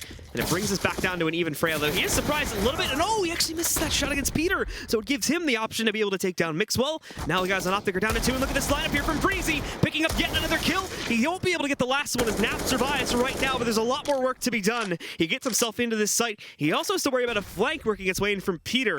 I'm not sure if he's fully aware of the circumstances going in from that one. But Professor Chaos backed the hell out of here. He's going over there towards mid. Not even going to be challenging at the truck angle. This is still great for Pete if he wants to go out, and especially now that he's got the op. But Naf is actually going to evacuate. Time is a factor here, too. 15 seconds. He needs to stop shift walking in a second and just hightail it over to the B site. So there we go. He will be able to make it in with probably about 5 seconds of excess. So he'll just barely be able to get it onto the site. Oh, he missed the jump, but he still should be good, thankfully. And now it's going to be a long rotation for Pete and Professor Chaos to get back over towards B. So the dynamic shifts again, very slightly, but it has given NAF essentially infinite time to get into the post-plant position of his choosing. NRG are also taking this really slow too. Keep in mind, no one has a kit right now. They need to get back in here if they want to have any attempt of trying to finish off this 2v1 they have in front of them. NAF just sitting back as well, wants to challenge them. They have to go for this immediately. He has them both lined up. Peter will catch the trade. Now it comes down, though. Did he leave himself enough time to defuse this? He did not. So he is going to bail out, and OpTic will put together a 9th. Wow, that was... Oh, man, that was really good by NAF, though. He kind of recognized exactly where those two players are and pushes through CT spawn. Most players would not have the... the recognition of what's happening to do that. That was pretty sick by him. I know he ended up dying, but he's, won the round. Yeah, he won the round, so. But that was a really good job by him, man. That was impressive. And it continues to delay. NRG getting up to that match point here, so OpTic keeping themselves alive. What's even better is they built up the economy on these last 3 to 4 rounds that they picked up too, so they have no problem going for the full rebuy. They're not, at that breaking point here where they're going to have to sacrifice some of the AKs and go down to UMPs and whatnot. Molotov, they're going fast out A this time. There is a good response. Flashbang and Marky lines up a kill. Also decent damage onto some of the other guys in A main too, as they were kind of stacked up in a line there. Now they catch them moving outside of Squeaky here, but there's smokes covering up everything. It's so tough for either side to be able to spot them out. NRG are getting the better of them right now, but they do give up the site control and let OpTic flood in. They're still waiting for B rotates to get over here in time. Marky actually almost getting caught out there too, but it's Fugly that picks up the next kill this time. Marky still flashed out, is found in the quad position, but Breezy also catching Peacemaker, trying to transition over there towards the forklift. So OpTic just really can't seem to find any consistent fragging power here on this round, and now they're left in a 4v2. Still no bomb plant. The timer's still working against them. They try to tap it now, but they're really cautious of someone working on a flag against them or something like that, so they want to be trying to check for that. As Mixwell goes inside of A main, peeking back out now to look for aggression coming from the truck angle. There's none of that yet. NRG are actually being really quiet here. They try and keep their own positions a bit more of a mystery. Molotov into the backside. We do see NAF swing out from the left side of the big red box, but Fugly will be quick to catch that. Now it all falls to Mixwell. The bomb's not even planted for him either, and they just spotted him. That player back at quad did. So Fugly on the peak finishes off the job. We did have the HE grenade rolling in, but it doesn't do nearly enough damage to pull Breezy off the bomb, and NRG finally get that 15th round. Yeah, Professor Chaos, I don't even think he has a kill this half, by the way. Right? I mean, it's 0-6, and it resets because he rejoined the server, no? I would guess so, yeah. Yeah, and they're still doing great. So, I mean, they played that A take like perfectly. NRG did, to play against that. It was a very scrimmy strat coming out of OpTic. They used their nades to delay. They didn't nobody overextended, if you saw. They would get a kill and just stay alive, and bring it into a 4v2 when OpTic used every single nade they had to even get the bomb down. Now they go into an A retake, and Marky gets 1-2 kills with guys coming out the door. Does another 90 damage to Tarek, and Mixwell just stuck at the forklift. They only have a Molotov and 2 flashes to, not even the Molotov anymore, just 2 flashbangs. So this is going to be another case where, look at NRG. They get the kills, they fall back after they take A. Nobody's overextending. They're playing the retake perfectly. Not necessarily a really big issue with this type of a scoreline, so they're just going to be focused on winning the round. Mixwell tries to get aggressive here, moves out, but only is able to find 1 kill before going down to Breezy, and that leaves Tarek alive with only 10 HP, 9 now after being hit by the Molotov. 6-1 kill, but he can't get the second, and there you have it. It's NRG that pushed through in dominating fashion, specifically at the hands of Breezy there, and they will close out the match 16-9, being the final scoreline. Yeah, and I gotta tell you, Marky and Breezy played, Marky played those ape takes, perfectly. Every time he would get a kill, he would stay alive, he would wait for his teammates. OpTic would use every resource they had to actually take the site, and then the retake is easy from that, man. If you still have the Molotovs from those B guys, I'm telling you, you Molotov fork, you're almost guaranteed a kill. You Molotov quad, you're almost guaranteed a kill. Right? It's like there's only so many spots that you could play that actually could have a big impact post-plant, and NRG played that very, very well. That was like textbook on how you want to play cash in those scenarios. All right, well, to break down this, thankfully, final cash map of the evening, we are going to send it over to the analysis desk. Guys, let's talk about this first map. Well, I guess you could say cash rules everything around me, except up to this point. That one's a done deal. Yep, there you have it in the books. OpTic NRG, OpTic falling, OpTic falling, they're actually falling down. I mean, at this point, they're rolling down a hill. I mean, there's no stopping. That was not pretty. But, you know, I'd rather focus on what NRG did right in that sense. Going into it, thought it would require a big performance from Peter. Instead, we got that from Breeze. He was an absolute monster. I think we actually have some stats for Breeze, actually, just to showcase how absolutely insane he played. But they got what they needed, really. And I think I said it before we went to the game. Cash is going to be their golden chance to actually grab a victory off of OpTic. But with how dominant they looked doing it, who's to say they can't take the second map as well? I mean, here we do have those stats for Breeze right here, and that's yes, ridiculous. They speak volumes.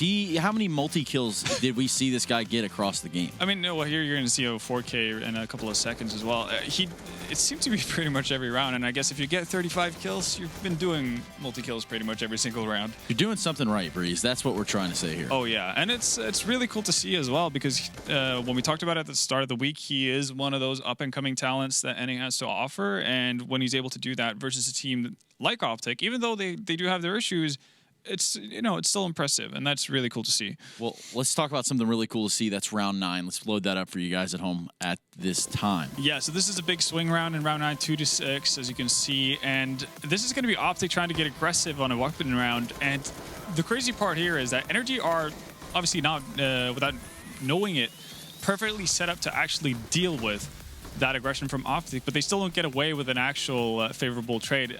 And as that happens, Fugly on the other side of the map tries to make something happen. Rush is going to take him out, and it ends up being the swing round going in favor of OpTic, and that would have been the golden opportunity they had to actually get back into the game, because obviously if you let NRG win that, you end up on 2-7.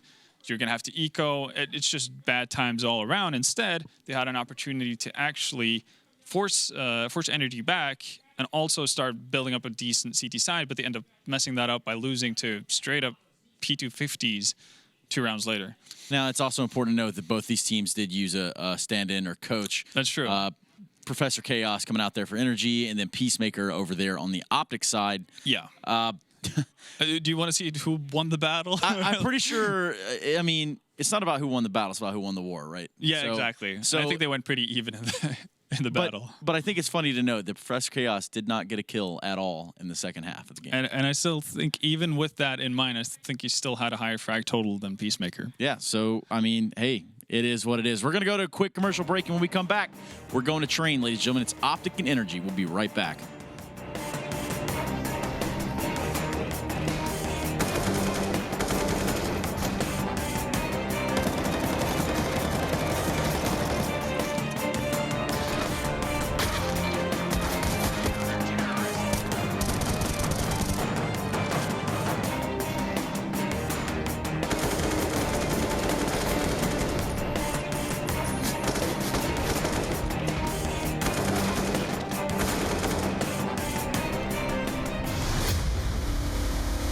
I can't understand people watching somebody play a computer game.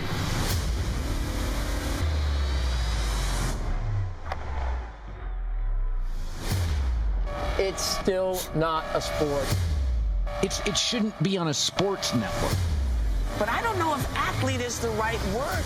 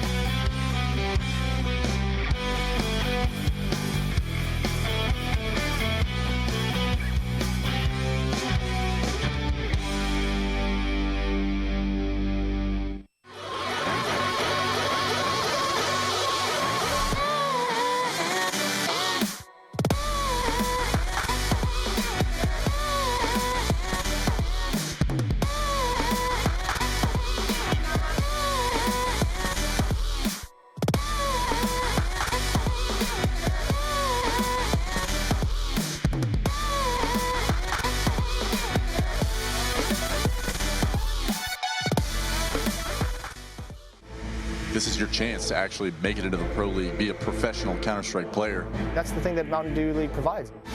Penguin, you know what? If anybody has a shot at 2-0, it's Penguin. Beautiful Counter-Strike. You usually only see that into the professional level of things. We are one of the youngest team in top 20. Many teams can underestimate us, and we can surprise them with our tactics, show our Polish power.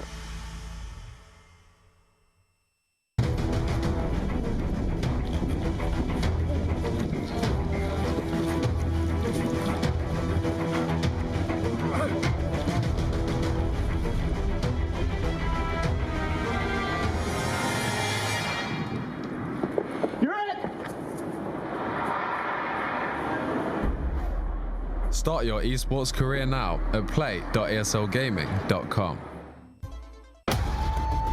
Counter-Strike is sharing incredible moments with us and will return to a memorable place.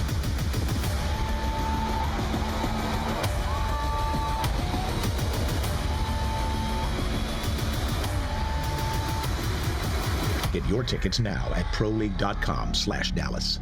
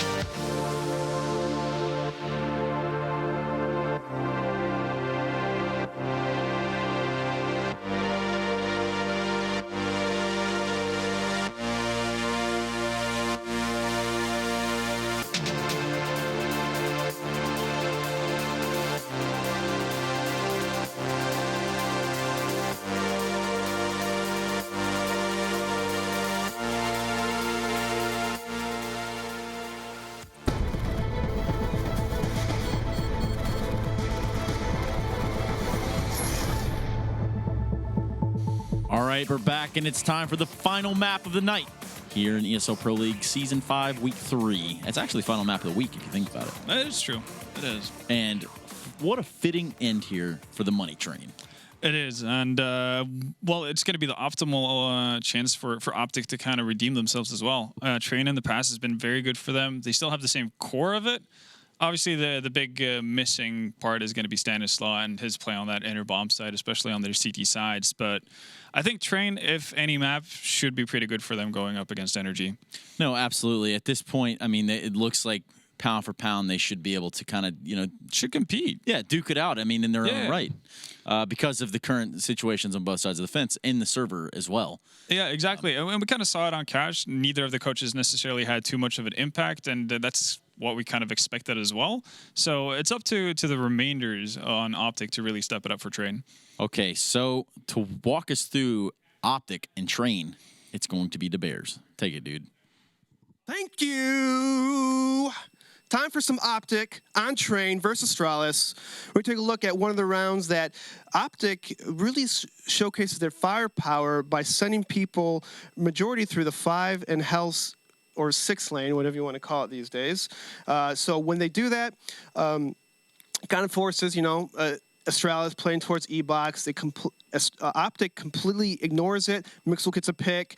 Astralis, KJB kills Rush. But as you notice that OpTic is literally focusing on the sandwich, the hell, and taking control of all this area. And as you look right here, it's a 4-on-2, all right? They did good. The strat worked. They got entries. They got positioning. They're pretty much in the outside bomb site. They have 2 smokes, 3 flashes, a Molotov. They got an Opper. They can rely on him to pick. But here's the problem. Here's the problem without having an in-game leader, or at least a new in-game leader like NAF, is that you have to pick and choose when you want to make the plays. When you're up 4-on-2, you don't need to make plays. As you can see right here, Hiko goes on top of Train. You could get seen from like 10 different angles in bomb Train. Why would you do that on a 4-on-2? He gets picked off. This kind of makes Tark panic a little bit. He tried making play and pushing Ivy in the smoke, and he gets picked off by Device.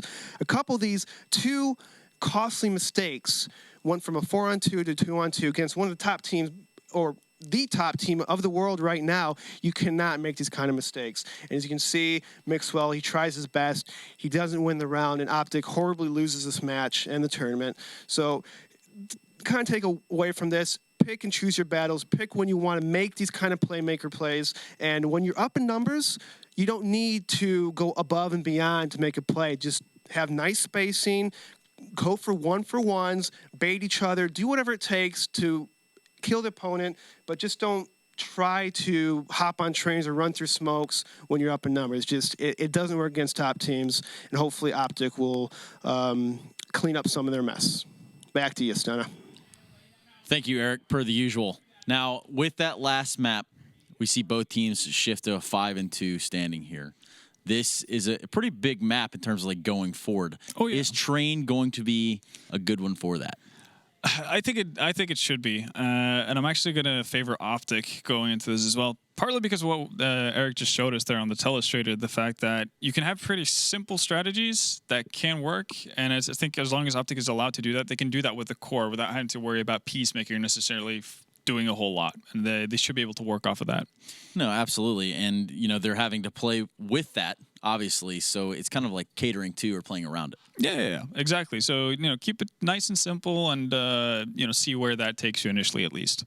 100%. So, real quick before we throw it over there, give me a prediction. Well, I'm actually going to side with OpTic. That's what I had my headset for before we got into the first game. So even though very dominant showing by NRG on Cash, I'm still going to side with OpTic on Train.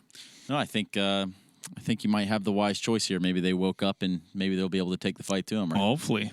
Absolutely. Well, I mean, at this point, is there anything left? Not really anything left to say. I think it's time to throw it over to our casters. I don't know. I mean, I don't know if they want it. Maybe. I mean, they're looking pretty excited over there. You can see they all smiles. Yeah, okay. Okay, so to bring us this last map of the night, and it's going to be Train between OpTic and NRG. It's going to be Blue and Dazed. Take it away, you awesome fellas. Detta like psyched us out there when he said, I think it's time to throw us over to the casters. Both was like, oh, time to get ready for that one. But yeah, I was ready for about 2 minutes, and then Trace was like, is there anything else we got to talk about? No. I think we're good. All right, but yeah, I don't know about this one. The problem with OpTic is, I was talking with Vendetta at the break, is that, you know, that Stan kind of played Enter for them, right? Yeah. We were talking about it. So who's going to play Enter for them now, right? Where do you put Peacemaker on Train? I think Train is one of those maps where on CT's side, you know, we saw OpTic struggle on Cash, but I think Train is one of those maps where it's hard. It's a lot harder on Train, in my opinion, to just like hide somebody and try to make somebody who's not really at that level be able to perform at this level. So I don't know, man. I'm going NRG here. I thought that was a dominant performance by them. I think Professor Chaos is a lot better of a fill-in than Peacemaker is. So I think NRG is definitely the favorite. Solid choice. Yeah. I think that But having said that, you know, a couple of those swing rounds, if they don't go NRG's way, if they don't win that P250 round where they barely spend any money, if they don't win that second round, you know, and then I think even when they were on CT side, didn't they? No, they won the CT pistol, but didn't they lose? No, I don't remember. But there was like 2 swing rounds that were huge, right? That could, you know, definitely changed the makeup of that match. Well, they won the original second round on a force-up. Yes. And then they took a little bit of control there, and then they had the second one. Those are like the 2 big ones, I think. The second one that happened in the middle of the second half. Yeah, that was pretty back and forth, but I mean, they won a couple swing rounds, right? Yeah. So Fugly looks like he's going to be playing Inner for NRG. PTR is going to be on the rotator spot behind Pop Dog. Dies to Mixwell. The Z-Smoke comes out, so they can get pushed up close, and Fugly doesn't really have any backup. Marky being able to chime in with 1 kill, but for the most part, it's OpTic executing them here. Breezy will look to change that, but he does have quite a few players to deal with. There's a headshot out of nowhere, though, on the Peacemaker going down the ramp. He'll be able to take him down. After everything is said and done, this is now left to Tarek alone, where previously was all OpTic controlling the situation. 2 CTs moving back in, one of which has a kit, so they have extra time to play with here. They know where Tarek is. Tarek finds the headshot against Marky, but now the smoke rolls in. It's over top the bomb. He did see Professor Chaos going in. Professor Chaos is going to stick it. Tarek trying to knife around here, but did Professor Chaos see it? Oh no, Tarek continued to go for the knife, and now the time has gotten so low, but I think with this kit, he might be able to do it, and he will. NRG upset on the pistol round, and they'll take control again. Wow. What was Peacemaker doing, though? He just runs down lower ramp. Look at this. Look at low ramp. Seeing this one here, and in a second. Watch. Look. He just runs down with the Molotov, just full sprinting. What? Why? That was hilarious. That was like a suicide Molotov cocktail, like something you'd see out of like a crazy movie or something. He had to carry it in. He had one job, and he did it. He wants it to stay alive. His job was to get that Molotov on the ground. No, that Molotov was to play for post plant, and then if they don't have a smoke, you just automatically win the round. But he just flies down. Well, as we get back into the action of the second round there, the worst thing is that Molotov was going at a weird arc. It might have actually gone into the smoke, too, that was there. I have no idea what that was, man, but that was hilarious. All right, well, it's 1-1 initially, as they do have a bit of a scrap outside of T-Con here. Rush has a chance for another one, though, as he tries to line up against Professor Chaos, but Professor Chaos really decides to kind of not take that fight currently. He actually is going to swing around the other side, going through the old bomb tunnel there, and Tarek is kind of lurking here, too. They want to resurge out through T-Con here. Professor Chaos, though, now ready for it on the side. It's dangerous, though, as they did spot him, so they know he's here. Gets 1, gets 2, and there's a third that's already been damaged a little bit. It's Peacemaker, losing 20 of his HP in that battle. Professor Chaos only losing half of his, and Peacemaker really doesn't know what to do with himself, waiting for Tarek to regroup so he can kind of safely push back out and make sure there's no one watching to his right side. So he's allowed to do that, but Professor Chaos waiting over here. Oh, apparently didn't expect Tarek to come after the bomb train there. So a bit of a surprise, but Marky's up in heaven still, so he's going to find these last 2 frags and solidify the round for NRG. Yeah, 3K by him. Professor Chaos comes up big with that 2K at Ivy. And not only that, I mean, he pretty much, won the pistol round at the end there. So Professor Chaos doing a good job here on train, and we're seeing, a little bit why he was, even though like on CD side he didn't have that many kills on Cash, like positionally speaking, he was playing properly. He knows how to play CS at a high level, right? And he's been there and done that before. So you're not losing that much with a stand-in like Professor Chaos, like nearly as much as you are probably with Peacemaker.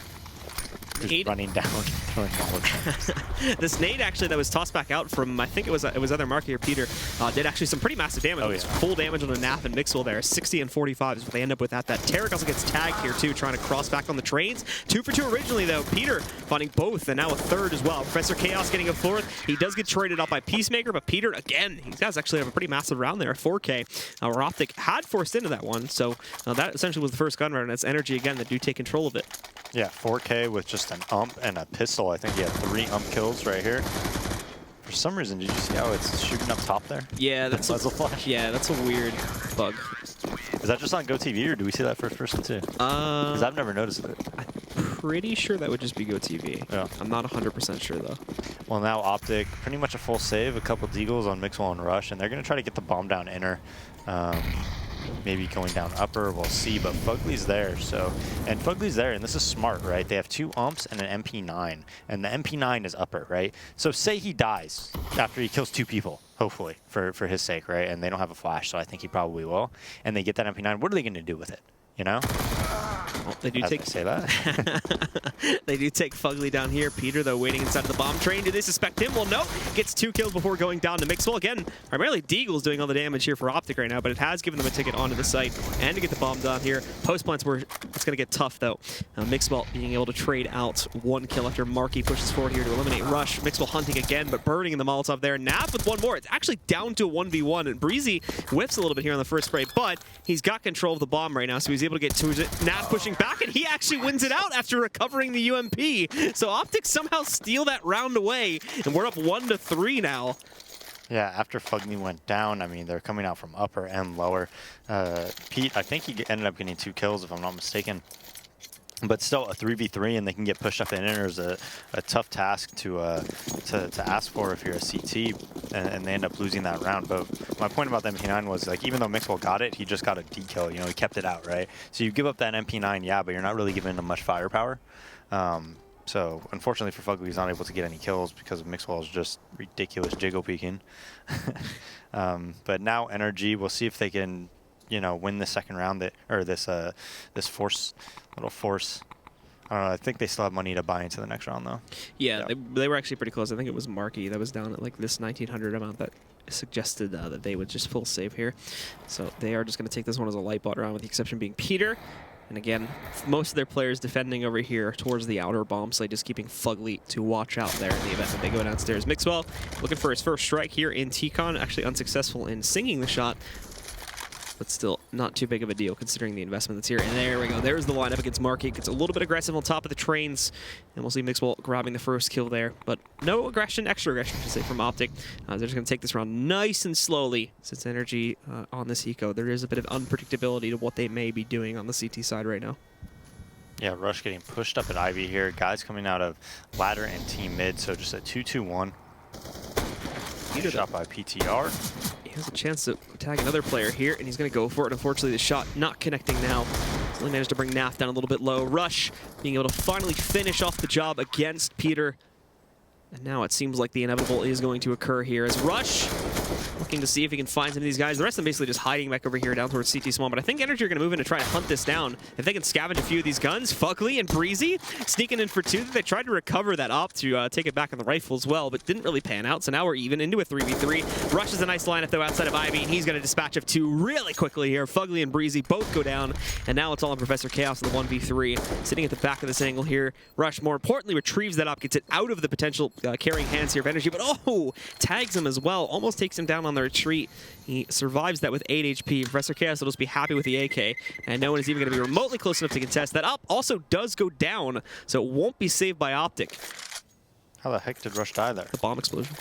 Yeah, but wasn't he deep Ivy? He had 8 HP, but oh man, he must have went more towards hell or something like that. Like on the other side of it, and maybe he died that way, because I don't think you die if you're like deep Ivy like that. But so that's unfortunate for OpTic, but they, you know, at the end of the day, it is 3-2. NRG had a good eco there.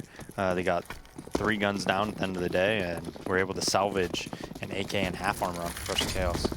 Molly is going to hold back Mixwell. Ooh, this was a big rush early on here from OpTic to get back here and hold some control. So that does put a stunt on their plans a little bit. Again, nothing too huge though. Yeah, but look at Fugly's utility. I mean, at the start of the round, he used a smoke, a Molotov, and a nade. Like, just first 10, 15 seconds of the round. So, you know, Inner is one of those maps where if you could use your utility properly, a lot of the time you can make it, you know, you could hold just off that. He just uses his right away, so he's going to have to really need help, like, backup-wise, right? He's going to have to rely on his teammates, and they're not even rotated at all there. So if anything comes, you know, Inner early right now, it's going to be a very difficult task for him to hold. And Peter nor anyone else is even sitting at the Z rotate position too, so it is going to be, you know, a couple seconds to buy time for this rotate to move in. For all we can see on the minimap right now, OpTic are 100% going to be committing themselves over here to this site. So Fugly actually just backs up. It just lets them in. He's going to let them go for the plant, and he'll play over here towards the bottom barrel of upper, give him some time for his teammates to rotate in. Peter's still here, catching them on the cross. He knows he's another one sitting back there. They actually, Rush in this case has to use the smoke to safely get across here. Fugly knows that they might have pushed up a little bit, but has been unable to spot the most important one, which is Naf, and we can see as a result of that, he does some great damage to Peter, bringing him down just a few HP, finishes off Marky too when he does re-peek back out, but a trade rolls in. Rush is still impacting though from the backside, being able to take down Breezy, so it's a 3v2. He gets super aggressive, and look at that from Rush. Beautiful transfer onto Peter to finish the job on him, despite bringing him lower earlier, and Rush just finishes things off as well. He ends up with a massive 4K, and OpTic now tied for the lead. Yeah, 3-3. NRG should be saving here now. And even though their stand-in and coach in Professor Chaos is having 7 kills right now, I mean, they're looking like they're going to give this half in control of OpTic. OpTic should, if they don't have too many deaths here, have a pretty good, you know, bank account going into these next rounds. Tarek down at 60 HP already. They just trying to go super fast here out on towards A. Race car speed. Professor Chaos and Breezy being able to trade a few of those kills, but for the most part, yeah, cleaned up very well by OpTic. And Fugly Well, he may try to sneak down the ladder here. If he goes down towards it, Rush is waiting. Already spotted his foot and falls back basically to kill him on the drop down. Even gonna bounce the nade up.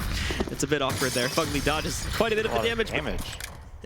They're like bombing. Did you see they threw a nade through the windows as well? They really want him dead for some reason. Just a deagle. They really want him dead for some reason. True. It's a psychological factor. But yeah. Just trying to get him to fear nades for the rest of the game. Well, they had all actually counted him back out. If he had a kit there was actually no one on the site. But thankfully he doesn't, so we won't see the ninja in that case. He just goes in, actually picks up a UMP, and like no one from OpTic actually pushed all the way through towards inner, so he manages to survive with that one and gets out of there successfully with the UMP, so he has himself a free gun for this round if he chooses to stick with it. Pause will come in. I believe this will be of tactical nature from NRG, but I'll get confirmation on that in a second here. So they're going to need a moment to figure things out since it's been, I think this has been a straight 4-round streak from OpTic, if I recall correctly. yeah, I think so as well. NRG just struggling a little bit on this CT side. They're going to be able to be fully bought up, though. I think they can afford an op on PTR as well. Op half armor with no nades. Yeah, 5450, so he's going to be able to afford that. And OpTic just kind of a lot of big rounds by like individuals too, right? Rush with that huge 4K at inner, that was like exceptional, but has really sparked this kind of comeback. And hopefully for Fugly's sake, and the round that they won, that they had no misses with. You know, when they killed Fugly at upper. Pete pushes upper right away, kills Tariq. The start of the round, so it's 4v5, and just a big advantage for NRG right now. Peter, nice flick really to find that shot too. He wasn't even originally aiming at him. Mixwell gets himself into a battle with Breezy here outside of the connector. Look how far out he was. He was between the 5 train right there. So he impacts heavy cost to his own HP, but he gets out of there too. No one is in a position to trade him. And now he's still going to play around with him over here on the A-bomb site. In fact, they may decide to go out onto this site specifically because they got that kill instead of going towards inner, which was the original plan. Peter certainly being an impactful player over there, so not wanting to test the waters with that again. Mixwell just gets himself in a position outside of Ivy here. Professor Chaos misses the peek from Mixwell here. If he had peeked about a second or two early, he might have actually been able to spot him. He still suspects that something is here, as Mixwell's just hiding behind the server right now. But everyone else from NRG is still spread out. Thankfully, most of them are within close proximity to the A-bomb site while still only having Fugly inside. Peter had rotated, but now he's going to go back through CT, and he's coming out towards the B-bomb site as a couple of nades were tossed in by those guys in back halls there, and the rest are going to push out through Teak on here. It's Naf first up to bat, leading the charge, going through the short lane. There's no one going to be present against them here. Mixwell moving up too. I think he spotted Professor Chaos as he was fully focused on a T-Con push. Marky traded, but look at how low he is after he finds that trade. 20 HP. He needs to try and flash out one of these players if he wants to successfully take him down. You can see him just committing to these sprays. No, nothing he can do about that nade. He sees his own death flashing before his eyes there, as now Peter is going to be trying to hold this angle, but missing that shot leads to his own demise against Naf. For Fugly, completely detached from all of this over in the B-bomb, so there's not a whole lot that he can do, so it is going to be a 5th from OpTic. Yeah, and one of the reasons Mixwell was able to make it 4v4 in that situation is because he knew the Opper on NRG was inside, and he could probably safely assume that there was another guy there accompanying him. So he's like, hey, I could even this up. I could probably get a clean gun battle with someone outside. Gets really aggressive, is able to get that frag to make it 4v4, and then just a perfect Ivy lurk on Professor Chaos. I think Professor Chaos probably made a footstep when he was making that peek, kind of made Mixwell be like, okay, there's one guy pretty close at Ivy. Let's make sure my teammates can make some type of a contact and come out with the lurk, and played that very well. Rush, meanwhile, him and Rush are just the key to OpTic's success right now. I think when Marky got, I think right before that happened, I think he actually might have dinked Rush unless PTR legged him in the back, because Rush had about 15 HP after that nade. So Marky almost holds from the bomb site, but you know, after that Ivy kill happens, it's a really difficult situation to be on. Yeah, NRG will be essentially broken here with the exception of Fugly having the investment. They still are able to get themselves a semi-decent half by though. You know, Armored Deagle for a lot of these guys, and Peter getting himself the scout to try and play with. It's heavy focus on the outside site still, and this could work out as this is where OpTic has been throwing a lot of their aggression towards, but they've also been playing with inner. It's actually been rather unpredictable, and the core players from OpTic have been showing up once again. It's Tariq, armed with the op this time. It pushes in, has himself a free opportunity to try and take down Breezy, but kind of is scared by it originally, doesn't catch it. It's Naf that actually finds the kill this time. Marky swinging back out, but swings a bit too far, right into the scope of what is that? Peter finding the shot and finishing off Peacemaker there. Peacemaker found in a really weird situation once again, but now Fugly Fugly also connecting another kill on a Tarek brings us back down to an even 2v2. The bomb very quickly kind of rushing itself down to the B-bomb site, where, granted, they have control. But Peter and Fugly, we'll see if they decide to stick with this, as actually Mixwell's going to walk right up, finds the free kill onto Fugly, and now that's left alive is Peter, sitting in CT spawn, who is going to try and jump back up here. I'm not even sure if he realizes, yeah, that the site control was fully given there to the backside. So Rush will get that last kill, and it's OpTic now doubling the scoreline of NRG and up to 6 overall. Yeah, not a bad round from NRG. You know, because they have money bonus, they just kind of half bought there. They didn't really spend that much money. OpTic, though, even if they lose this round, they're going to be able to buy into the next one, and maybe the next one after that, depending on if they get the bomb down or not. But, you know, Rush is playing out of his mind right now, 15-4. Looks like they're going to do 5-6 in the E-box smokes and try to, Mixwell might try to work outside a little bit, but they are just kind of setting up in, you know, 2-1-2, I believe. Peacemaker already trying to make the move here, but it's actually Peter that gets the better of them. Finds the shot onto Peacemaker, and Professor Chaos also striking as well, back over in his position. He's able to take down Mixwell, and it already leaves OpTic down with 3. Defense on the B-bomb site, though, is still mainly based on Fugly, and he's caught retreating. So that will open up this site to them. Professor Chaos is able to counter out Rush in the meanwhile over here, and they had the bomb positioned with them. They got upper control, but the bomb was an Ivy for some reason. So now the dynamic has completely changed, and it's Tarek and Nav trying to recover from this. Has left to push towards it, and essentially a huge hornet nest of energy players if they want to win this and still take control of the round. It's Tarek leading it as Nav kind of watches for a flank in the old bomb tunnel. With the pop flash going back out there, they'll start this push, and again, the flash not really connecting. Peter already being able to find one. Tarek trading it. The missed out shot does give him the credence to push back in and take down Peter, but Professor Chaos is sitting on the outside, and we'll put an end to it. Yeah, 3K by Professor Chaos, so he's showing up, man. I mean, that's their coach who's 11-7 right now. And he's actually doing a very good job at Ivy. I know Mixwell worked on him once, but that's really the only time that he hasn't, you know, played well there. I mean, against the Deals, he's consistently performed and gotten his kills that, you know, he's supposed to get. Fugly, meanwhile, is the one that's been struggling to enter. He's not really getting any kills on the rotate or anything like that. He's using utility too fast generally, but this round does it a little bit differently. He's there with PTR, so PTR taking a peek, dies to Nap, just running across. You expect the OpTic to get that kill. Mixwell kills Professor Chaos, but gets traded out by Breeze. And Breeze with this team mid control now could actually kind of change this round a little bit. They know Ivy's open, but now the T's, since they know team mid control has happened, if they want to take back control, they're probably going to have to make noise. So NRG could actually keep 2 towards inner right now. And at the moment, that's what they are going to stick to doing, is Marky plays towards this primarily. Picking up the op as he does retreat into a better position here. He wanted to go and scout for intel before, but the rest of OpTic are very decidedly trying to move in for control here, and it's as NRG are rotating back out too. They're sending everyone towards Z and letting them just go back in. Fugly is even caught in the meanwhile, so now Marky's going to swing back in, but he doesn't even realize just how many of these players from OpTic had pushed back in. Maybe a false assumption that there was really only 1 or 2 of them going for it, so that miscalculation cost them big time, and it's going to be OpTic that'll take this round. Yeah, and I think they had the right idea at the start to keep 2 inner there. And, I mean, I know OpTic ended up with 4 there, but really what counters you there is if they, for whatever reason, walk down ladder. They walk through team mid, or if somebody walks backside to Ivy. But at that time, you don't think anybody's Ivy, right? Because you would have thought they would be out by now, right? So you think, in my mind, if they're going to go outside, they're probably going to make some type of noise. They're going to pop flash team mid or something like that. And Breeze is going to be able to hear that because he put that team mid pressure. He got that kill. He smoked the end.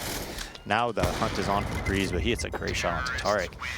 And then I think you just kind of gamble it, you know? Instead, they mid-round, like, already OpTic's going to be in position to hit whatever they want, and then they decided to play a retake B. And I think that was a mistake. So this puts OpTic back into really great control overall this half now. 7-4 on T side, we should mention as well. Where normally you see them sinking behind a little bit on a generally CT-sided map. NRG going into this with what they can, as we can see CZs and 5.7s and even a P250 coming out there for Fugly. Peter has the op, and he's making big impact with it, but the problem is it's been rather inconsistent due to how aggressively he's been trying to play with the op. Sometimes he utterly fails and it just gets knocked out, giving them a free op, and other times, well, it works out. This time we're going to see some more aggression. and all of it up through the halls, leading out into box halls, though. They find one frag against Fugly, but then it's immediately traded out here. Now Breezy playing up close, getting him up with the CZ, only 2 bullets left, so he does have to reload here, but he's got a teammate to help him out over by the E-box lane. Breezy gets the reload, though, picks up an additional kill, and now it's Naf looking to hold 1v4, but he can't do it. Marky picks up the last kill, and NRG somehow sneaked that one in. Yeah, I mean, just pushing ladder and team mid, everybody kind of just getting up close, and PTR's kind of opping in the back, right? So all 4 of them just collapsing on outside, and OpTic makes the wrong call, right? They wanted to go outside, but they delayed it a little bit. It allowed NRG to get close up. It allowed them to push inside above the ladder, and they all just get caught around like the Hell area, Olaf area against up-close pistols. Well, Professor Chaos will go for the dirty peek again, and he connects the shot, but it's not a full kill. Only legging Tarek, bringing him down to 15 HP, while he himself takes about 40 overall. Fugly, all right, freaking out a little bit there. Fugly's actually been having a pretty rough time overall in this matchup. Yeah, he has, and I don't know if he's a normal inner player in his other teams, but OpTic's just going quick inner right now. So we could see some of the visible frustration there on Fugly as he continues to kind of miss these opportunities for entry. Professor Chaos, in the meantime, now sinking a second for himself right there as he takes down Naf. Took down Rush just seconds before that one, too. And even Breezy catching one here. Mixwell trying to trade it out, but he can only get that one frag. And for Peacemaker, well, let's see if the standing can do some work here and pull off a 1v4. Not going to happen. Fugly finally getting himself another kill. And we do see NRG pushing back in to be able to get up to 6, closing the gap and within 1 of tying it. Yeah, did you see Professor Chaos there? When he gets 2 kills, he legs the other guy. You see, like, his aim is good, his movement's good, his positioning's good, he's pretty swift. I mean, look at that. Like, not many coaches who are standing in can perform this well. I know he didn't get any kills on, like, the CT side of Cash, but he knows how to play CS at a high level, so it's just, I mean, he's top fragging for him right now, and you can see why. Just have a coach that can do both. Yeah. Get you a coach that can do both. Can lead and he can frag. Yeah.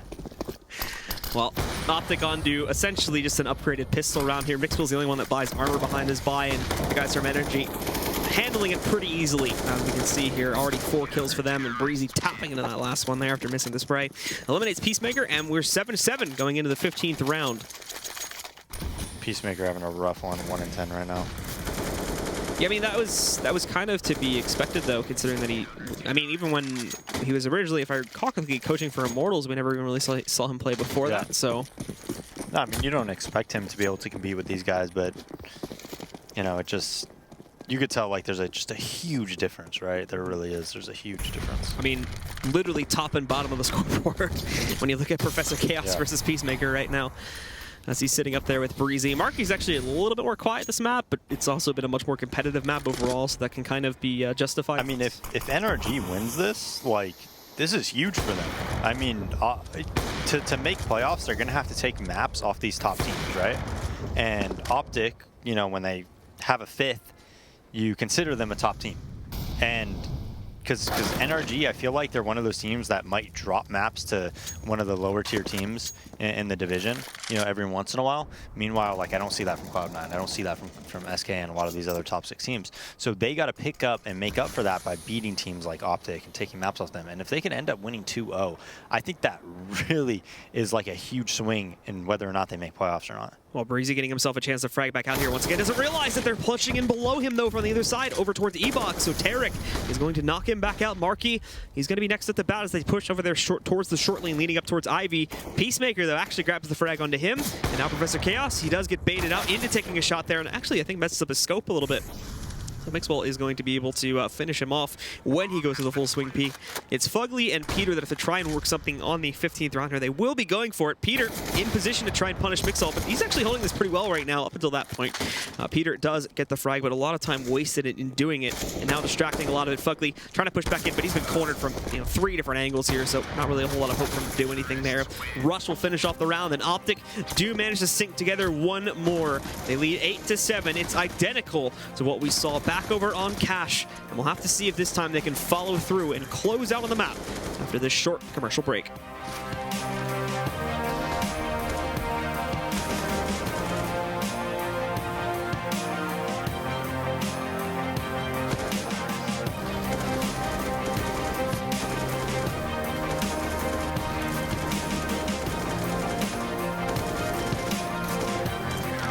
ESL Pro League is brought to you in part by Logitech G, Pay Safeguard, Mountain Dew League, and ESEA.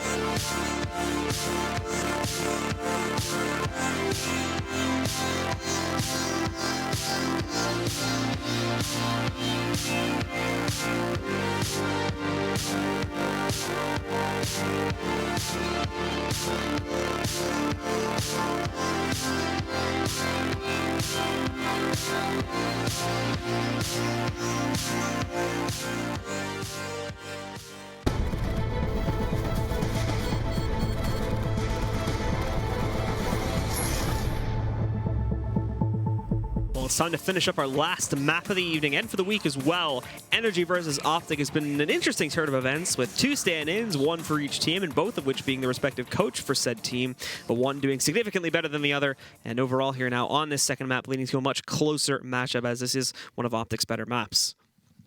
Yeah, after Peacemaker got that last kill in that last round on Marquee, he typed LOL easy. Definitely didn't do that, but no, he didn't. But that would be funny if he did. A little bit of tilt there. Yeah, but I think this is going to be a lot more difficult for them on the CT side, though. I know Train's normally a CT-sided map, but playing with a stand-in like this and one who's frankly just not their skill level at this level, not even really close, I think it's going to be a lot more difficult, especially on a map like Train. Train takes a lot of teamwork on the CT side. It really does. It takes a lot of communication. You really have to know your angles and what everybody else is responsible for, and you really have to be able to count on your teammates to get their frags. Yeah. Well, I mean, you opened up a good point actually in the pregame before we actually started this map about who would take the very important job on the CT side of being the solo inner player. Yes. If my memory is a little bit fuzzy right now about the qualifier or about the IM group stage last week, but if I do recall correctly with Hiko, it wasn't like a one-to-one transition where Hiko took control of it. I think, if I remember correctly, they actually had Rush taking that position. Did they? I thought Hiko was playing it for sure. I'd have to remember quickly. Well, we'll see here in a moment because I highly doubt they're going to give Peacemaker that responsibility. We'll see. I don't know what you That would be a huge risk to do that. I'm pretty sure NRG is going to go inner every round. I don't know if it would be a risk because I think Mixwell could back him up and maybe put him in a position where he could just get 1 kill like every time. Yeah. Or maybe let him spot and then play retake. Where else do you do it? Well, I think inner's actually probably the best spot. They're putting him inner. You could have Mixwell help. Yeah, they're putting him there. Okay. So for right now, at least in the pistol, that is going to be the case. More than likely, that'll follow through into the actual rounds too. So maybe I was wrong. Maybe it was actually Hiko that played inner. Just said that was a while ago, and those games were also at like 3 in the morning, so it's a little bit hard to recall. NRG though pushing in pretty quickly here, and Mixwell trying to assist from the backside. Peacemaker firing off shots from up on top too, but not a whole lot connecting really on either side though. It's basically back and forth, and now we have a 5v5 fight. Professor Chaos super aggressive. Same with Marky, they're giving him these kills right now. Mixwell and Peacemaker, and now Nav finding a third. Fugly and Breezy sitting in the back box halls, but they don't have a Molotov or anything to hold this back off. They're stuck here, hoping that they can get some more kills, but no, they're just getting obliterated one by one, and Rush will finish things off with the last frag. It's a 5-man alive pistol victory from OpTic, and they're going to get to keep control of their lead for right now. Yeah, they will, and that was a mistake by NRG. I mean, I know, going inner is fine, but the way they got pushed up, I mean, they're just holding W. Anytime you're holding W as a Glocker and a USP peeks you, like, you're probably going to die, and they're just holding W down the lanes without any support from flashbangs or anything like that, and just running right into OpTic's pistols. That was really easy work for the OpTic side. And look at it, like they're playing retake inner. Tarek's actually going to be up or pushing up, I guess, to get a spot. And this should stop any type of plant or anything like that. Tarek inside of Boxhalls, even as this smoke to support him too. He's got to watch out that left side. Oh, yeah, he's caught. The timing just doesn't work out. Peter, he's going to be able to take down Tarek, eliminating him. Peacemaker's here now, but again, he's being super passive. He's just kind of weaning himself in and out of Z right now. Mixwell goes in first. He takes actually the first contact about the retake. This nade hopefully kills one of them. There we go. Connection on a Fugly at the very least, but still, they've got a long road to recovery. Oh my god, Breezy goes for the triple tap though early, and that gives away his position, so Rush is given a chance to spin back around, and now it's all falling apart. Peter's the last man standing, and it looks like OpTic will be able to hold control of this round after all. Yeah, they're just going to defuse. But NRG did save there. They were able to get that kill and get the bomb down. So even though it looked like they were going to do more, you know, especially with Breeze with that Glock, I thought he was definitely going to get that kill. But he missed the first burst right there. That kind of did him in. So they still get like a complete full buy. Pete might even be able to have an off. No, it doesn't opt for it. So Professor Chaos still just had like 2250 left in the bank. But yeah, not a bad eco for NRG. We have NRG pushing forward though, again, pretty decisively towards the box halls. They have kept the bomb and one additional player just outside of Tikon though, so an argument has opened up now for them to try and go for just a default execute too, keeping both of the options open. Naf got aggressive this time, pushing himself out through Ivy and smoking it too, but not really finding anything there, nor would he have found anything even if there was any players here, as they all decided to play passively and sit pretty far back here. So now though, smoke's being applied over here towards the ladder, and it was just as the T's had thrown their smoke out outside of spawn too, so it actually does kill this plan unless they want to try to aggress through it here, which is not looking likely. In fact, the bomb has now gone all the way through the White Halls, and they're going to try to push back in here. Peacemaker, he dinks Fugly and does a little bit of damage to Professor Chaos, but not all that much, and he unfortunately will go down without a trade to show for it. Now Mixwell falling back in to support him. A lot of smokes in lane, but I actually think Mixwell could abuse this right lane a little bit here. The smoke is not perfect. Looks like there now. Peter, okay, apparently he's going to kill Fugly, so a little bit of confusion within the site. That brings them down to an even 4v4. Naf as well, still hunting, but Marky has a monster flank being opened up. Tarek impacts with a kill, but that's going to make it all that much easier for Marky to find. He's seen the bloodstain, gets the kill, wanted to wait a moment to see if he can see anyone else behind him, but not the case. However, there's another flank coming in, this time for the CTs. Mixwell and Rush, combo kills together. Marky still trying to impact, but he's alone. And in that 1v3, he won't be able to impact any further. And OpTic push up another round here. Yeah, and when Marky's flanking Z like that, you usually, because he flanked from ladder, right? So you usually don't expect anybody to counterflank. But Rush was in T-Con, so he goes all the way through white walls. It takes a long time, but it was well worth it. Catches him in the back, and honestly, even if that player's sight didn't, was able to get his kill, Rush probably would have traded on him instantly, been able to get on the bomb, and Marky would have no chance to kill the diffuser. So a pause coming out, I believe, for NRG, and OpTic looking good, man. Yeah, unless it's technical, this will almost certainly be NRG's tactical usage of a pause right here. Money's, a little bit iffy. You can kind of see him here on the screen now. They're tossing around some guns. It's just going to be Tech 9s getting donated, and they might pick up armor behind that. It's a quick pause, though. It's already been resumed, and we are going to be jumping back into it here now. But you can see, again, very, very skewed score lines over there on the OpTic side. It was NRG last time, where it was Breezy just kind of hard carrying. This time, look at Rush. This is his map, man. He destroys here, and he almost has triple the amount of kills currently that he has deaths, 23 and 8. Yeah, and NRG is a team that buys very conservatively compared to a lot of teams. They opt for saving when you think when other teams would buy, a lot of the time they're saving. They play very conservative in that aspect. So they offer Tech 9s and armor here, and we'll see. They got in great positions last round. They definitely was positioned to win that round. They come out upper, they get pushed up pretty far. Mixwell, is blocked off from the smokes and everything like that, and you think they're going to win the round. Marky's flank looks great, and then the kills just don't go their way. So we'll see if they continue to put this inner pressure on them. Peacemaker is getting supported by Mixwell, but what does that mean, right? It's like you could put inner pressure and Mixwell is going to lean there. Does that mean Outer is going to be easier to hit in that case? Well, now we do have them all pushing in, but OpTic so far pressed forward, and they're doing massive damage. Breeze the last still alive, but it's not going to be that way for very long. Rush and Tarek have a beautiful cross spray angle, and they completely decimate the entire attempt at a push from NRG. Wow, that worked out so well. Because Tarek's on the left side of there, and he's taking first contact, so the guys coming out ladder are looking at him. but then they don't see the player at E-box at all while they're running through the smoke, and it's just like the easiest kills. Now they think that no problems at all. So now NRG getting themselves another buy. Some compromises needing to be made. In fact, utility is a little bit limited here. Mixwell trying to play aggressively. He goes past the flashbang here, but he cannot actually kill anyone. He only does decent damage to Professor Chaos and Fugly. And afterwards, again, that is control for NRG to go down towards the B side if they want to. OpTic, though, actually had pretty heavy commitment towards inner as a result of that push. They were split 2-2 a second ago. It's going to be 3-1 now, with most of their guys still worried about an outer hit. And again, keeping, I believe it's going to be Naf as your guy to watch over there towards inner. But they have nobody team mid. They have like nobody keeping any type of map control, and Tarek might be able to leverage this into a round win. I mean, I believe Professor Chaos is watching if he pushes all the way through, but now with 2 guys in team mid, they could, you know, lean a lot more towards inside. Professor Chaos is also relatively low here too, so it wouldn't be that difficult to try and knock him back out. Marky is going to be rejoining though, and they push them back in, but now they're going to run into this issue of the aggression in T-Con. They may start to expect it, just considering they left it open for so long, so it wouldn't be very hard for these CTs to push back up and take control, but they're set up now to defend this rush on the other direction. He does have to look a whack away, but it's Professor Chaos leading the charge. Marky trading out one more to go, and he one-taps some rush. Goes back down to the ground, and it's NRG in control of things currently. Naf and Peacemaker have to try and pull this off still as they rotate over from the other site, and Peacemaker specifically probably going to be coming down ladder flank in a moment here, or just going all the way through with it to try and come back in through T-Con. Naf completely detached from everything though over there on upper towards B, so they actually might not even attempt this and just look to save instead. Yeah, I think they probably will. They're going to have enough money going to the next round to buy.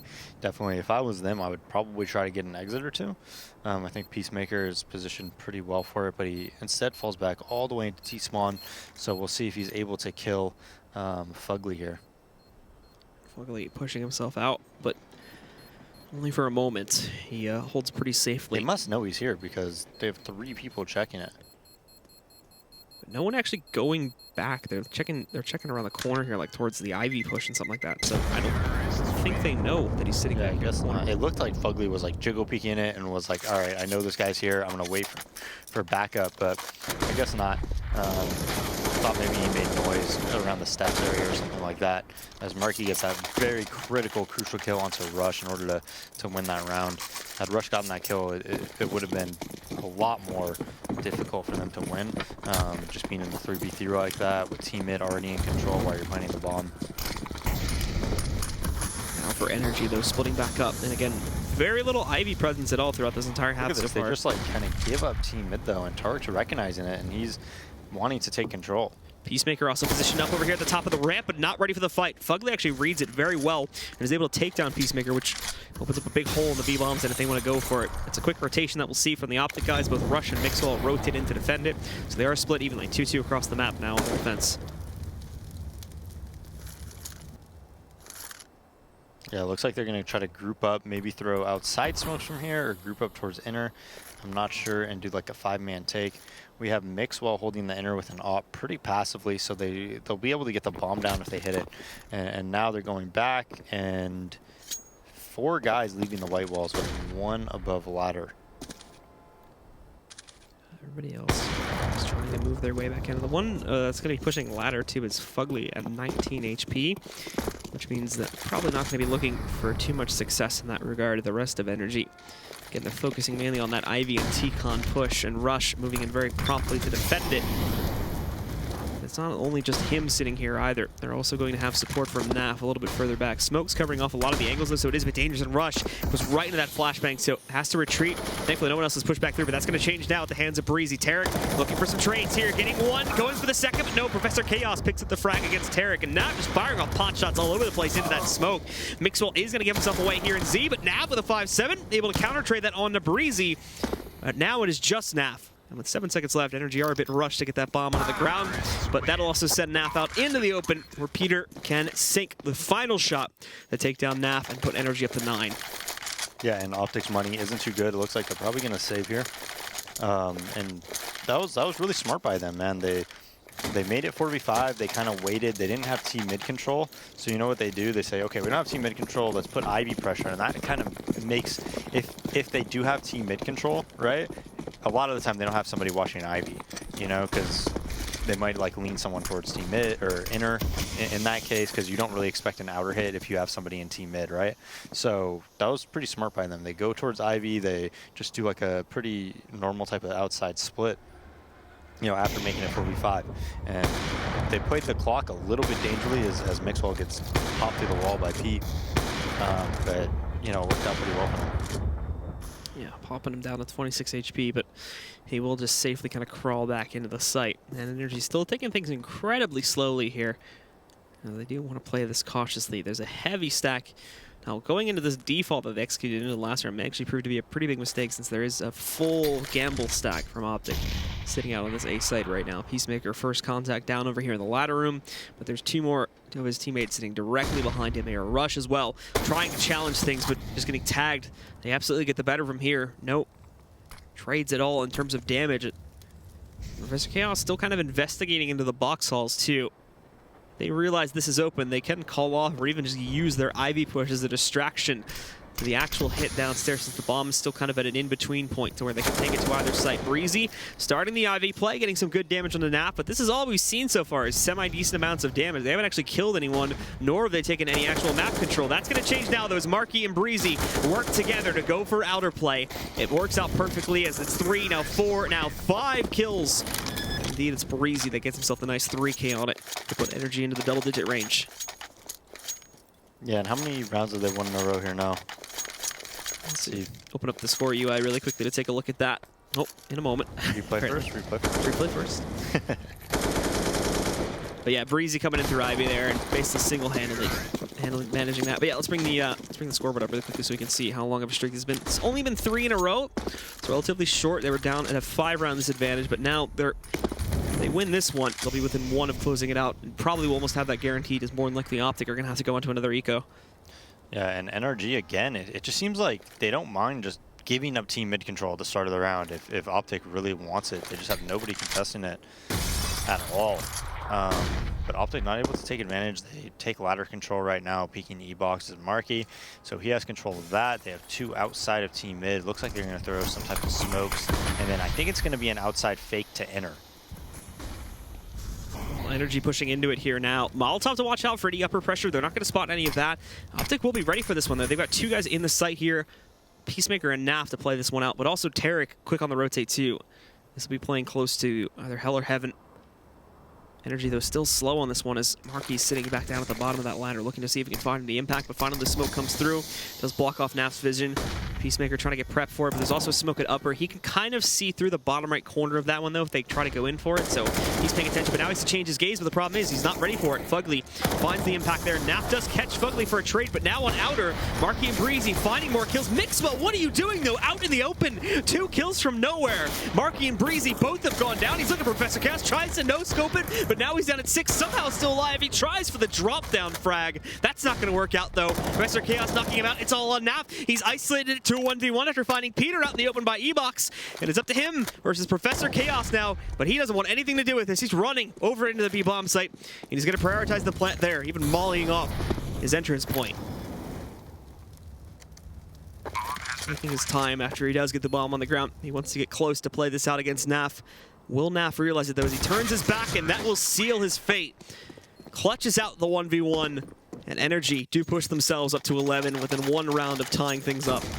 Professor Chaos, man, the MVP.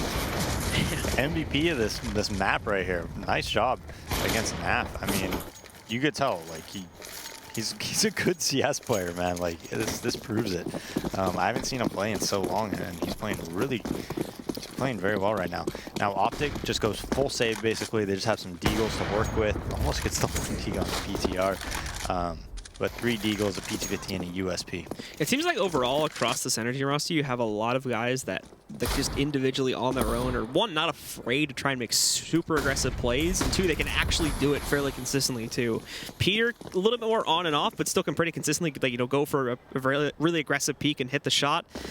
Breezy, we've already seen it in the last map, just how crazy he can be with entries. Professor Chaos as well, with some of these clutches that he's bringing out, just his consistency across the board is actually pretty good, even though he's just the coach. So when he needs to step in, they've got that going for them too. But anyway, we're into the action. Rush actually finding some decent impact here, finding 3 kills kills now before he finally goes down to Breezy. Peacemaker's the last man standing, hugging this corner. They actually haven't seen him yet, so no one suspects him to be in this corner. What? No!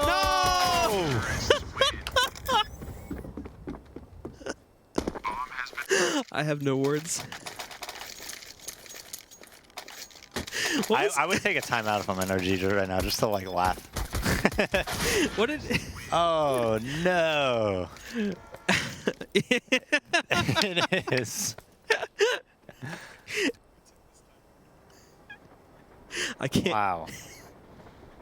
Oh, you're gonna find out in a second. He took this timeout because that is pretty funny. I mean, either way, it's like OpTic needs this pause because they're probably on tilt right now, and NRG needs this pause just to get over the comic relief from what just happened there. I mean, they took Inner, right? And Peacemaker was the lone Inner player for that long. So he was at Spindle while everyone was fighting for like 30 seconds, just waiting for himself to make that move, just waiting for his opportunity to strike, to get that kill. And then it finally happens. It's like the, you know, just a free kill. And then bam, just the pressure got to him, accidentally man. Jumped. They Well, I mean, he was hyped him up for it waiting too for like 30 seconds. Like, people were pushing sidewalk, they were pushing upper and whatever. For like 30 seconds, everybody's battling it out. And he's just chilling there, just waiting. And then finally he gets his opportunity. So, that sucks. That sucks. All right, well, again, eco round for OpTic is still not necessarily the worst situation that could have panned out to be at the end of the day. They still managed to take down 3 players. OpTic getting into this next one here. Now they have a double op setup, full rifles for everybody else, along with decent utility across the board here too. NRG, big stack, and if NAF sees this, that could be a really early call to rotate back in, which could be great for OpTic to work off of here on a retake. But still, Fugly first at the bat. Naf really passive about this peek into box holes right now. He wants to find them up on the top ladder there. Molotov comes back in, but he still thinks they're upstairs. Marky's just going to destroy him right there. Down will go one of the 2 ops here, but they had all been spotted, so it may cause a slight delay in this actual take. They're still going to go for it, but just waiting a moment here so they can try to set up smokes and whatnot. Yeah, 5 guys towards Inner. And nobody has control of any other side of the map for OpTic, so they do have 2 towards Inner, but one of them is Peacemaker. With the flashbang here now as they do push back in, finding the kill, but then traded back out from upper. Another kill comes in from NRG. It's Marky picking up Mixwell, and it's after Mixwell it's also eliminated Peter, but because of the first kill against OpTic's favor, this does leave NRG with a slight advantage, and they're going to capitalize on it even more as Breezy does push back in on the flank, takes down Rush. Tarek, we'll see what he can do. He does catch Fugly jumping there, so he'll dispatch of him, but Breezy was up on top of the train. Inked him. Yeah. Nice shot by him, but no. They are on a roll as NRG. I think that's how many rounds in a row now? That should be 6, I think. Yes, 6. So certainly looking to be in control after OpTic won the pistol in the first few rounds there. But just going to be back and forth on the ecos and buys. The arduous process of being a CT and losing rounds. There's no bomb plant to recover your cash, so we are just going to be working with the upgraded pistol and armor buys for this one. And only a few little bits of utility too. They really don't have a lot to hold back with whatever NRG want to do. So instead, they're playing outside. You can see it. They're playing hyper aggressively right now. They've got 3 guys up at T-Con, and they want to chase these kills if they can. But once more, NRG have not really taken an active role of pursuing early T-Con controls, so there won't be a lot to find inside of there. Naf, though, we'll have to see if I think Breezy kind of stopped his motion. So Naf is probably not going to get this opportunity here. Flashbang pushing out. Well, now he's got a chance trying to line it up, but it's not going to work out. Breezy finds the impact against Naf.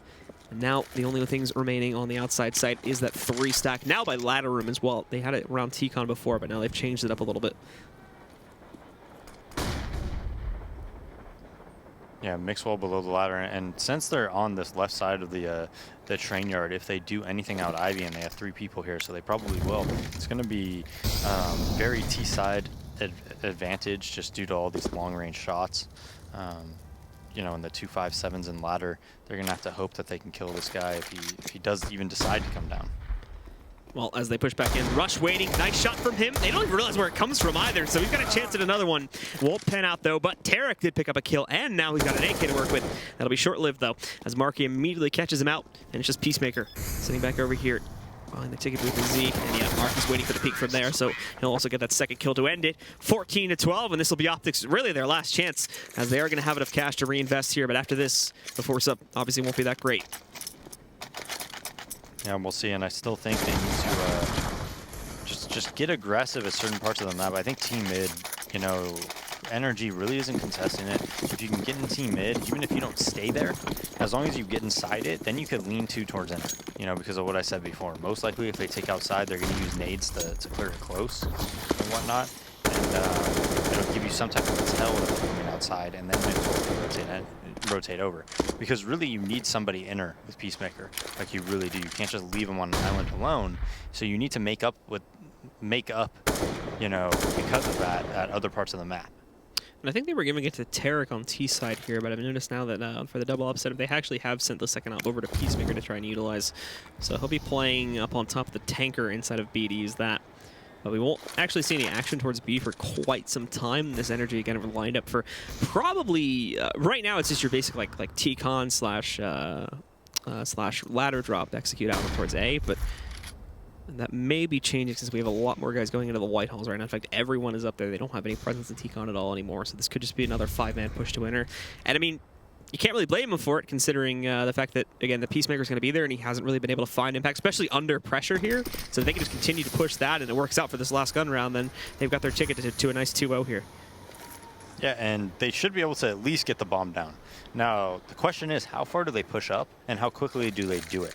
Because they have a double op setup, so they're essentially playing retake right now, and they want to get into their faces. Well, it's really passively from OpTic here. They actually don't try to challenge anything at all. Mixwell can't even spot through this through the sandwich on the right side there as it's been smoked back off. Breezy, super aggressive too, getting all the way up to where this smoke wall is positioned. The guys over here on OpTic are looking for responses. Marky even sees one on top of the yellow train, but unable to respond to it. It's actually Peter that finds the first shot. Marky trying to respond to it, a very aggressively pushing Nap, and now he's found his way through. Breezy, though, 2 quick headshots. Peacemaker and Nap both go down. Rush is available for a trade, but now he's the last man running, 2 of which of NRG's players are still sitting over here in the back box stalls. The only one that's actually out on the side is Professor Chaos.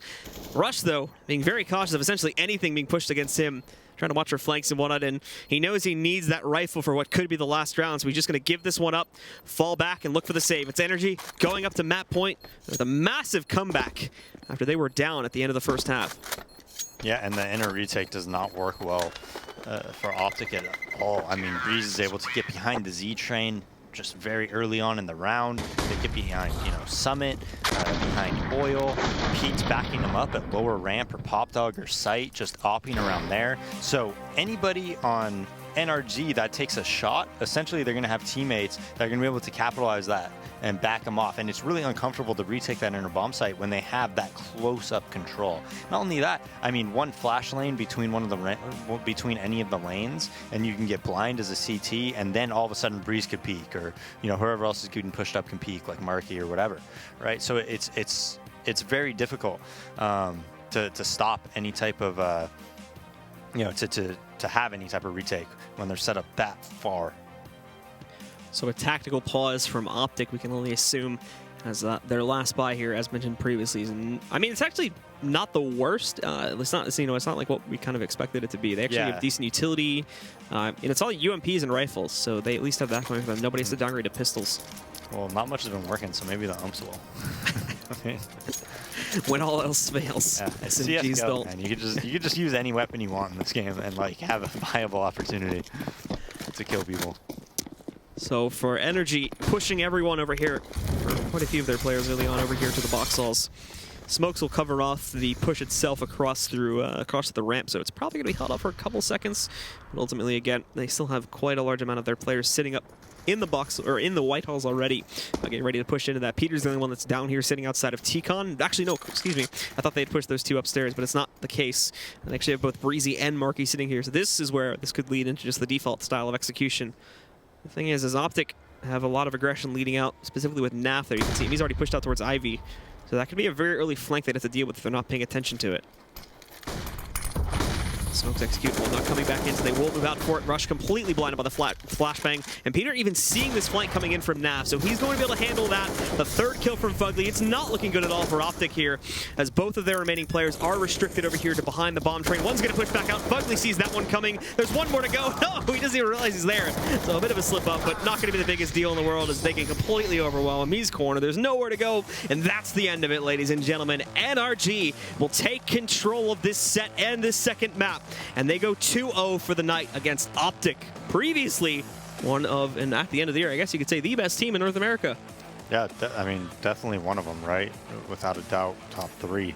But, you know, like I said, when you have a stand-in like that and you're playing CT side, especially on a map like Train, you know, everything was looking good. They had a pretty good T side. They got a few early CT rounds, and then all of a sudden, they just got hammered. Especially, you know, always putting pressure at Inner, if you noticed, every single round. Even if they were going outside, they would throw nades towards Inner. They did a double fake once, right? Just putting pressure there. Fugly going down, killing them, and then running back into their outside take and things like that. And on that CT side on Train, it's so difficult when you have, you know, just a stand-in and a coach playing who can't really hold his own versus, you know, the players of NRG. All right, guys. Well, that's going to do it for us this evening. To close out the night, we're going to send it back over to our analysis desk. So, guys, take it away. Hey, I know the feeling all too well, Blue. It's all right. I feel you, man. All right. So, I mean, where do we start with this one, right? I mean, there's a lot of things to grab a hold of. I think if you want to start off on a positive note, I think OpTic did a good job of keeping it simple on their T side, and that's why you see them actually having a pretty decent first half. Altogether, they did simplistic stuff that would work, that allowed the core four of OpTic to kind of do work, which especially Rush having a great first half. And I think that was the recipe for success. I think when it went over to the second half and on the CT side, it became too much of a mission of babysit Peacemaker to see if he can have an impact more than actually trying to hide him away on any other part of the map. I think putting him on the inner bomb site was the wrong way to go about it. But it's an easy way to go about it, because obviously if he does that, then every other player on OpTic is going to have their usual position to play off of, which they can be comfortable in. Right, but that inner bomb site is most definitely it's an vulnerable. issue. Yeah, I mean that's a hole in the defenses there. I mean, yeah, massively. And you can see so many times that OpTic would compensate for that by just stacking with 2 players inside inner. Normally you'd have Stan or something just playing solo. Well, we're going to take a look at round 4. Just an eco blunder here. Let's pull that up in front of you. Yeah, so this is one of the mistakes that NRG made in this game. And when you see 2 people playing on the inner bomb side, especially Fugly in an aggressive position, you would have expected Peter to flash through for him, or at least play aggressively to see if there's anyone to spot. Peter, though, when he smokes off, he pulls back. I think at that point, Fugly needs to pull back as well, because the way they're set up after Peter falls back and Fugly still remains, there's no chance of actually getting any sort of trade frag in that kind of a situation. And this leads to OpTic not just only getting a bomb plant, but eventually actually getting a round win off of this. And that's what started OpTic's run on the T side. And one thing to consider as well, NRG got really lucky to actually get off to that 3-0 start, because that pistol round never should have happened. Right. So, yeah, no, a couple of lucky breaks in that sense for NRG to get to that point. But also, you know, mistakes like that will cost you versus a team like OpTic. And there you see what happens when those 4 players who are on OpTic, you know, really get to work, what they can do with limited amounts of utility and weapon. No, absolutely. No one has said that these guys can't frag. No one has said that they can't play. I mean, they're obviously immersing themselves in the game. They're playing rank S. They're doing this and that. But right now, they're just in a hard spot with the team. And that's really all it is. And what's going to be exciting to see as well is because going forward, you expected this to be a team that could make it to the finals. Now, who knows? Now, who knows? Obviously, a little rocky for him. But you know what? If you just tuned in, you actually just tuned in a little late. But you can watch the VOD over at youtube.com/ESLCS. That's where you spend the majority of your time, correct? Pretty much. On off days, that's where I'm at. It's weird out here in LA. Not a lot to do, you know. Small city. Yeah, it's a pretty small town. Population of not that many. Yeah. And I guess I should just add that they're probably all watching those VODs as well. So, you know, we're going to recap here today's matches. And, I mean, some of these are probably going to stick out to you more than others. Take a look right now. Obviously, the SK Luminosity game went pretty much according to plan. Yeah, it really did. SK showing up, even though they ran into a bit of a bump in the road with having to play with Dead for the first half of Cobblestone, managed to come back from that. Or they were never really in big trouble in that sense, but you know, they steered clear of any issues, so they're still undefeated in Pro League so far. And the second matchup, you know, you got to tip your hat to NRG for actually pouncing on the opportunity here. Well, the cool part about, at least in the Train matchup, was hey, the real impact player there was Professor Chaos. Well, yeah, he got them off to a great start. Once eventually they got into the second half, Breeze joined in on that fun as well. But Professor Chaos, especially with his op, really set the tone for NRG early on. No, 100%. We're going to take a look at the standings now as we do close out week 3. Let's take a look at North American standings to kick it off. SK sitting strong at the top, 8-0. They have yet to lose.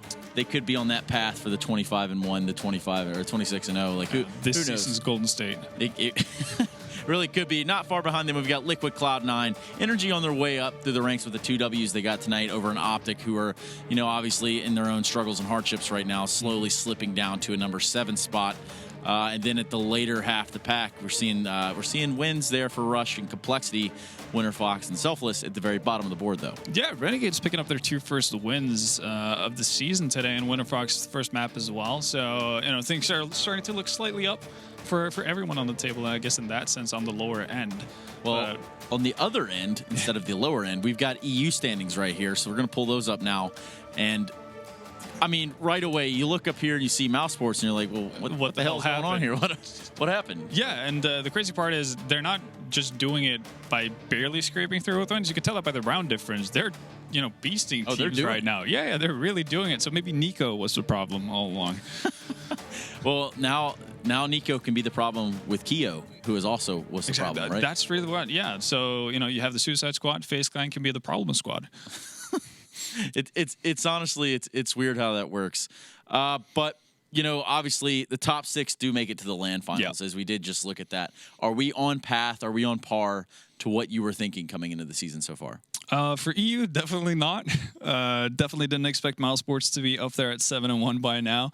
For NA, it looks a bit more normalized in my eyes, but still there are some surprises in there. I mean, with this, or with these 2 map wins, NRG are now I think they were 4th or 5th? 5th, I think. So already they're getting up there and potentially knocking the hopes out of someone like OpTic. Absolutely, and obviously OpTic needs all the help they can get right now. Yeah, because it's going to be a rough time forward. Because it's a long path for OpTic to make it to the LAN finals in Dallas this June, I believe, the 3rd and 4th. Yeah, that's correct. In June, ESL Pro League Season 5 finals will be in Dallas at the Verizon Theater. You should get your tickets right now at www.proleague.com/Dallas. How about that? I mean, if you have the chance to go, do so. It's going to be an experience of a lifetime. It really could be, really should be. But before we close this out, let's kind of touch on your favorite matchup of this entire week.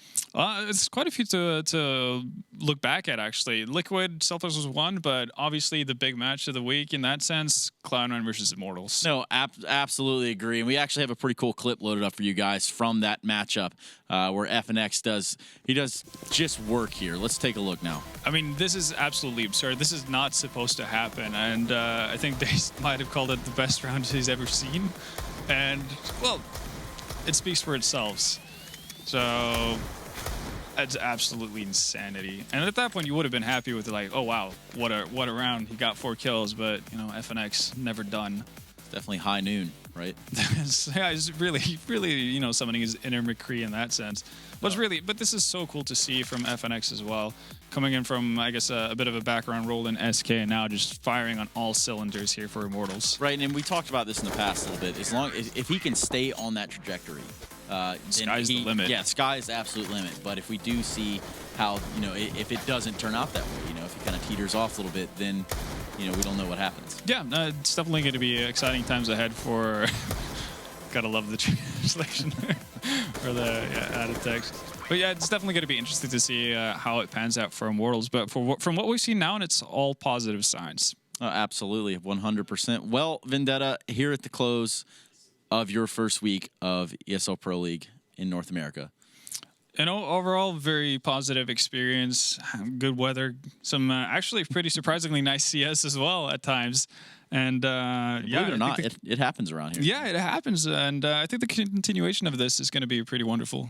No, absolutely. And we'll be back next week. We'll be back every week this month to be quite clear right now. It's there's no break this month. That's true. We're not breaking for LAN. We're not doing anything like that. It's all EPL.